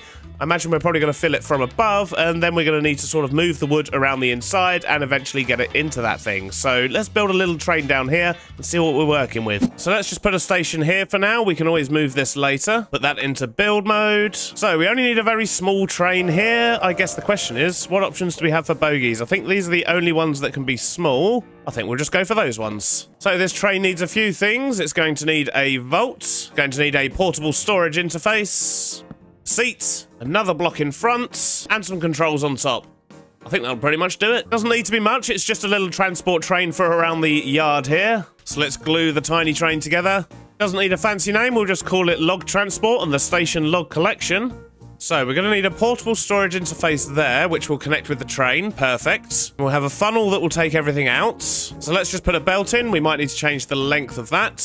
And then we need to drop things onto here. So stuff's going to come out of there. We'll pick it up and put it in there. And then we'll drop it onto the belt down the bottom here. Now we just need to get all of this linked up to the power, which is all the way over here at the moment. So let's, I guess, just run something under the floor. I think that's going to be our best bet. So that's the first bit of power in. The next bit should be fairly straightforward. And that is going the correct way. Beautiful. So that system will work for emptying this and filling up the vaults. Just need to get some power over this way so we can connect up that belt as well. Perfect. And while we're here, I'm just going to quickly box in these crates as well, I think. And I think to make this all look a little bit nicer, we're just going to wrap it in the casing as well. All right, good stuff. That looks fairly tidy, I guess. And we know we need to put the collection points. How many blocks is that? 1, 2, 3, 4, 5 blocks above the track over on this side, which means it's going to want to go right about there. That's going to be an interesting one, which I think means the station wants to go there. Before we go any further, I just want to make sure that that's actually going to work. So we need to go grab ourselves a driver. So give that to Mr. Leafcutter Ants. And he's off. And hopefully I've got that thing in the right place. It should just connect. Nope, we need to go back one or move the station forward one. Either or. I think we'll just move that back. It's probably going to be easier. So I guess the next step is going to be working out how we're going to sort of move the items from the vault here up into this bit. And, you know, there are obviously a couple of straightforward ways. We could literally just move them straight up. Where's the fun in that? We kind of want to make use of this area here. And to be honest, I think I want to strip a portion of the logs as well. Not all of them, of course, because that would just be annoying. But I think if we pre-strip a bunch of the logs as well, that could be quite helpful. Although, with our current transport setup, maybe not, because that's going to add another sort of 7 or 8 different block types. So I guess because we haven't built up our proper storage facility, for now, what we'll do is not put them through a saw, but we'll build the area where they will go through a saw and just not actually put the saw in there yet. And then down the line, we can upgrade it and actually sort of, you know, make some different wooden items as we go along and when we have a big warehouse to store them in. So let's get this worked out. So we'll pull the items out of there, and then we'll send them up and over, because I think I want to put an exit here so we can actually get down into the woodyard. Then we'll send it over this way and back down to the floor here. And then we'll send everything over this way, maybe to somewhere around there. But I think what we want to do at some point around here, maybe, split this into 3 belts, and then this will give us some places where we can actually put saws down the line and still have normal logs going through, and that should be quite helpful if I use some brass funnels. And if we put the brass funnels across here, anything that comes into here will get evenly split and come out on the 3 different bits here, so we can sort of control how much is getting stripped and how much isn't. In fact, I think I'm going to add a 4th one. And now I think what we want to do is try and get things up to another level, I guess. I mean, what would make sense is to have another vault here that's the same size as this one so that we can still keep storing stuff. So let's just quickly get some stairs in and put a 2nd floor on. There we go, that'll do for our floor. And I think to get things to go up, do we want to use fans maybe?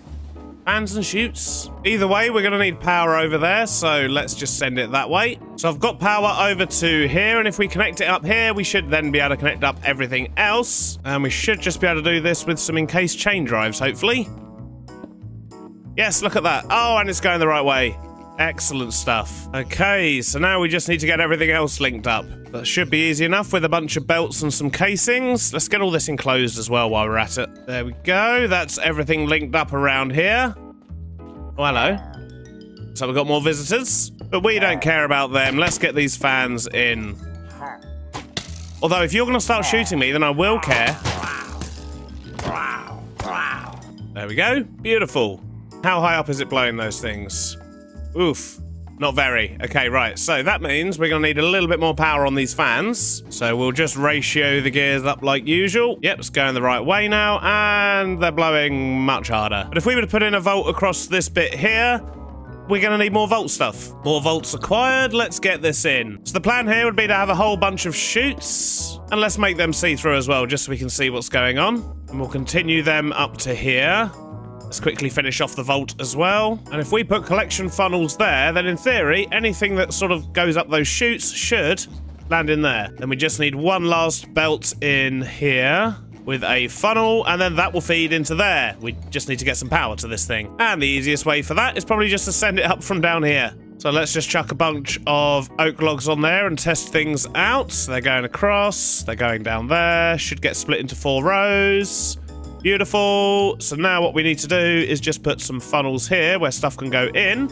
And yep, look at that. It's all going into here. Perfect. And that's all loading up into this train. Now that should drop off over here. Look at that. We see it all falling down. Goes onto these. It's going through all the vaults and ending up over here. Perfect. In fact, at the moment, I guess, it's coming out over here ready to go onto the train. Even better. So that whole bit of the system works, which is marvelous. But we've got a lot of tidying up to do in here. And we know the only other important thing that needs to go in here is actually the sort of track that's going to bring the wood in from outside. So I think we could probably get away with actually decorating this building now, trying to make it fit in a little bit better. Because, well, it's just a weird frame at the moment, and that's no good. And it's definitely going to need some light so it doesn't get blown up as well. So I guess it's time for another cheeky beardy montage.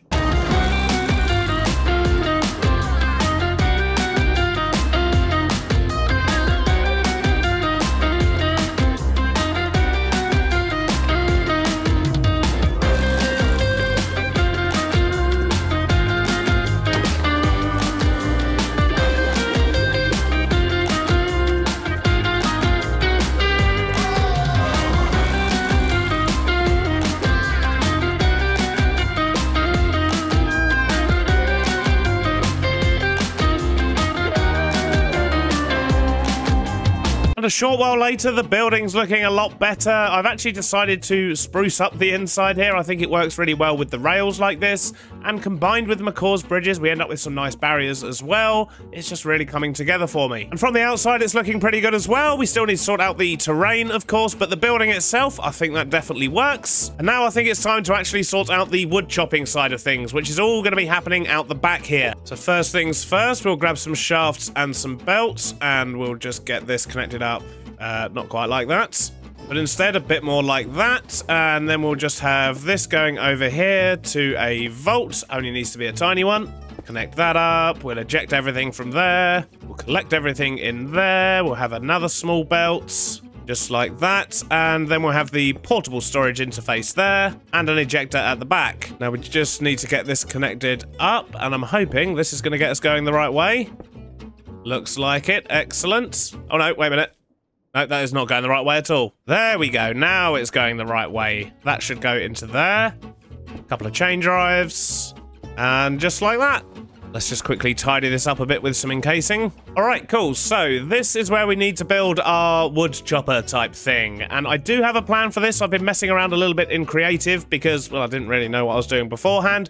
And to be honest, I didn't want lots of spinny, circly farms. So what we're going to try and do is make one giant farm. So the first thing I need to do is to dig a massive trench here so we can put a gantry in. Now along this ginormous trench, we're going to run a huge gantry shaft. We're going to put a gear shift on the end of it and a clutch behind it. And if we put down a toggle latch here, we should be able to change the direction of it whenever this gets power. This is good. And if I go a little bit more basic and just put a lever there, we can turn the thing off. So now we need to build our actual drill saw type thing. So we're going to put that there. And we're actually going to need to make this a little bit wider, for reasons which will become clear in just a moment. Then what we're going to do is put a redstone contact there. We can get rid of this one. And then over here, we're going to do the same thing. We're actually going to stick one to the side of our machine there. And we'll get these connected up shortly. But the idea is when this gets to each end, it's going to trigger a signal, which will trigger a redstone link, which I've forgotten to bring with me. And then that's going to change the direction on this. And that should keep the drill going backwards and forwards. What are you doing in here, Adrienne? This is not for you. Oh, coral.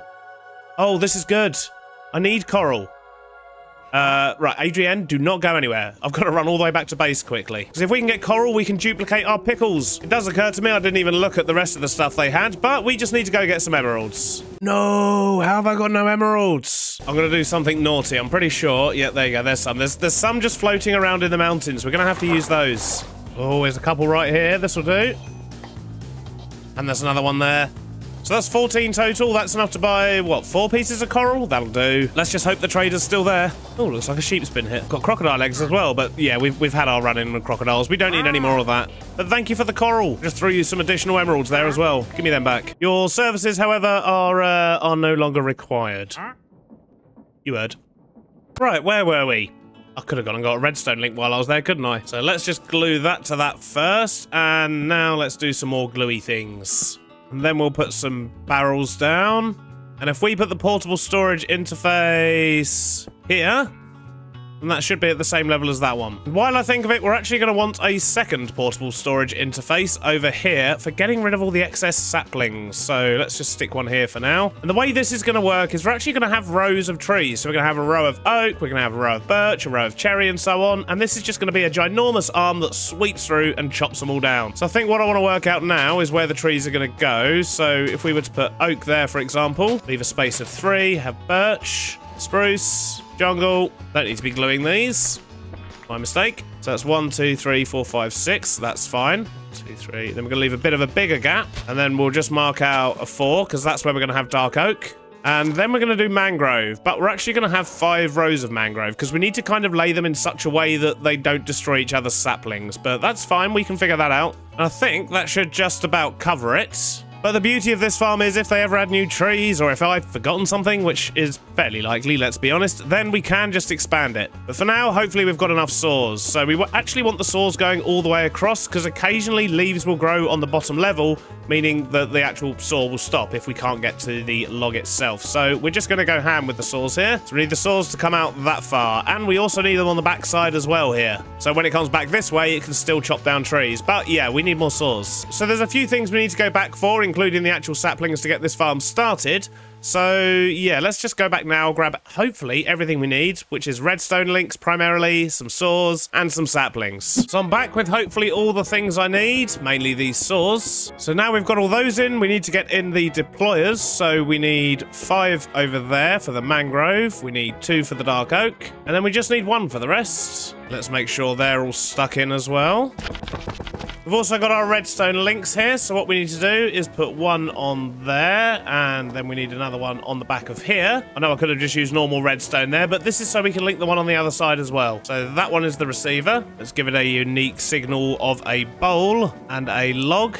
We'll do the same here, just with a log and a bowl. And we need to do the same at the one on this end. So down under here, we'll just put that. We'll put a bowl and a stripped log. And we've still got a few more links to place here. So we want 1 on the clutch. We'll have double stripped log for that one. And then in here, we'll have double stripped log, and then we'll have bowl and log. So this one will change direction. This one will actually turn the whole machine off. So with that in mind, we need a lever for this one, and we need a button for this one. So we have the power one set to a lever, and we have the change direction set to a button. So now in theory, if we go out here and remove the power switch down here, that should remain powered. Excellent. If we go flick this switch, hopefully that thing should start sweeping across. Or not.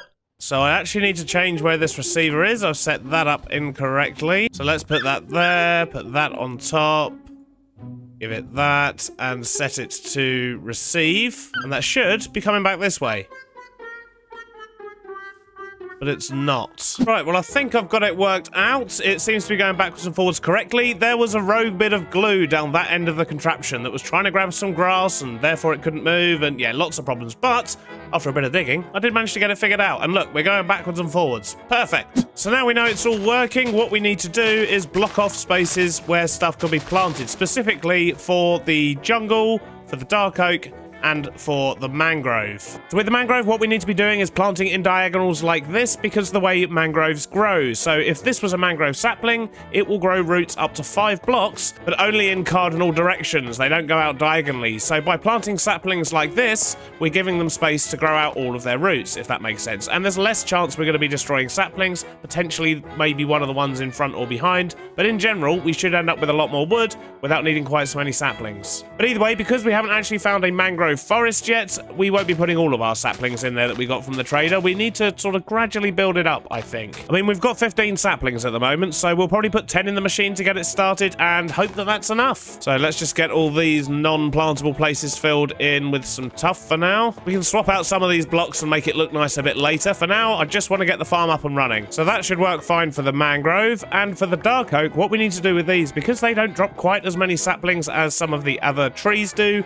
we need to actually space these out a little bit. So what we're going to do is just have it so we have a space of 2 blocks in between each set of 4 saplings. And lastly, with the jungle, once again, they don't drop quite so many saplings, so just to give them a bit more breathing space, well, more leaves basically, we're going to give them a 1 block gap in between each tree as well. And the rest of them should be absolutely fine, in theory. So let's get this machine loaded up, turn it on, and hope for the best. And I should put another storage interface on here too as well. And while I think of it, something else we're going to need to do is actually to make a filter so that we're only pulling the logs out of here. And the good thing is we don't actually have to be in possession of the items to do the filters. So we can actually just grab all the logs here, drag them into the filter, set that as an allow list, and put that filter on there. So now only logs are going to get pulled out from there. All the saplings are going to be stored on the machine for now. We will eventually sort those out as well, but I kind of want to make sure that we're getting enough coming through before I start removing any. So let's run along and set some filters. We'll have birch, spruce, oak, acacia, cherry blossom, and this one's the jungle one. These 2 are dark oak, and all 3 of these are mangrove. And specifically for the mangrove, I'm actually going to just space out a few to begin with, just so we can make sure we get a bunch of propagules back. But the rest of these I should just be able to dump into this machine, change the direction, and it should plant everything and start harvesting us wood and doing all the things, and it should all end up in the vault at the front,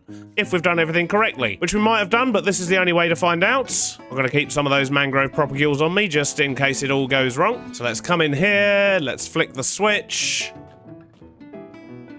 It would probably help if I stuck all those back on. And now, yeah, look at that go. So it's planting all of the saplings. If we look over the back, we've got rows of them. Excellent. We clearly didn't have enough acacia or cherry blossom in there. And hopefully, it should now turn around and go the other way. Oh, okay, right. We need to add another stone block on the end there, just so it doesn't plant those last ones. So all I need to do is actually glue on the portable storage interface that I appear to have left over there. But it looks like it's doing its thing. Let's see if it actually drops off the wood. Yes, look at that. So the wood's coming through here. Should start going up there, get split up over here, go up the tubes, and then it'll be waiting in this vault here until the train comes along. And here comes the train, so this should start loading up. Look at that, works a treat. And now if we come down here, we should see all of that get offloaded and stored into these vaults. For now, at least. I have been thinking, and I may have to change up how all this bit works over here, but for now, this will be fine. So here it comes. There goes the wood, drops down, comes across, and goes through the vaults. Amazing, and this thing will just keep on running. Now obviously there is the problem of the trees are only going to grow, of course, when I've got the area loaded. But it's okay, I have a bit of a solution for that too. And that solution is the chunk loader mod. So with this we can make a bunch of different sort of sized chunk loaders, and that should enable us to actually load up this area and keep it loaded, which means the wood will keep on coming through and so on. And then what we can actually do is set a sort of stock notification type thing. So on this vault here, or probably actually this one, yeah, this is the one that's going to fill up last. So on this vault here, we'll check the stock level and we'll tell it to automatically turn off the farm when it reaches a certain level. And then there'll be loads of wood backed up for when we actually have all the trains set up. So the farm's working and the transport's working, but there's still something we need to do around here, and that is sort out the terrain. It doesn't look very nice around here, especially all of the sort of tough and andesite bits we've got going on over there. So it's time for me to run around, do a little bit of landscaping, put in some final details, and then we'll figure out what to do about a train. And actually, before we do any of that, we do have a name for this station now. So once again, I did actually ask you in the comments for some suggestions, and well, we've had some really, really good suggestions, but one in particular really did stand out. And that was Timber Holm, because a holm is basically an island in the middle of a river, which if we look at our map, is exactly what this is. And I think it's just a really nice name and should work well here. In fact, quite a few people did suggest using the word holm, but Timber Holm is where we ended up settling. Now let's grab a load of stuff and make this place look nice. So I spent almost an entire day tidying things up around the logging camp. This included texturing the floor, adding some smaller details such as log piles and an outer fence, and cracking out the schematic cannon to bring a bunch of custom spruce trees into existence. My hope was that this would help offset the wall of green with a darker shade and provide some variation from the forest I then replanted slightly further out. I also fixed the railroad turning at the far end, expanding it into a larger loop that makes more logistical sense for the trains, but then I got carried away after discovering rollers. So these things allow you to fill in the blocks under a railroad, build slopes, then replace the blocks directly underneath the rail just by riding it. So I fixed the railroad all the way back to my start space, and things are looking much better. Although having an effective railroad does cause some problems. Why do you keep doing this to us? I'd just like to clarify, that was not my fault. I mean, what kind of a horse just walks in front of a train? I mean, honestly. But now we have an empty stable again, which makes me very, very sad. So I guess next episode we're going to be getting ourselves another horse. But I'm just over here at Beardstone Valley at the moment, waiting for the flying beardsman to arrive. But, oh, in fact, here it comes now. Because we're going to take a ride down to the logging camp. I've made a lot of changes around here. I've tidied up this area of the railroad as well. And when I discovered that roller, I just went on a little journey, basically. But everything's looking much nicer. I still need to sort of adjust where this train pulls in, though, so the carriages are actually at the platform. But let's quickly hitch a ride down to the logging camp. And I've made this section of track over here much smoother. The train just flows a lot better. And no, we still haven't done this bridge yet. We'll tackle that at some point in the next couple of episodes. But as we pull into the logging camp here, look at this. We're looking much more foresty now. It's looking a lot more complete. And having this extra big loop around the back here really does make things a lot easier. I've also fixed this junction here, so things should work a bit better once we get all the trains in. But if we jump into free cam mode here and have a look at the camp, I think things are looking a lot better. We've got all these wood piles scattered around. The sort of channel where the actual cutter goes is looking a lot better as well. We've got it all nicely enclosed as well, so hopefully we don't end up with mobs running around in there. And I think the addition of the pine trees here really do help to sort of offset and add a little bit of colour difference to the forest here. And the good thing is, if we ever want to expand this, we've actually got plenty of space either side. We've got a whole other section over here, which I may turn into a sort of a train yard. I don't really know yet. But I'm very pleased with how this has all come out, and we've got lots and lots of wood coming in as well. We will, of course, also be building a big old custom train over here, which we'll use just for transporting the wood.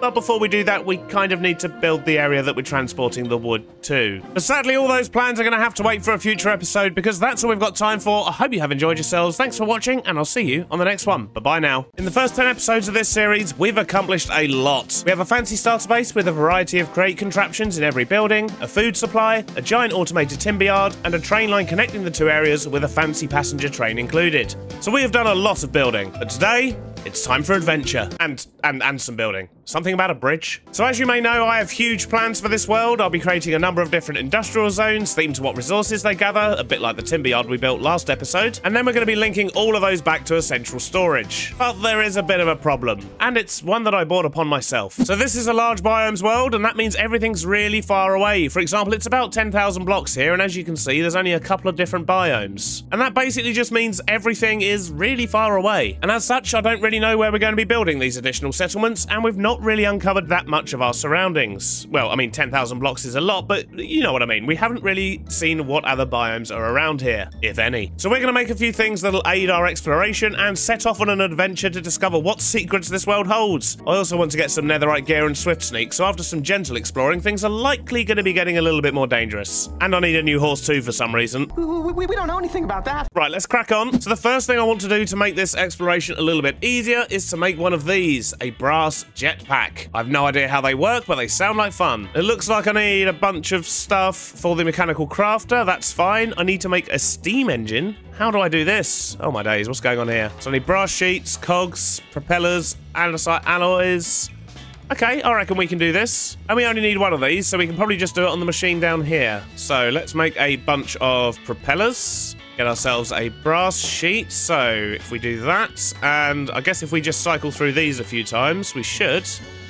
Oh, okay, apparently I put 2 down there, that's fine. But in theory, if we just cycle through these things 3 times, I think it said, we should, in theory, get what we need. As long as it works. Sometimes they break. That looks like it worked. Yes, we have a steam engine. And an incomplete one. We'll use that later, probably. So other than that, we just need brass, we need a couple of encased fans, and some cogs. It doesn't look like I've got any spare fans at the moment. Not a problem, they're easy enough to make. I think if we just do this... Look at that, and we actually need 2 of those. So we put the brass in there, fans either side, cogs across the top, andesite at the bottom, and steam engine in the middle. And because it hasn't filled up the crafting table, we actually need to give it a little sort of power bump, I guess, and then it should start crafting. There we go. And look at that, we have a jetpack. How cool is that? How does it actually work? It needs water and fuel to operate. Put it in your offhand, then drop your fuel or your water by pressing Q. Okay, and then we've got controls. You can fly up to 27 blocks. It has hover mode. That's good. But yeah, this should make traversing the landscape a lot easier, in theory. And when it comes to the fuel and water, it might be worth making some of these tanks, because it says it automatically fills the stuff that uses the fuel. How do we make these? Ooh, sturdy sheets. Okay, I reckon we can do that. And then we'll take this for a test flight. Look at that. Oh, wait a sec. Should I hide my bag? Yeah. Oh, that looks so cool. I like it. So let's make a couple of fuel tanks. We need sturdy sheets and we need some of these tanks. So we need a small fueling tank. I'm going to make a couple, actually, just so we've got plenty of fuel. And then we need to make a medium one and then a large one. Okay, we just keep wrapping it in sheets. That's easy enough. We'll get a medium one and then a large one. We'll get a second one of those. And there is a small filling tank as well for water, so that looks straightforward enough. So we've got fuel and water tanks. The question is, how do we actually fill these up? Let's try the water one first. It's probably going to be safer. Do we literally just scoop up water with it? Looks like it, and it also looks like it's automatically filling my jetpack, look, because that's going down, and my jetpack is filling up. Amazing. So we'll fill these up nice and easily, and I guess when it comes to filling up the other one, we're going to need lots and lots of lava. I wonder, do you reckon I can just chuck these on this thing? Will that fill it up? No. Can I grab it directly from here? No, that would be too simple, wouldn't it? I think we'll just go find a lava lake and fill it up. That seems like it'll be a much easier way of doing it. And I really need to turn off Enderman griefing. Look at these blocks, look, they're just appearing everywhere. Now, if we head down into our mines, I've been doing a lot of mining, and as such, I've uncovered lots of lava, I seem to remember. Oh, my days! Dive, dive, dive! Yeah, I don't need to be dealing with that. But as I was trying to say, I've been down here running my big old mining machine. In fact, it's quite large now. And, yeah, I've cleared out some massive areas here, mainly because we need lots and lots of tuff for the bridge we're building later in the episode. But yeah, more importantly, look at all this lava we found. Let's just scoop all this up. We're now full up on lava as well, so in theory, our jetpack should work. Let's go take this thing for a test flight. I'm assuming if we just hold space, that's going to make us fly. Oh, it is. Look at that. And, oh, if we hold control, look how fast we can go. Oh, this is cool. Yeah, we'll get around in no time. So it's all well and good having a jetpack here, but there's one or two other things we're going to look at as well before we head off. The main one being this, the portable drill, because if we put an upgrade on this, a digging book, I think it was, or a digging enchantment, then it can actually mine a 3x3 area. And one of the things I do want to try and find is a mesa. And I know that eventually we're going to have renewable clay and all that stuff, but we just don't at the moment, and I want a whole bunch of terracotta. So hopefully we'll find a mesa. And if we do, I think a 3x3 drill will be a bit more useful than a pickaxe. Although, we could also take our drill contraption. We'll take the contraption as a backup just in case we decide we want to utterly demolish the mesa. But first up, let's make this drill. So we need another steam engine. Okay, well, we've got an incomplete one here. Let's go finish this off. And what's this thing? A brass drill head. So just lots of brass. Okay, we can do this. Now we have a portable drill. So how does this work? Okay, it's filling up on fuel. Doesn't seem to drill anything though. Oh, okay, right, it drills grass. Oh, okay. So if I hold down right click and then left click, then it works. Let's just put this wall back. Look, we've added texture. Question is, can we get the digging enchantment by putting it in here? No. Which means we'd need to find a book for it, but I don't think I have digging on any of my books right now. Let's try our luck quickly. Well, I'm not having any luck getting the enchant I want, but the drill does look pretty cool. I mean, we'll take it with us, but it's probably not actually going to be that useful unless we can get that enchantment on it. One other thing I think I should probably get is some slime boots, because if we're going to be flying around on a jetpack and falling a lot, I feel like this might be quite handy. But now, in theory, I should be able to fly up really high, cut my jetpack, and bounce. Oh, look at that. Oh, that's a lot of fun. I mean, don't get me wrong, we're not going to be wearing this all the time by any means, but I think for big exploration missions, this thing's going to be a treat. But I think it's safe to say we're now fully prepared for our mission. Let's go see what we can find, including a horse. I really do want to find another horse. I mean, that is by far the best means of travel, right? Oh, and one more thing just before we set off. There's been a bit of an update to the pack. And if we now look over here on the top left, we have a quests panel, and look at this. Look at the quests. There's so many quests. But my wonderful mod, Unheard Nightmare, has spent a couple of weeks making this, and essentially it will guide people through the game. So if you've never played Create before, this should be able to guide you on what to do, where to go, and different things that you can do and make, and so on. And as you can see, we've already completed some quests as well. You do get mainly XP rewards for completing quests. We've tried not to go sort of too overboard with giving people free things. But as you play the game, you'll unlock different parts of these quests. There's also routes as well. So as I say, with the Create one, it has sort of a defined path of, you know, do this, and then do this, and so on. But if you've played modded before, you've probably played with quests before anyway. So I won't go into too much detail. But the updated pack should be available in my Discord by the time this video goes out, as well as the opening of a brand new community server. So if you're up to level 3 or higher in Discord, you'll be able to jump on and play this mod pack on this seed with our community. So if you want to play the pack on your own, or if you want to come play with us, then by all means do join the Discord. There's a link in the description. And the pack has now also been submitted to CurseForge, so hopefully it'll be a little bit easier to update and stay on top of in future. And, well, basically just a lot easier for people to install. It's all very exciting stuff, but let's go exploring. On our map, where do we want to go? Well, we've been to the northeast and we've been to the southwest. Maybe we just sort of head west, go this way and see what we find, and then head north, and I don't know. Let's just put some fun music on and see what happens.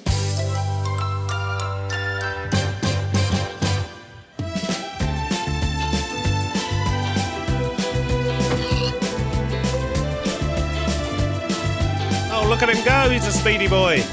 Oh, it's a skunk. Oh no! Oh. Made a mistake.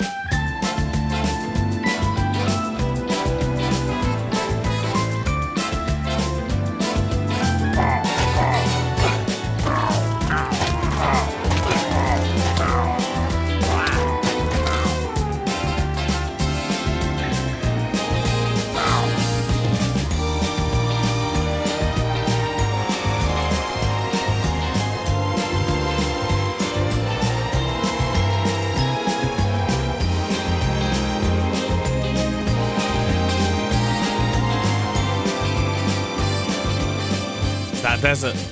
I actually found a desert. Might finally be able to get some cactus. Oh, that's going to be amazing. And there's a desert temple over there as well. We'll go explore that. What in the world is that? That looks terrifying. Doesn't seem to be attacking me though, so I'm not going to attack it. Let's have a look and see what's in here. Nothing fun, sadly, but we'll take the TNT. And there's a desert village over here as well. This looks cool. Ooh, loads of chests. And a camel. Oh, so cool. And according to our nature's compass, there's a Badlands about 2,000 blocks that way, so I guess that's the way we're gonna go. And it would be rude not to take the camel. I mean, I've got a saddle and everything. Sorry, Tiny, I'm taking your camel. And I'm saying here and now, we do not plan on keeping this camel. We're just gonna use him to traverse the desert a little bit, and then we'll set him free if he survives. Let the exploration continue. Come on, Humphrey, it's the next day, no time for a rest. And look, there's a rattlesnake right there. We really should get going. Come on. There we go. Come on. Yep. Get away from the snake. Aha! I see Mesa in the distance. This is where we part ways, Humphrey. Enjoy your freedom. Thank you for the lift. Now let's go demolish some Mesa. Ooh, there's a chest. So I'm going to fly a bit deeper into the Mesa and we're going to find a nice place to do some digging. And one of these big hills might be good. Although it looks like I completely forgot to actually pack the mining machine. That's not ideal. Well, I guess we're doing this the old-fashioned way, and we don't even have a beacon either. Jeez. Well, I've stolen a bunch of the Mesa. That should do us for now, and, well, I guess we kind of need to head back. And I did spot a couple of areas that I thought looked quite good for a potential mining town in future. In particular, this area here, or this area here. But, yeah, we'll explore that in another episode. For now, I just need to head all the way back, to be perfectly honest with you. But I might head down this way and sort of see what's around here instead of going the same way we arrived, because, well, then we can uncover a little bit more of the map. Maybe we'll find something interesting. No, not really. We found a couple more armor trims, but nothing to write home about. Although I did discover that Nightmare has actually added quests for getting the armor trims, so I kind of feel like now I'm going to have to go out and get all of them, but we won't do that today. But that's good to know. We've got a built-in checklist. And if we have a look at the route we took back, we didn't really uncover that much more that was interesting. There was more deserts, some more islands, but nothing particularly new. However, I have noticed this. Look at this. I didn't actually see this as I was going past. There's clearly a woodland mansion there. So we'll be raiding that at some point in future, not for the totems, but more for the armor trim. But although that trip wasn't massively successful, we did manage to get our cactus, and we've got a whole bunch of terracotta, so, well, we made some progress. The cactus being the most important there, because now we have green dye without having to crush flowers. So with the nice relaxing exploration done, I guess it's time to do the less relaxing exploration. That was really difficult to say. So we're going to try and find ourselves the deep dark, and to be honest with you, I'm going to go in pretty much just with a pickaxe and some torches. I don't know, do we take a night vision potion? Maybe we should make a night vision potion. How do we even make those? We do have a brewing stand. We have some netherwort. This is good. I think we need a golden carrot. And we have gold, we have carrots, so that should be okay. And I don't know how long we're going to be down there, so I think I'm going to make a bunch of these. And then we're just going to go for it and hope for the best. Got myself 9 potions, a bunch of torches, and a bed I can place nearby when we get down there. So I guess let's just go for it. Let's try and get ourselves some swift sneak. I'm sure everything will be fine.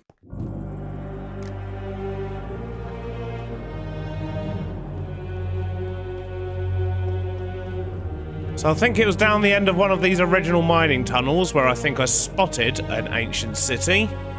Is that it? Yeah, look, through there. Yep, definite city, look. Easy now, Beardy. Easy.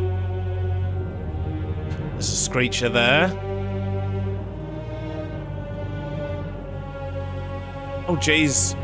Screechers everywhere. Oh.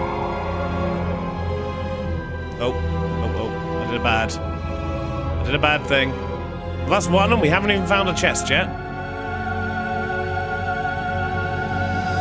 So I've been looking around the city, and I cannot find a single chest. The places where they should be, they're just not. They haven't spawned in for some reason, which is a bit of a problem. So I think what I'm going to do is actually just run out of here and try and find another ancient city, because, well, this one's useless. Because there should be a chest in front of there as well, and there's just not. That's mildly frustrating. And the problem is I don't think there's any easy way of actually locating ancient cities. As far as I know, it's not actually something you can get a map to, but do correct me if I'm wrong. So we might have to put the Swift Sneak on hold for now, and instead we'll just go find a bastion, a treasure bastion specifically, and try and get a netherite template, because then we can upgrade our gear, and that'll be lovely. Well, I've got my jetpack, I've got my gold helmet, and I've got a weapon. So yeah, I guess that's pretty much all we can hope for. Now the problem is, this is a really terrible place for the portal. Let's see if we can get out into the open, and then we'll go exploring, I guess. Watching out for those crimson mosquitoes this time. They're horrible. Here we are, out in the open. Let's go find a bastion. And having the jetpack is making this very easy. Oh, I like this. They're new. Like little skeleton birds. Ow! Hello, we seem to have a bastion here. Right, let's maybe just get on the roof and work our way down. Can we get on the roof on the other side? It might be a bit better for us. Yes, we can. Excellent. Right, let's do this. You got me feeling like a firebolt high in the sky, looking like a thunderstorm. Here we go, go. You're easy to remember. Oh, get off my face! So hard to forget. Oh, those mosquitoes. Baby, it's a coward way you strut. How could I not? Oh, they hit so hard. Worship every inch your feet have touched. Baby, run away with me. I've upset a lot of piggos. Well, despite all the loud noises, that wasn't too shabby. We managed to get exactly what we needed. We have the netherite upgrade template. We did also find one piece of ancient debris as well, but obviously we're going to need more. And that means we need to go mining in the nether, but our current mining machine probably won't really do the job because, well, lava's a problem in the nether. So we're going to come down here and design a different drill, and hopefully one that's going to be a bit more protected from lava. And for that, there's a couple of options. We can either have lots and lots of deployers all around the thing to actually build a tunnel as it goes, or alternatively, we can make some kind of enclosed capsule, which may work. Wait, yep. Okay. Go. And I think that's the method I'm going to try. We're going to go for some kind of enclosed capsule, I think. And I don't expect this thing's going to look very pretty whatsoever, but hopefully it'll do the job for us. I wonder. Do you reckon if we did something like that, we could actually put a window on the thing? I mean, I don't see why it wouldn't work. But in theory, I should just be able to put a window in there, and then at least we can see out while it's running. So we're also going to need some deployers here. So we'll put 2 there, which will be for putting down blocks. And then we'll put a seat in the middle here, I guess, so at least we can see where it's going when it's running. Actually, let's put these deployers behind. So if we put these a little bit further back, like somewhere here, let's rotate them around so we've got easier access to the filters. 2 more deployers in there. Couple of plows at the back, and I think if we just put a couple of slabs in here, the starting rail underneath, and that'll be the one that deploys the rail, then we should just be able to put the cart contraption there and jump down to give it a nudge to get everything started. The sides should protect everything down here from lava, and if we build up these sides here, this should protect me from lava. Let's just chuck some glass in these windows so we can see a little bit what's going on. We're going to need a buttload of chests as well, so let's just put some in here. So if we put a cart contraption down there, then set these filters so they place netherrack. Redstone torches on this one, rail on that one. And in theory, this should work, but we need to test it. In fact, before we do that, we need to glue it. So I think this should work. But I also think the best thing to do is to test it in the overworld first where there's less lava and just make sure this thing can actually move. Let's head to the mines and go try this out. And as you can see, we have had a bit of an adventure here digging out for andesite and diorite and other stuff as well, but, well, that's not what's important right now. What is important is putting down this. So let's get that in here, power it up, and give it a nudge. Well, it looks a little weird, but it's doing its thing. That looks very weird. It's just like a moving cube. Well, I'd say that that's mission success. So let's pick it up and try it out in the nether, and we'll see if we die a horrible Bernie death. And just in case of aforementioned Bernie death, let's just dump these templates in there. Everything else is replaceable. Them two would be annoying. So we're actually really high up here, which means I'm going to need to actually dig down before we can start this. To be honest with this, I think I'm going to do things nice and simply, and we're just going to put a ladder shaft in for now. Well, we're at Y7. That should be good enough. We just need to dig out an area so we can actually place the machine now. So hopefully this is enough space. Let's just give it a go. Well, it looks like we have enough space all the way around it. This is good. I guess we just need to power it up, give it a nudge, and hope for the best. So I'm going to quickly collect this, and I guess let's just jump on and ride this thing. It's quite nice being able to see what's going on, if I'm honest. Oh, okay, yeah, this isn't going to work. Run away! Right. So what we've learnt is solid blocks, obviously when they're a contraption, are no longer solid blocks. Amateur hour. We need a slightly different plan. So let's just put this back down again and think about this. So basically need a lot of deployers, don't we? That's what we need.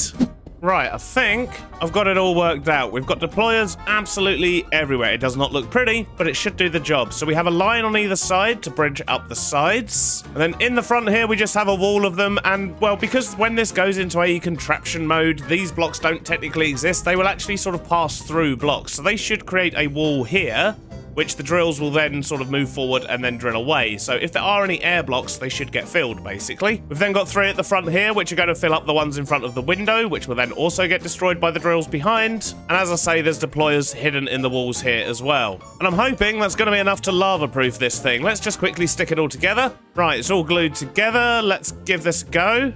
Just want to make sure it has actually picked everything up. And it's placed the blocks in front. It's created a wall. This is perfect. This should get rid of the lava. But I guess there's only one way to find out. Give it a nudge. Well, it seems to be working so far. And the lava we hit before has disappeared, so that's a good sign. And we've already got some ancient debris. Look at that. Amazing. So I guess we can just sit here for a bit and do some mining. Wonderful stuff. About 45 minutes later, and we're done with the mining, at least for now. So I went about 1,000 blocks in that direction, and then about 1,000 blocks back, and the machine held up pretty well, although we didn't actually hit any giant lava lakes, so yeah, I don't know how that'd pan out. Wait a minute, what is that? Something hanging from the ceiling over there. Well, that doesn't look very friendly, but I digress. So yeah, we did lots and lots of mining, and you can tell just by the amount of netherrack we've got, and we found 18 pieces of ancient debris. That is pretty terrible, and leads me to conclude I probably would have been better off just doing some TNT mining. But at least we have some ancient debris, and we can at least netherite up our pickaxes. But that's enough adventuring and shenanigans for today. I think I'm ready to do some building. So with our 4 pieces of netherite, I've upgraded my 3 tools down here, and I've upgraded the backpack, which gives me a bunch more slots, and more importantly, it gave me 2 extra upgrades slots, which is all very lovely. We wanted that. But now it's time to crack on with some building, and for that I'm going to need a bunch of rail, bit of stone just to help me out at the start here, and a whole lot of tuff, mainly this eroded tuff. We're going to be using a lot of this, but we'll take a couple of variants as well, and that's probably not going to be enough for what we need, but it's certainly going to be enough to get us started. We're also going to need lots and lots of girders, so there we go. Oh geez, that's 512. I forget you get 8 per one. Well, maybe not quite that many girders, but we're definitely going to need a lot. So this is the bridge that we're going to be tackling. It's a huge area, so we're going to need a lot of stuff for this, but I want to make a little change to the top here before we actually do that, because if we look at the map, we've got a really long section of track here that goes all the way between the 2 areas, and we could probably do with a passing place, so that if there is a train that's sort of essentially waiting to get on the track, it'll be nice if it's actually in shorter sections. And on studying my line, I think the only place I can really do it is going to be over here. So what we need to do is somehow get a second line in over here somewhere. Let's just get a few blocks out. And that does mean that the bridge is going to be double wide, but I'm sure we can make that work. So if we were to do something like that, then if we connect this up with the other end here, Just like that. And then we need to attach it to this corner over here. So if we find where it goes white, which is there, connect that to here, but hold caps lock, of course. There we go. That should work a treat. We'll just need to make sure we put some signals in once we've built the bridge. So I think for this bridge, the style we're going to go with is going to be a bit like an aqueduct. There's going to be sort of big arches. We'll probably get a big one in the middle and then just kind of duplicate that down until it goes into the wall on either side. I think that's going to work best for this because it is a very vast expanse. The question is, where is roughly the middle? I mean, it doesn't need to be perfect, especially with it being a diagonal bridge, but I think we probably want to try and find roughly where that's going to be. And I think I'm going to call it about there. What I might actually do is put a central pillar in the middle and then do sort of arches either side. So let's just mark this out. Jetpack is coming into its own here. Excellent. I think about that width for a pillar should work quite well. So I've got a lot of working out to do. I need to figure out how to get an arch in here. I need to figure out where the rest of the pillars are going to go. So I think I'm just going to crack on and place some blocks and I'll bring you back in once it's looking a little bit nicer.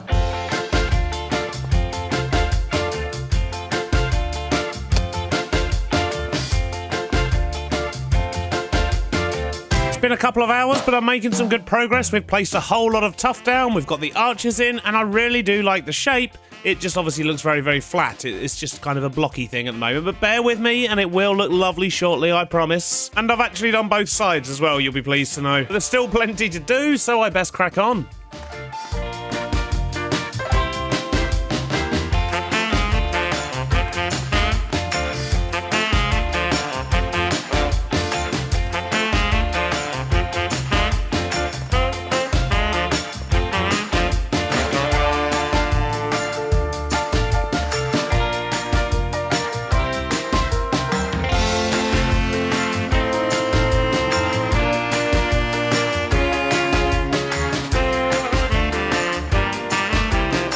I think I'm done with the bridge. It's simple, but it's nice and effective. I actually really like how that's come out, and it looks really cool from a distance as well. And with the train going across as well, oh, it's just marvelous. So I've just used a combination of framed walls, girders, and a couple of lights here, just with a few blocks mixed in to break up the texture. But what with it being such a big build, I didn't want to put too much texture on it. Just a little hint that it was once brickwork, and it's now a little bit worn. And I may add some mossy blocks down the bottom here. I haven't quite decided yet, but I do like the way the leaves and stuff just sort of gather around the little posts there. It does embed them in the landscape just a little bit better. And on the top of the bridge here as well, it's fairly straightforward. We do, of course, have the two tracks. I didn't want to use gravel here, so I've actually used sanded stone instead, and I think it just gives it a slightly different texture. And of course, I've added in the train signals as well. I've just used Nixie tubes on these ones because they're at an angle to the track. They look a little bit weird if I was to put the proper signals on them. But this all now works. The trains coming from that direction will always use this track, and trains going that way will use that one. In fact, there goes one right now. So we are making some really good progress on the railroads around here. We've just got one last bit to sort out, and that is this slope here that leads into what will be another bridge. And I think we're going to make this one as like a sort of girder steel iron bridge type thing. And then we can actually think about building the logging train that's going to transport all of our wood here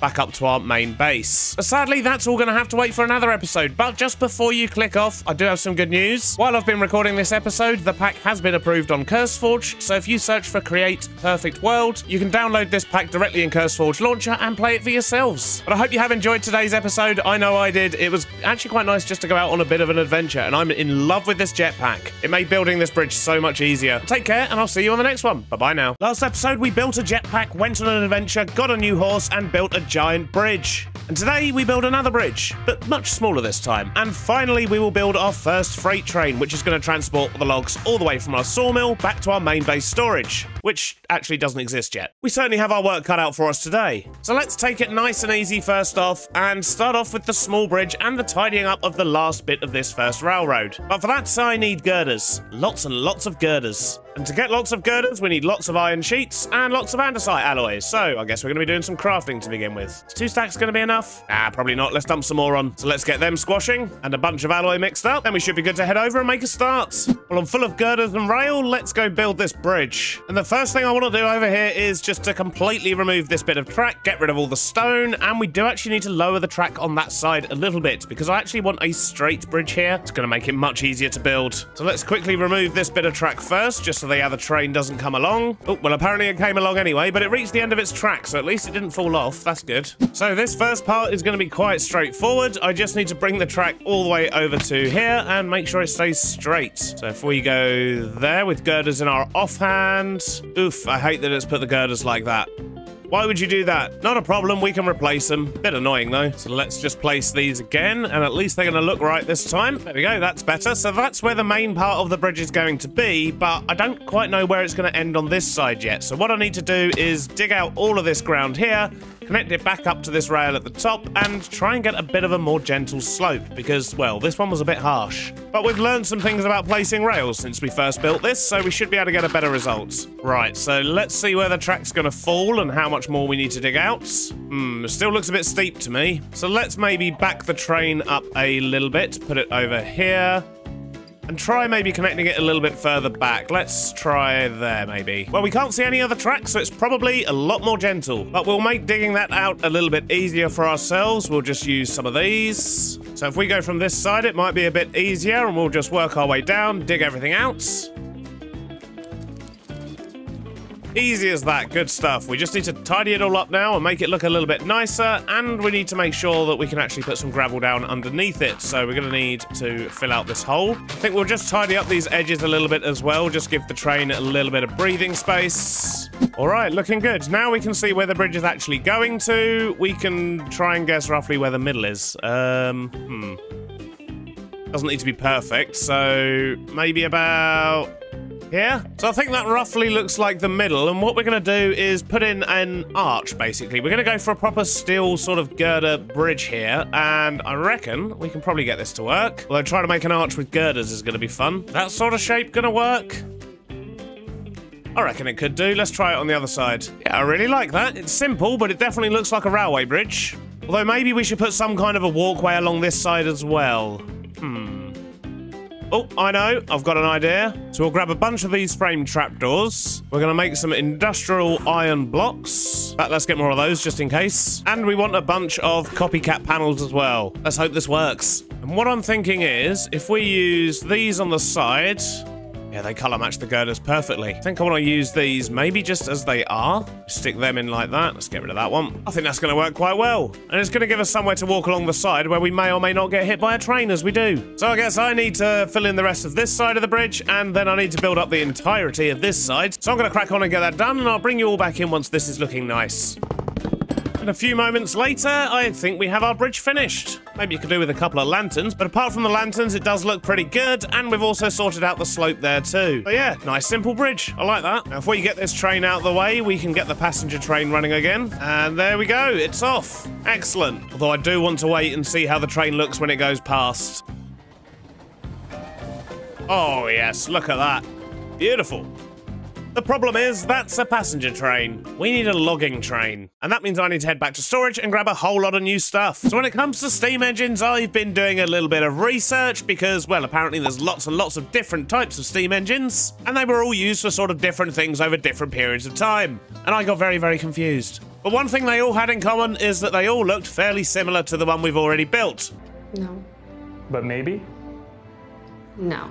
But maybe though, right? And although I also looked at slightly more modern trains, such as shunters, we don't really want those. They don't really fit in with what we're trying to do here. So we are going to build a steam train over here, which is going to be for pulling the logs. And yeah, I think we're going to have it fairly similar to the one we've got there. We're going to use some different colors, a slightly different shape, but it's going to be very reminiscent of that one that we already have. Mainly to keep things a bit simpler for myself. So let's just start with a bogie there and build our way up. And we may swap out what bogie type we use here, but for now we'll just use these. So let's start at the front here and work our way back, and I think we're going to use some polished blackstone for the bottom here. We're going to use this for the sort of base area, and of course we're going to mix in some of these chutes as well, because these just really do help the shape of a train. And then we'll put some crushing wheels in. How many do we want? 5? 6? Maybe 6 for this one. Then we'll add some more chutes in, and I think we're going to use polished deep slate here for the main colour of the train, and then the polished blackstone for the bottom. I want it to be just a very sort of black steam engine, basically. And I think this should work a treat. So let's maybe get some slabs in there. Okay, that shape's coming along, and maybe we should double up these bits here.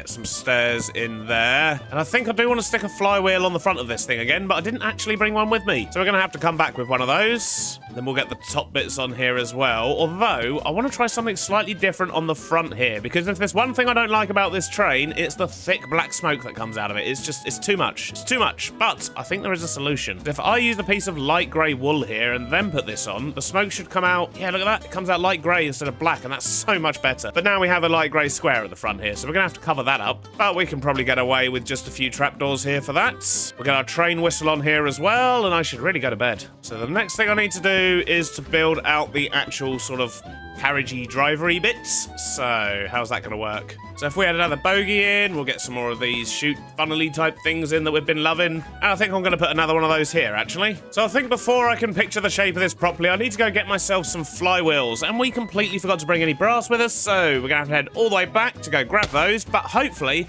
that's going to help us finish off this engine, because I'm getting a bit stuck right now, if I'm honest. Right, I've got my flywheels, so let's stick one on the front there and figure out where we're going to put the others on the side here. I think we need two at the front here, for sure, and potentially one at the back. Too many wheels? I don't know, I do kind of like the way they're attached there. And it's going to be pulling logs, it needs lots of wheels, right? Well, we'll certainly do that for now, but I may change that later on. We'll see. Now we can build up the inside of the cabin here. And I also forgot to bring the valves that we're going to need for the front here. And I need to actually get a couple of different blocks and things for the sides as well. So we actually need to head all the way back again. I've only just got here. Dang it. I guess this is the downside of not having a construction yard at my actual base at the moment. Hopefully we'll have some space in future. Although that does give me an idea. If we pull this into the station here, although it's on a curve, I'm not going to be able to disassemble it there. But what I'm going to do is I'm going to grab a chest and a bunch of coal, and then we're going to attach that to that train over there, and that means we should go faster when we're using our own little personal maintenance train. So let's get these stuck on the front and back. I've actually just pulled the wheel at the back here back a little bit further so we can get the ladder in, but now I'm not so sure about all this bit up here. Maybe we don't need these extra wheels and we can do something slightly different. So instead, let's move that bogie back a block, get some more funnels in there, place that with a normal block, and same on this side. Half slab there, and there.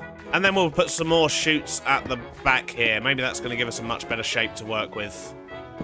Especially if we get these bits on, and then the valves. Okay, that feels much more reasonable, but let's make these the big wheel. Alright, I think that's kind of working, not bad. But I do need to head back again, because, yeah, I'm still missing something here.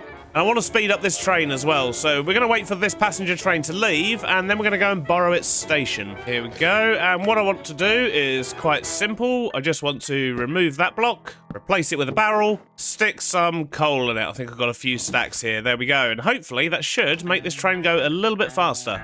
Well, it does feel a little bit faster. We're not going to do this with our main trains, though, but I think it's definitely helpful to have it on our little work train here. Oh!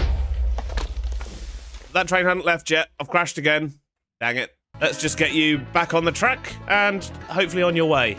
Sorry about that, buddy. Not the first time I've crashed, and it certainly won't be the last. So what I want to do is get myself some of this, the Crying Deep Slate, because it looks pretty cool, and I think that's going to work nicely on the side of our train. We just came all the way back here for that, but I think I do have an idea of how we can solve the workshop problem. I mean, it's going to have to wait for another episode, but I do have a good idea. If we use these trapdoors with these blocks... Yeah, I really quite like that. I think we're also going to use those at the front here. Get some shafts in, just because I like the detail these add. And then we'll just stick a roof on. There we go. I've shuffled the wheels around again a little bit more, but I think we're pretty much done. That's looking pretty good to me. So let's get it all glued together. Excellent. So that's our second steam engine, but now we need a tender for it. And this one, I think it's, well, it's a freight train. I think it's going to need a slightly bigger tender than this one here. That one's a very small one. Oh, and before I forget, I do actually need to add some train controls in here. That would be helpful, wouldn't it? And a seat. So let's stick them at the front there, and a cheeky little seat. So, tender, how are we going to do this? So I'm thinking if we go with some single axle ones, we can sort of adjust the width of the bottom of the tender a little bit easier. So if we go with that, for example, that gives us a nice size without having too many wheels. So if we just get something built up like this, have I run out of those? Oh no, look at that, I've got loads. But thankfully tenders are quite simple, so they shouldn't be too difficult. So this back bit here is going to be the kind of water tank side of it, and then we're going to lump up some coal in the front here. But size-wise, I think that should work quite well. Although, let's also copy this sort of detail across here that we've got on the train. Do we want it there or do we want it one block lower? Let's try it a block lower on this side and see how we're looking. I think I prefer it lower, you know, on this one. Let's just build up some coal in the cart here as well. What else can we use? In fact, let's make that one a slab. That one a weird slopey corner thing. And we'll do what we did on the other one, where we have these sort of twin panel things going on, because that worked really well. So if we use these blocks, do coal on the inside, then we'll get one of these weird framed inverted slab corner doodads, whatnots. Well, yep, one of them. That'll do. Get these bits on the side. And then I think we're good. I think that's pretty much all we need for a tender. With those two bits done, we can actually start adding the log carriages now. And, well, we can already see this is not going to line up. So we're probably going to have to invert this and send everything that way instead. But that's really not an issue. It's kind of why we built it like this. So we can change it if we needed to. So, logging carriages. I need to go get a few more things back from home. And once again, it started raining. Love it. Wait, is this a thunderstorm? It's got really dark. We don't need to be dealing with that. But right, what I do need to do is I need to go get some stuff so we can make these log carriages back here. And for that, do you remember last episode when we went all the way to the mesa to go get that terracotta? Well, this is what it was for. So let's head home and grab that. I also need a bunch of cyan dye, but we got the cactus last episode, so I'm not cooking up all of it, but I am cooking up a whole bunch of it. We're definitely going to need a cactus farm soon, though. Although, 1 minute, there's probably a better way to do this. Would I get more if I put it in the crusher? So, yes, I would. Yeah, I don't want to be cooking this at all. Let's do this. Not only is it a lot quicker, but I'm also going to get more. I'm glad I didn't waste too much. So let's make our cyan terracotta. That should be more than enough. The last thing I need is a whole bunch of vaults, and I don't think I've got any of those at the moment. How do I make them again? Barrels and iron sheets. We've got no iron sheets. Do I have any in my bag? Some, but probably not enough. So let's get some more iron sheets on the go, and let's make a whole bunch of barrels. Now I think we have everything we need. Let's go. So I think I'm going to use these arch bar ones for this. Yeah, they look pretty cool, although I think I need to move it back a block. And what we want to do is put a little arch over the wheels here. And at about this point here, I think this is where we're going to put the vaults. And I think, do you reckon we can get away with a 3x3? Let's give it a go. Because we can block off the front there, so that's all fine. We should put the storage interface here. We want another one of them, then 3 slabs and another block. Put a bogey there. Fill all this in, get some more slabs down. I've run out of slabs. Right, we can make more, not a problem. Something like that. Although, I don't know, it does look a bit sort of washed out, doesn't it, with that kind of a bottom. Wait a minute, I've got an idea. I wonder, can we put these things into a masonry table? Aha, we can. So, I think we want something that's got a bit more of an edge to it, maybe? Maybe this chiseled one? Let's have a look. Oh, no. We don't want that. That's got a pattern on it. Maybe this is the one we want? Just the single tile? Yeah, that's going to look much better, isn't it? Gives it a bit of definition. Okay, we'll take these. In fact, we're going to make a whole lot more of them. And then let's go slap these on the bottom of that carriage, and hopefully that's going to look a little bit better. Back we go. I don't think I've ever used this rail so much in such a short period of time. It is a thoroughly enjoyable ride, though, so I don't mind. Just think of the roller coasters you can make with this thing. One day. So let's swap these out and see how we're looking.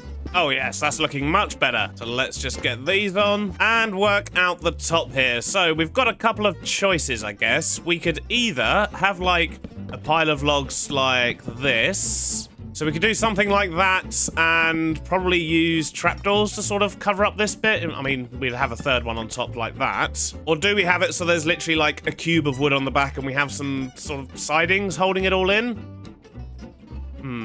I think I'm gonna prefer if they're sort of bundled. I just think it's gonna look a little bit better. So if we do something like this and then use rail, of course, to tie them down. Let's do it roughly there. And thanks to Chipped, we also have railed ladders, which is amazing. It means we can actually have, well, they're ladders, but they look like rail. And that's really going to help with this situation. And then lastly, we should just be able to cover this up with some of these. That's not how I wanted them to go, but a bit more like that. But if we get these in across here, we'll do it right up to where the ladders are, so you can't see the sort of difference in relief. I think that should work quite nicely. I think that's going to work better than having like sort of big stacks of wood with bars up the side and so on. And if we imagine lots of carriages going all the way back, that should look pretty cool. Let's add a few more and see what we think.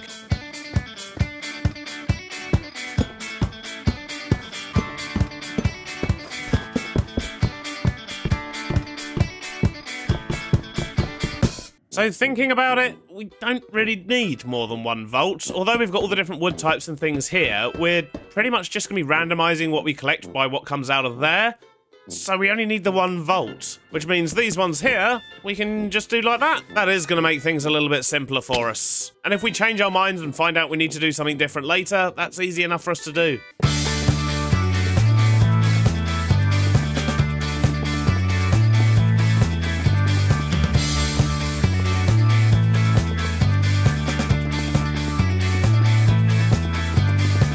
That's looking pretty good for our logging train. It's just missing 1 more thing. And as much as I'd love to add another couple of carriages to it, I do need it to actually be able to fit into a station at the other end at some point. But what we are going to do is finish this off with a nice caboose, which is basically like a small carriage that used to be at the back of trains. Think of it as like a staff room, really. It would have a couple of beds in it, and this would be where the staff would stay when the train was on long journeys. Right, so let's build a small caboose here. It doesn't need to be too big, but we should be able to get it looking pretty good. That's very confident of me, wasn't it? We'll see what happens. So we'll just start off by framing out the base. We want it fairly straightforward and probably stripped. We want this to be a nice little wooden caboose at the back here. In fact, I'm going to get rid of these. Let's just put some blocks up here temporarily. And I'm actually going to use these again, like we did on the passenger train. I think they just work really well for this. They make a good wooden undercarriage. And then we'll do half slab ones above the wheels. And then up here, we'll just build a cabin. And I think I might just use oak for the sides here. Let's get a couple of windows in this side as well. And we'll do the same on this side.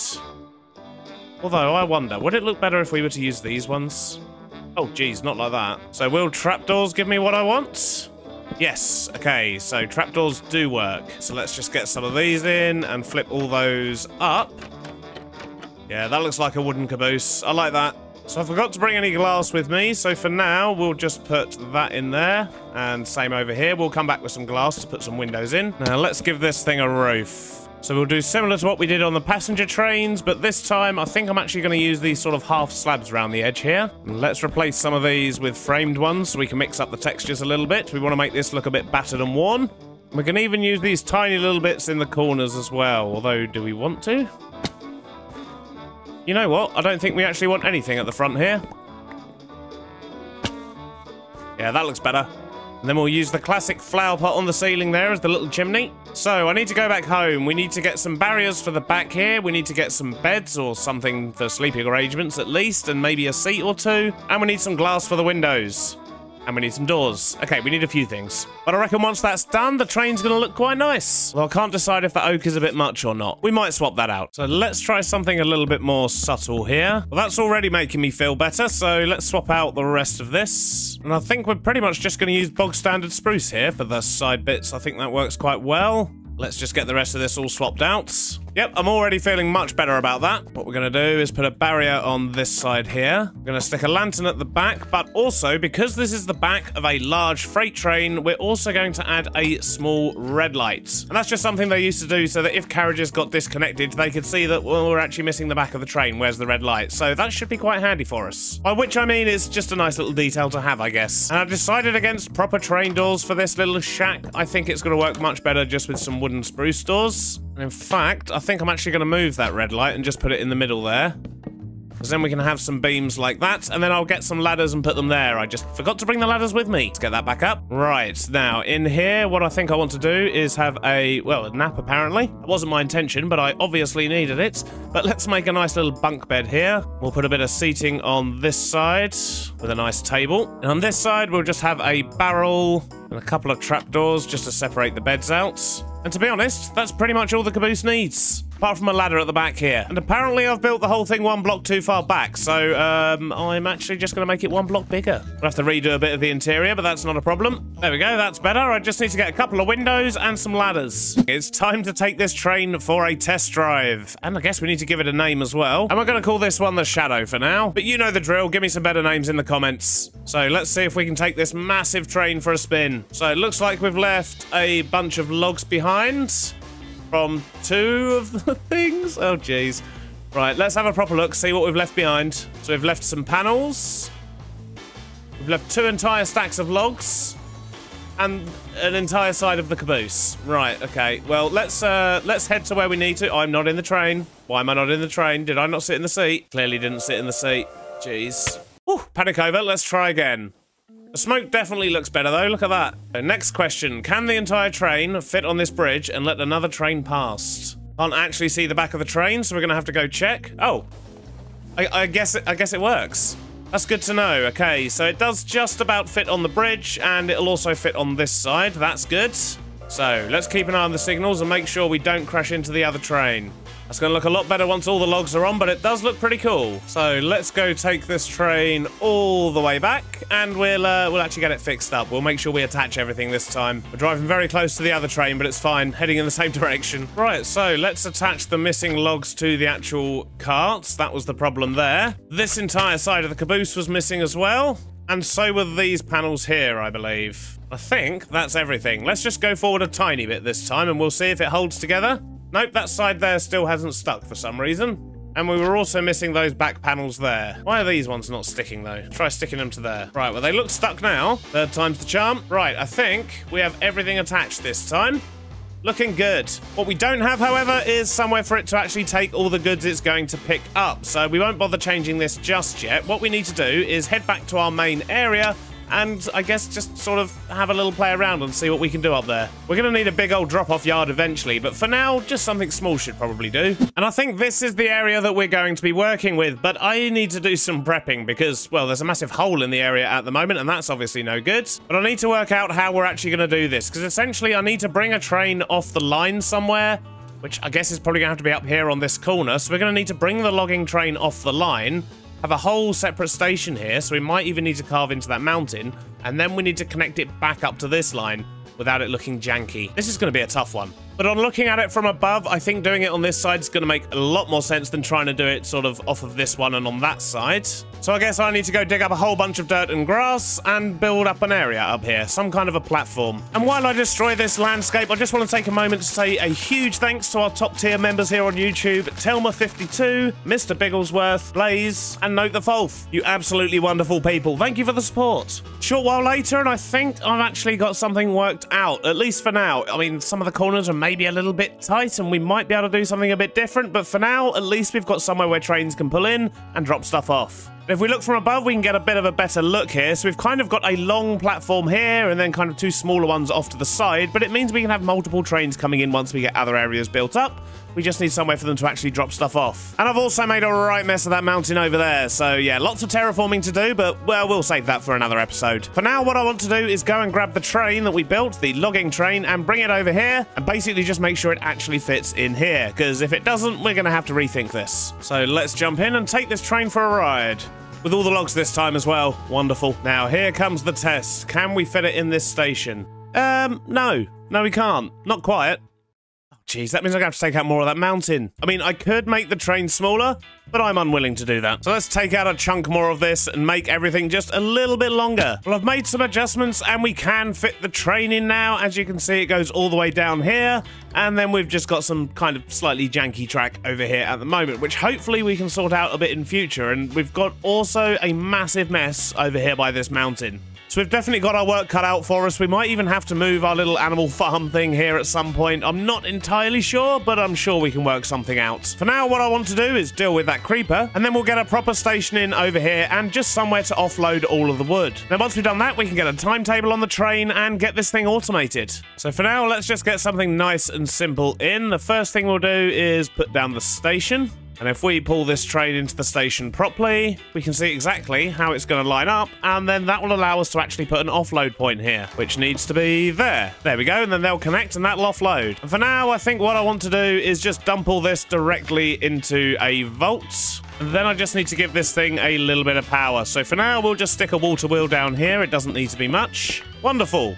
I mean, it's very slow though, isn't it? Should we quickly speed that up a tad? So we'll do big cog, small cog, big cog, andesite casing, small cog. There we go, that's much more reasonable. So it may not look like much, but at least we've got somewhere to stash the wood. And I guess we need to try and get an animal in here and set up some kind of a schedule. And I do want this train to be running for a while, so I think what we're actually going to do is just send this off to pick up maybe a few stacks at a time and then just keep sort of looping round, because we don't want to fill this up really quickly with all the wood we've got over there, because we haven't got anything to do with it once it's actually here. So yeah, let's just get the train running for now on small loads. Oh, I've just looked at an Enderman. What is he doing? What is with your arms, buddy? Oh, my days. That is hilarious. So before I set up this schedule, I should probably get some signals down. I think we're ready to take this train back to the woodyard because we still need to actually set up the collection area for it. But that should be fine. And because it can't pick anything up, it should in theory stay here until we actually connect up the storage. So let's go get that done now. It should be fairly simple. We've just got to kind of reverse the direction this is going. So if we just stick a gearbox in there, then we'll put a block there, we'll put a storage interface there. And in theory, all we've got to do is link that up and put one of them there, and it should take 4 stacks and then drive off, in theory. Ah, okay, so it's taking more at the moment because this currently can't go off. Okay, so occasionally it is going to pick up more. That's not really a problem. And now that train's on its way. And I think, apart from a bit of tidying up, that's going to work. And over at this side, things are getting unloaded. Oh, this is amazing. Wonderful to see it working. So we've still got a lot of work to do over here, but we'll save that for next episode where we're going to be building a massive storage system. At least that's the hope. And probably doing a whole bunch of terraforming as well. But sadly, that's all we've got time for today. I hope you've enjoyed it, and I'll see you on the next one.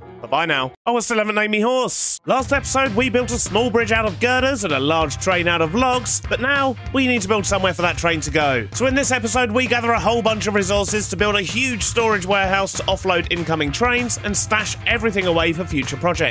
And this is an episode I've been looking forward to a lot. A large centralized storage is something I always like to have. I mean, just look at what I did in my hardcore world. And thanks to the mods in this pack, it shouldn't be too difficult. And as I run around this area, you may also notice it's looking a lot tidier. That all the stone has gone, it's all been replaced with grass, and I've also extended it out a little bit, so we've got a lot more land to work with. I basically had a lovely relaxing weekend watching a little bit of Downton Abbey and placing some blocks.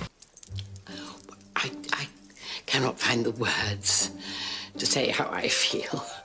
Definitely wasn't having a midlife crisis. But if we have a look over here now, it's definitely a lot better. We've got so much space to work with, and this should, hopefully, be enough space to put down a large storage warehouse where we can offload the trains, put everything where it needs to be, and prep it for going elsewhere in future. And it's all going to be thoroughly exciting. But before we can get to the fun stuff, I do need to go get some resources because I've decided I kind of want to make this a big brick building, a classic industrial era warehouse looking type thing, but for that we're going to need a whole lot of clay. There's a number of ways I can get clay. We can automate it, we can crush cobble into gravel, into sand, into clay, but to be honest with you, I don't really want to do that just yet. We're saving that project for something in future. We're going to be building a big old factory to handle that sort of stuff, so I don't really want to just build something intermittently. So that means we're going to go exploring. We've got plenty of rivers around here where we can just dig up all the clay we could possibly need.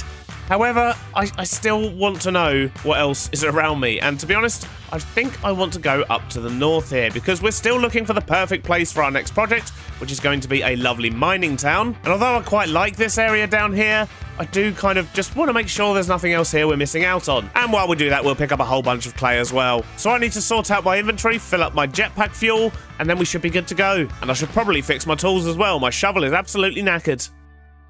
I think we're just about good to go. Oh yeah, you may also notice that I've removed my farm. I need to find somewhere else to put that. For now, I've just kind of jammed all the animals into here. We'll figure something out better for them at some point, but it had to be removed. Look, industrial expansion. Rain, honestly. I'm about to go on an adventure. One last thing we do need to do is give our new horse a new name, and this time we're going to go with Dill, sticking with the cucumber family. But Dill is an extremely speedy boy. Look at that, 13.37. That's almost as fast as you can get. This is awesome. But let's go explore up north and see what we can find.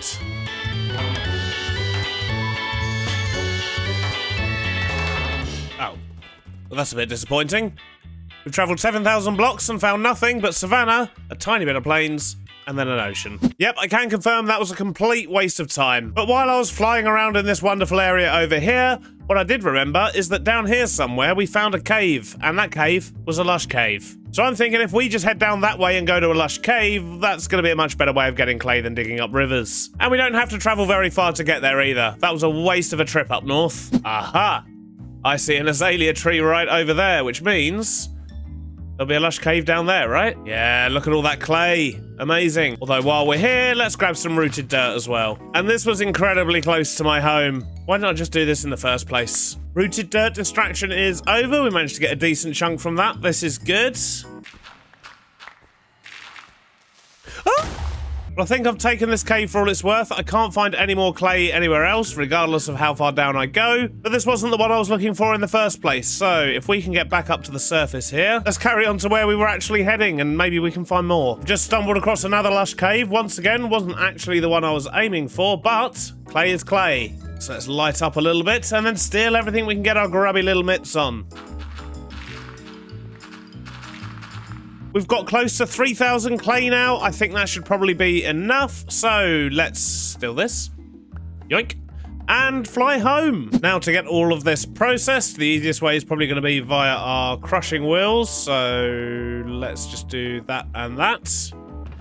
If we chuck all of the clay balls into this drawer up here, and then once they're done, what we're going to need to do is to crush them, basically. So we want to compact them into bricks, and I'm thinking we probably just adapt one of the machines we've already got. This one might be the easiest, because we can just basically have everything go into there, get crushed, and come out and go into this one here. We just need to replace this top bit and get some power to it. So let's just borrow this. Yoink. Place this up here. And it doesn't need to be fancy. Janky is fine, so I reckon we can just stick in a bunch of cogs along here. And in theory, if we chuck these in here, that should compress them down into bricks. Perfect. The box is fully loaded with all of the clay bricks. We just need to wait for this now, really. This could take a moment. Stop everything. I was just browsing my YouTube stats while waiting for everything there to compress, and it turns out that 78% of you that watch these videos aren't even subscribed. What's all that about? And we're somehow getting close to 100,000 subscribers, so if you are enjoying this series, then please do consider hitting that bright red button down the bottom there, and maybe we can get to 100k by Christmas. And it has also occurred to me, although we're standing here waiting for these things to actually compress, we could actually be up there sorting out the foundation for this build, couldn't we? So let's take a nap, grab some tuff, and go lay something out, I guess. Tuff does seem to be our go-to block for foundations, after all. So the initial plan over here is to put in a giant warehouse, basically, and what we want to do is maybe add a couple more vaults along here as well, so there's multiple unloading points for the trains. But basically, we want everything to come off the trains and into these vaults. Then we're going to want it going into a building, and then once in there, it needs to get sorted into all the different chests. And potentially any overflow, we could put in some additional vaults. Although our storage room is going to be primarily made out of storage drawers, so we could void excess items, but I don't know how I feel about that. I'm a bit of a hoarder. So let's just start placing down some blocks and mark out a rough square where we can put the warehouse first. Well, that's a mighty big platform, and now I guess we need to put a mighty big building on it. So, what do we want to do here? Maybe we should start about here, and as I say, I do want this to look like a sort of old-school industrial factory. So we're going to have, like, a big room in the middle, and then bits down the side that have got a shorter roof. I think that's the kind of look I'm going to go for. Basically, think that shape. And because odd numbers are easier to work with, what we'll do is we'll do 7 for that side, and then we'll do maybe 5 for a doorway. And then another 3, and then another 7. I mean, that does leave us quite a lot of space over here, but we could probably do something with that. There is a train after all. Maybe we can make a small platform. I don't know, but let's get the rest of this little bit outlined, and we'll see how big we're looking. So as a core building shape, I think that works. We'll have some sticky outy bits over here, maybe, and potentially down the front here as well, but I think that should be big enough. Hopefully. So the next step is going to be to get the shape of the building actually up, and I might get a roof on as well and sort of bring you back in once we've just got a big old empty box made of 2 different blocks. But I won't leave you in silence. You may as well have a cheeky little beardy montage.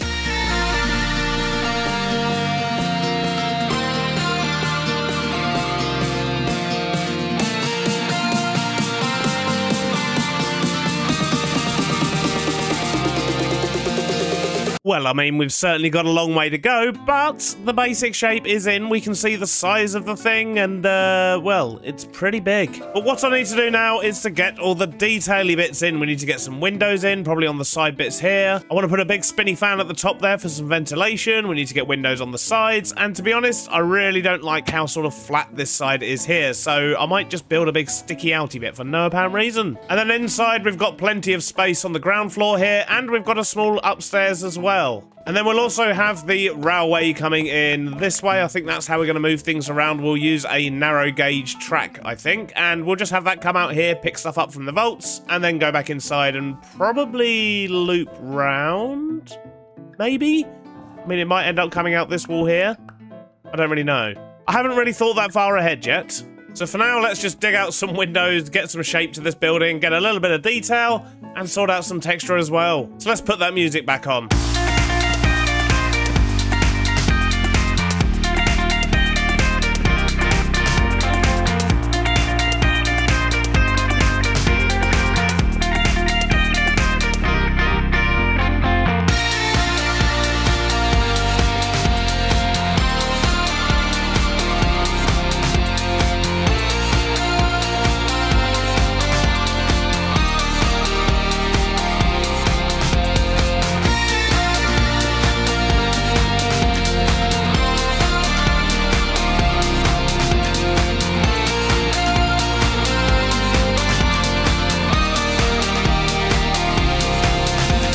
OG channel members probably just got a bit nostalgic with that music track there. We have not had that in a video for about 2 years. But it is an amazing track. It was made by Jono Smithers, who you can actually find on YouTube. I'll link in the description. About 2 years ago, and yeah, I just absolutely love it. I just kind of forgot it existed for a while. But wasn't that wonderful? And not only was that wonderful, we are making some good progress here as well on our building. It's looking a bit better from outside. We've still got a little bit more to add, but the actual building itself, I think, is looking pretty good, although it does need some lights. In fact, let's quickly add some lights now. There we go, that's better. So, I do have a rough plan, I think, of what we're going to do on the inside and how storage is going to work.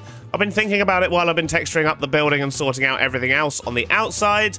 And yeah, hopefully this plan is going to work. But apart from all the lovely details we've added, such as the windows at the top and the chimneys, I've actually used some of the smokestacks from the trains this time, just so we get the occasional puff of smoke like that, instead of the consistent smoke we get from campfires, like over there. But I've also added this big chunk of building on the side, and I think the main sort of entrance, at least from our base side, what we're going to do is have a path going down this way, have some stairs or something, and then it's going to go into an entrance on this side here. This then opens out into our extension bit and so on. And I think I may put another door or two here, which is why I've kind of left that wall blank at this stage. So with the exterior of the building looking good, even if the ground around it doesn't, I think that's a good enough spot to try and build up the inside here. And I think the basic plan is going to be to have sort of maybe 3 or 4 sections on this side that are going to house all of our sort of normal storage items. And then on this side, we'll have our bulk storage, which once again will probably have a few different sections. But yeah, this is all going to be sort of 1x1 drawers, and this will all be 2x2 drawers. And I'm hoping that's going to give us plenty of storage moving forward. But if not, we've also got the upstairs we can use as well, so it's not the end of the world. And I seem to have a hole in my ceiling. Let's get rid of that. Now, how do we want to do this? Let's start by maybe just getting in some kind of a frame. 1, 2, 3, 4, 5, 6, 7. Always go with odds. And we'll just put a beam in here that goes all the way across the top. So if we were to split all of this bit into 7s, what's that going to leave us with? So we can get 4 sections of 7 in, and then we've got like this weird little bit, and then we've got another section of 7, and then we've got the main entrance. So it kind of works. And yeah, I'm thinking I really do actually want to put some doors in on this bit here. So maybe something like that. Although maybe they should be bigger sort of warehouse shuttery door type things. So something a bit more like that. Let's just get rid of that bit of window. And then we can also actually frame in the doors this way, can't we? But yeah, I think we can get that to work. We'll come back to that later. For now, let's try and actually work out how the storage is going to work in here. So we're going to want a bunch of storage drawers. Make sure we get a trim in to attach them as well. So something like that seems to fill the room quite nicely, but I don't like what's going on with the edges here. Maybe girders can solve this problem. We do love girders. Yep, okay, looking good. I just want to sort out the ceiling now. I don't like how that's looking. So, can we just pull some slabs across here, maybe? In fact, we might be able to get some stairs at the top there, which does cover up a few of the slots on the storage, but to be honest, I quite like that shape, actually. And then if we do the ceiling like that, we should, in theory, be able to hang a lantern in the middle and give it lights. And I mean, basically, as simple as that, that should work, right? And then if we were to grab a drawer trim and then do the same on this side, and then what we should be able to do is put a drawer controller. I mean, we're going to have 3 sections here, so hopefully we can get away with having a drawer controller on one of these pillars and it'll affect all 3 sections. That'd be nice, wouldn't it? But either way, I like the simplicity of that. I think it's really going to work. Let's just sort out these other 2 sections here, and then we'll figure out what to do about the rest of it. Progress is being made. We've got the first 3 areas sorted out here, and now I want to sort out this bit here, and it's a little bit weirder, isn't it? Let me think about this. So what I could do, potentially, is put a whole bunch of the workshop benches in here, because it'd be quite handy to have some over here as well. I know we've got them in a basement in a building down there, but if we had access to workbenches in here, that could be quite helpful. And then maybe what I could do in this room here is just make a really big room that stores, like, all the weird variants of stuff. Like these pillars here and these planks and all sorts. Yeah, maybe that's not such a bad idea. So if we were to have drawers going literally all the way across here, I guess. Same on this side.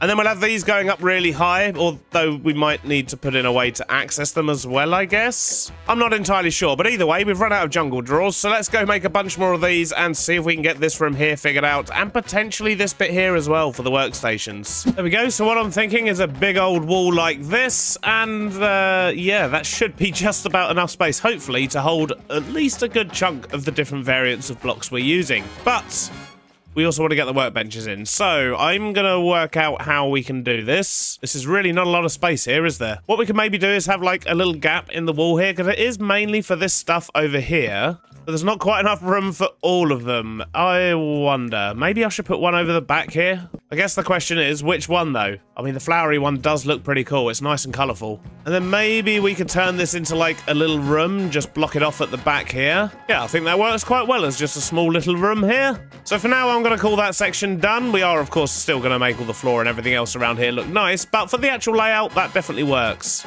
So let's get some doors in here. We're going to try these oak trapdoors. And then we'll frame the outside here to have little archways, a bit like what we've got around the other side. And then let's give these some texture.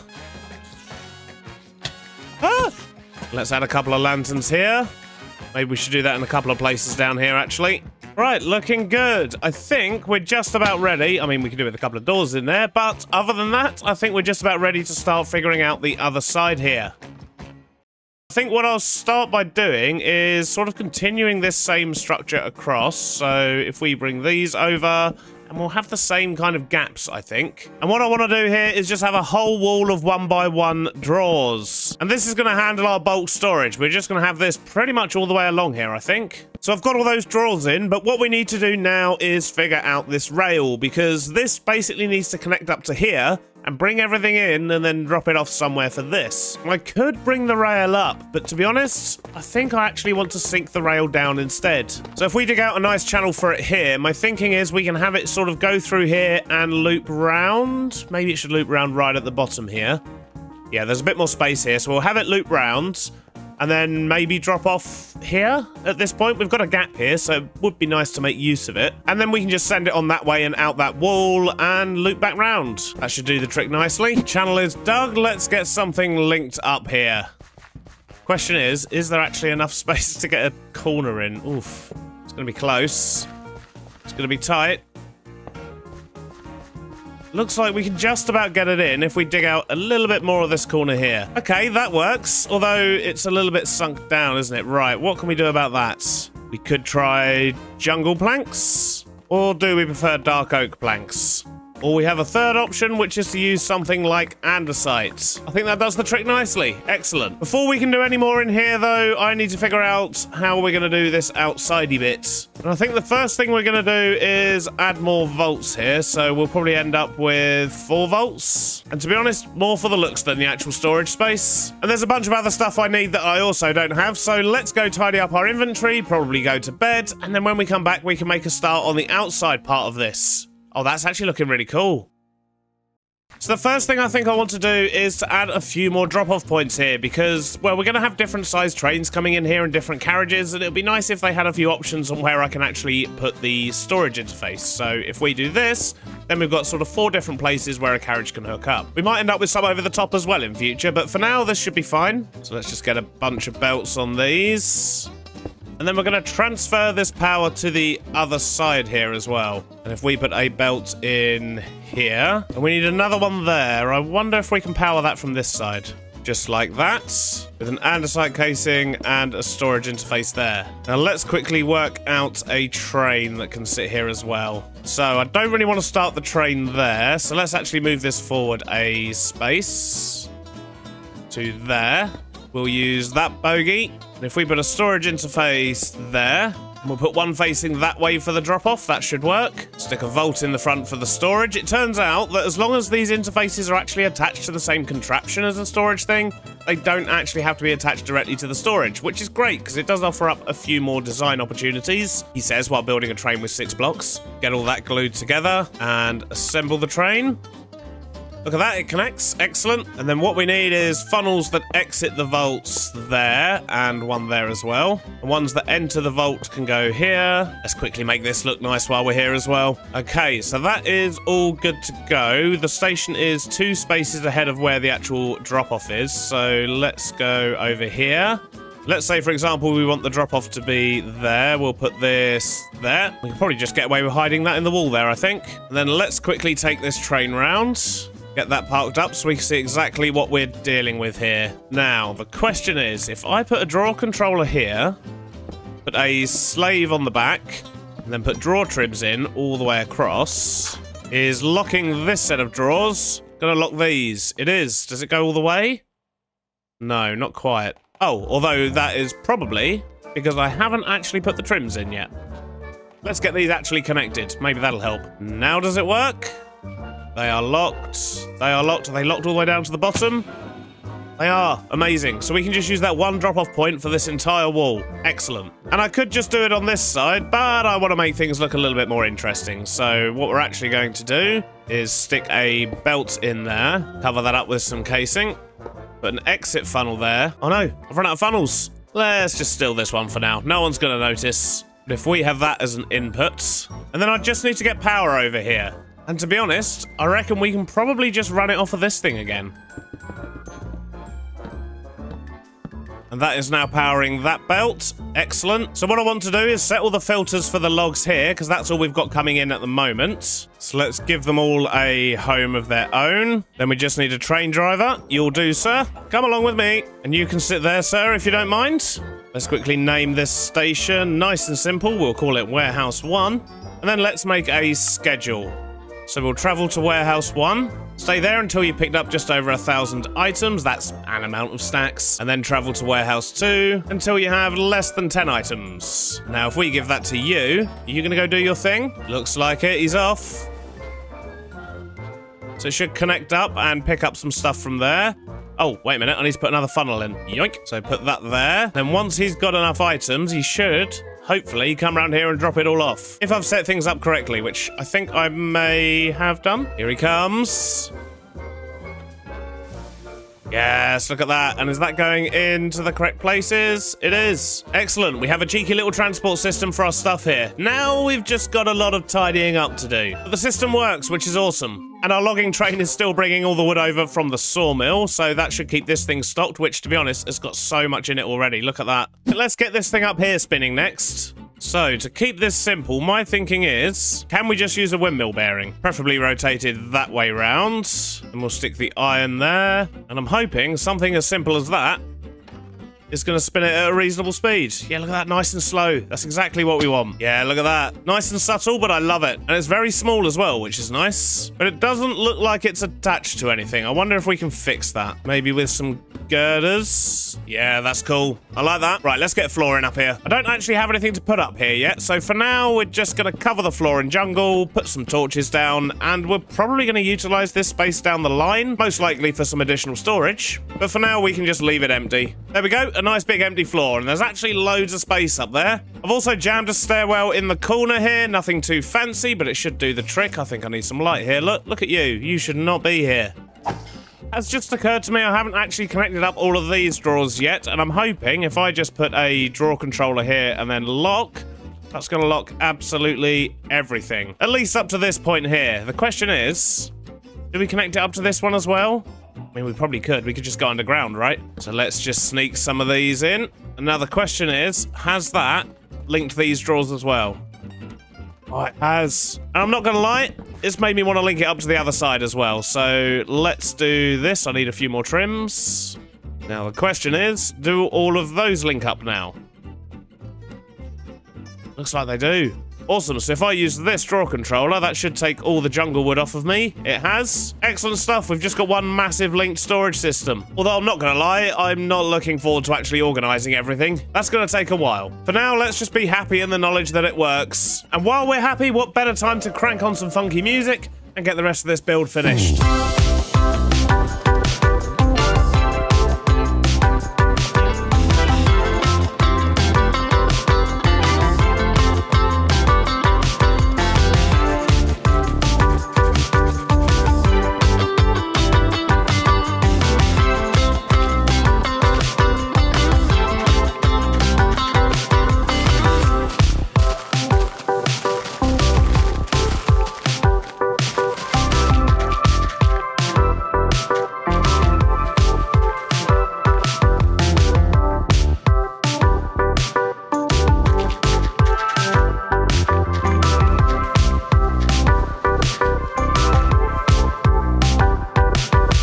Short while later, we've made some pretty good progress around here. So I've replaced a lot of the ground around here with sort of coarse dirt and a couple of dirt variants, but I have left lots of available space here because as this area expands and we get more stuff coming over here, I imagine we're probably going to need to make use of this space, and we're going to be building other buildings and factories and things as well. So I think it makes sense just not to go too overboard over here just yet. But with that, we did also sort out this side of the yard. Once again, not too sure what I'm going to put here yet, so if you've got any ideas, do let me know in the comments. And I've also connected up the path here so the walkway goes into the building itself. And speaking of the building, I've started sorting out things, because these are all things that we're going to be farming at some point in future, or at least most of them are. Some of them are just because we've got so much netherrack and so much deep slate. They should probably be here anyway. But I have started organising things. So we've got our wall of create stuff over here. This wall here is going to be all of our sort of different block variants and things like that. We've got foliage and their variants and so on. This is going to be our wall of shinies. We've got all of our framed blocks around this side. We've got sort of Macaw's wall over here. And then we've got all the random bits of wooden stuff and things that we're going to get that aren't actually full logs. This section here doesn't really have much going on at the moment, and then I've got all my mob drops over here. So we've still got plenty of room to expand, lots to sort out still, but I'll do that in between episodes. You don't need to be bored with that. So one last thing we do need to do is to actually give this train a name. We gave it a temporary name last episode of The Shadow, which was pretty terrible, let's be honest. And there have been lots of awesome names submitted, but there was one name that came up time and time again, and to be honest, it's just absolutely wonderful. The Logomotive, which I know does look a bit like Logomotive, but it's not. It's the Logomotive, and as it's our wood delivery train, I think that suits perfectly. So now the newly christened Logomotive can be on its way. Onwards. Excellent stuff. You'll also be pleased to know I have sorted out the flywheels and the log on that train that I kind of misplaced last episode. Thanks for pointing those out. And good news, we've just hit day 1,000 in this world, which is, well, it's quite epic. We've actually done quite a lot in the 1,000 days, I think. We did well. But sadly, that's all we've got time for in today's episode. I hope you've enjoyed it, and I'll see you on the next one. Bye-bye now.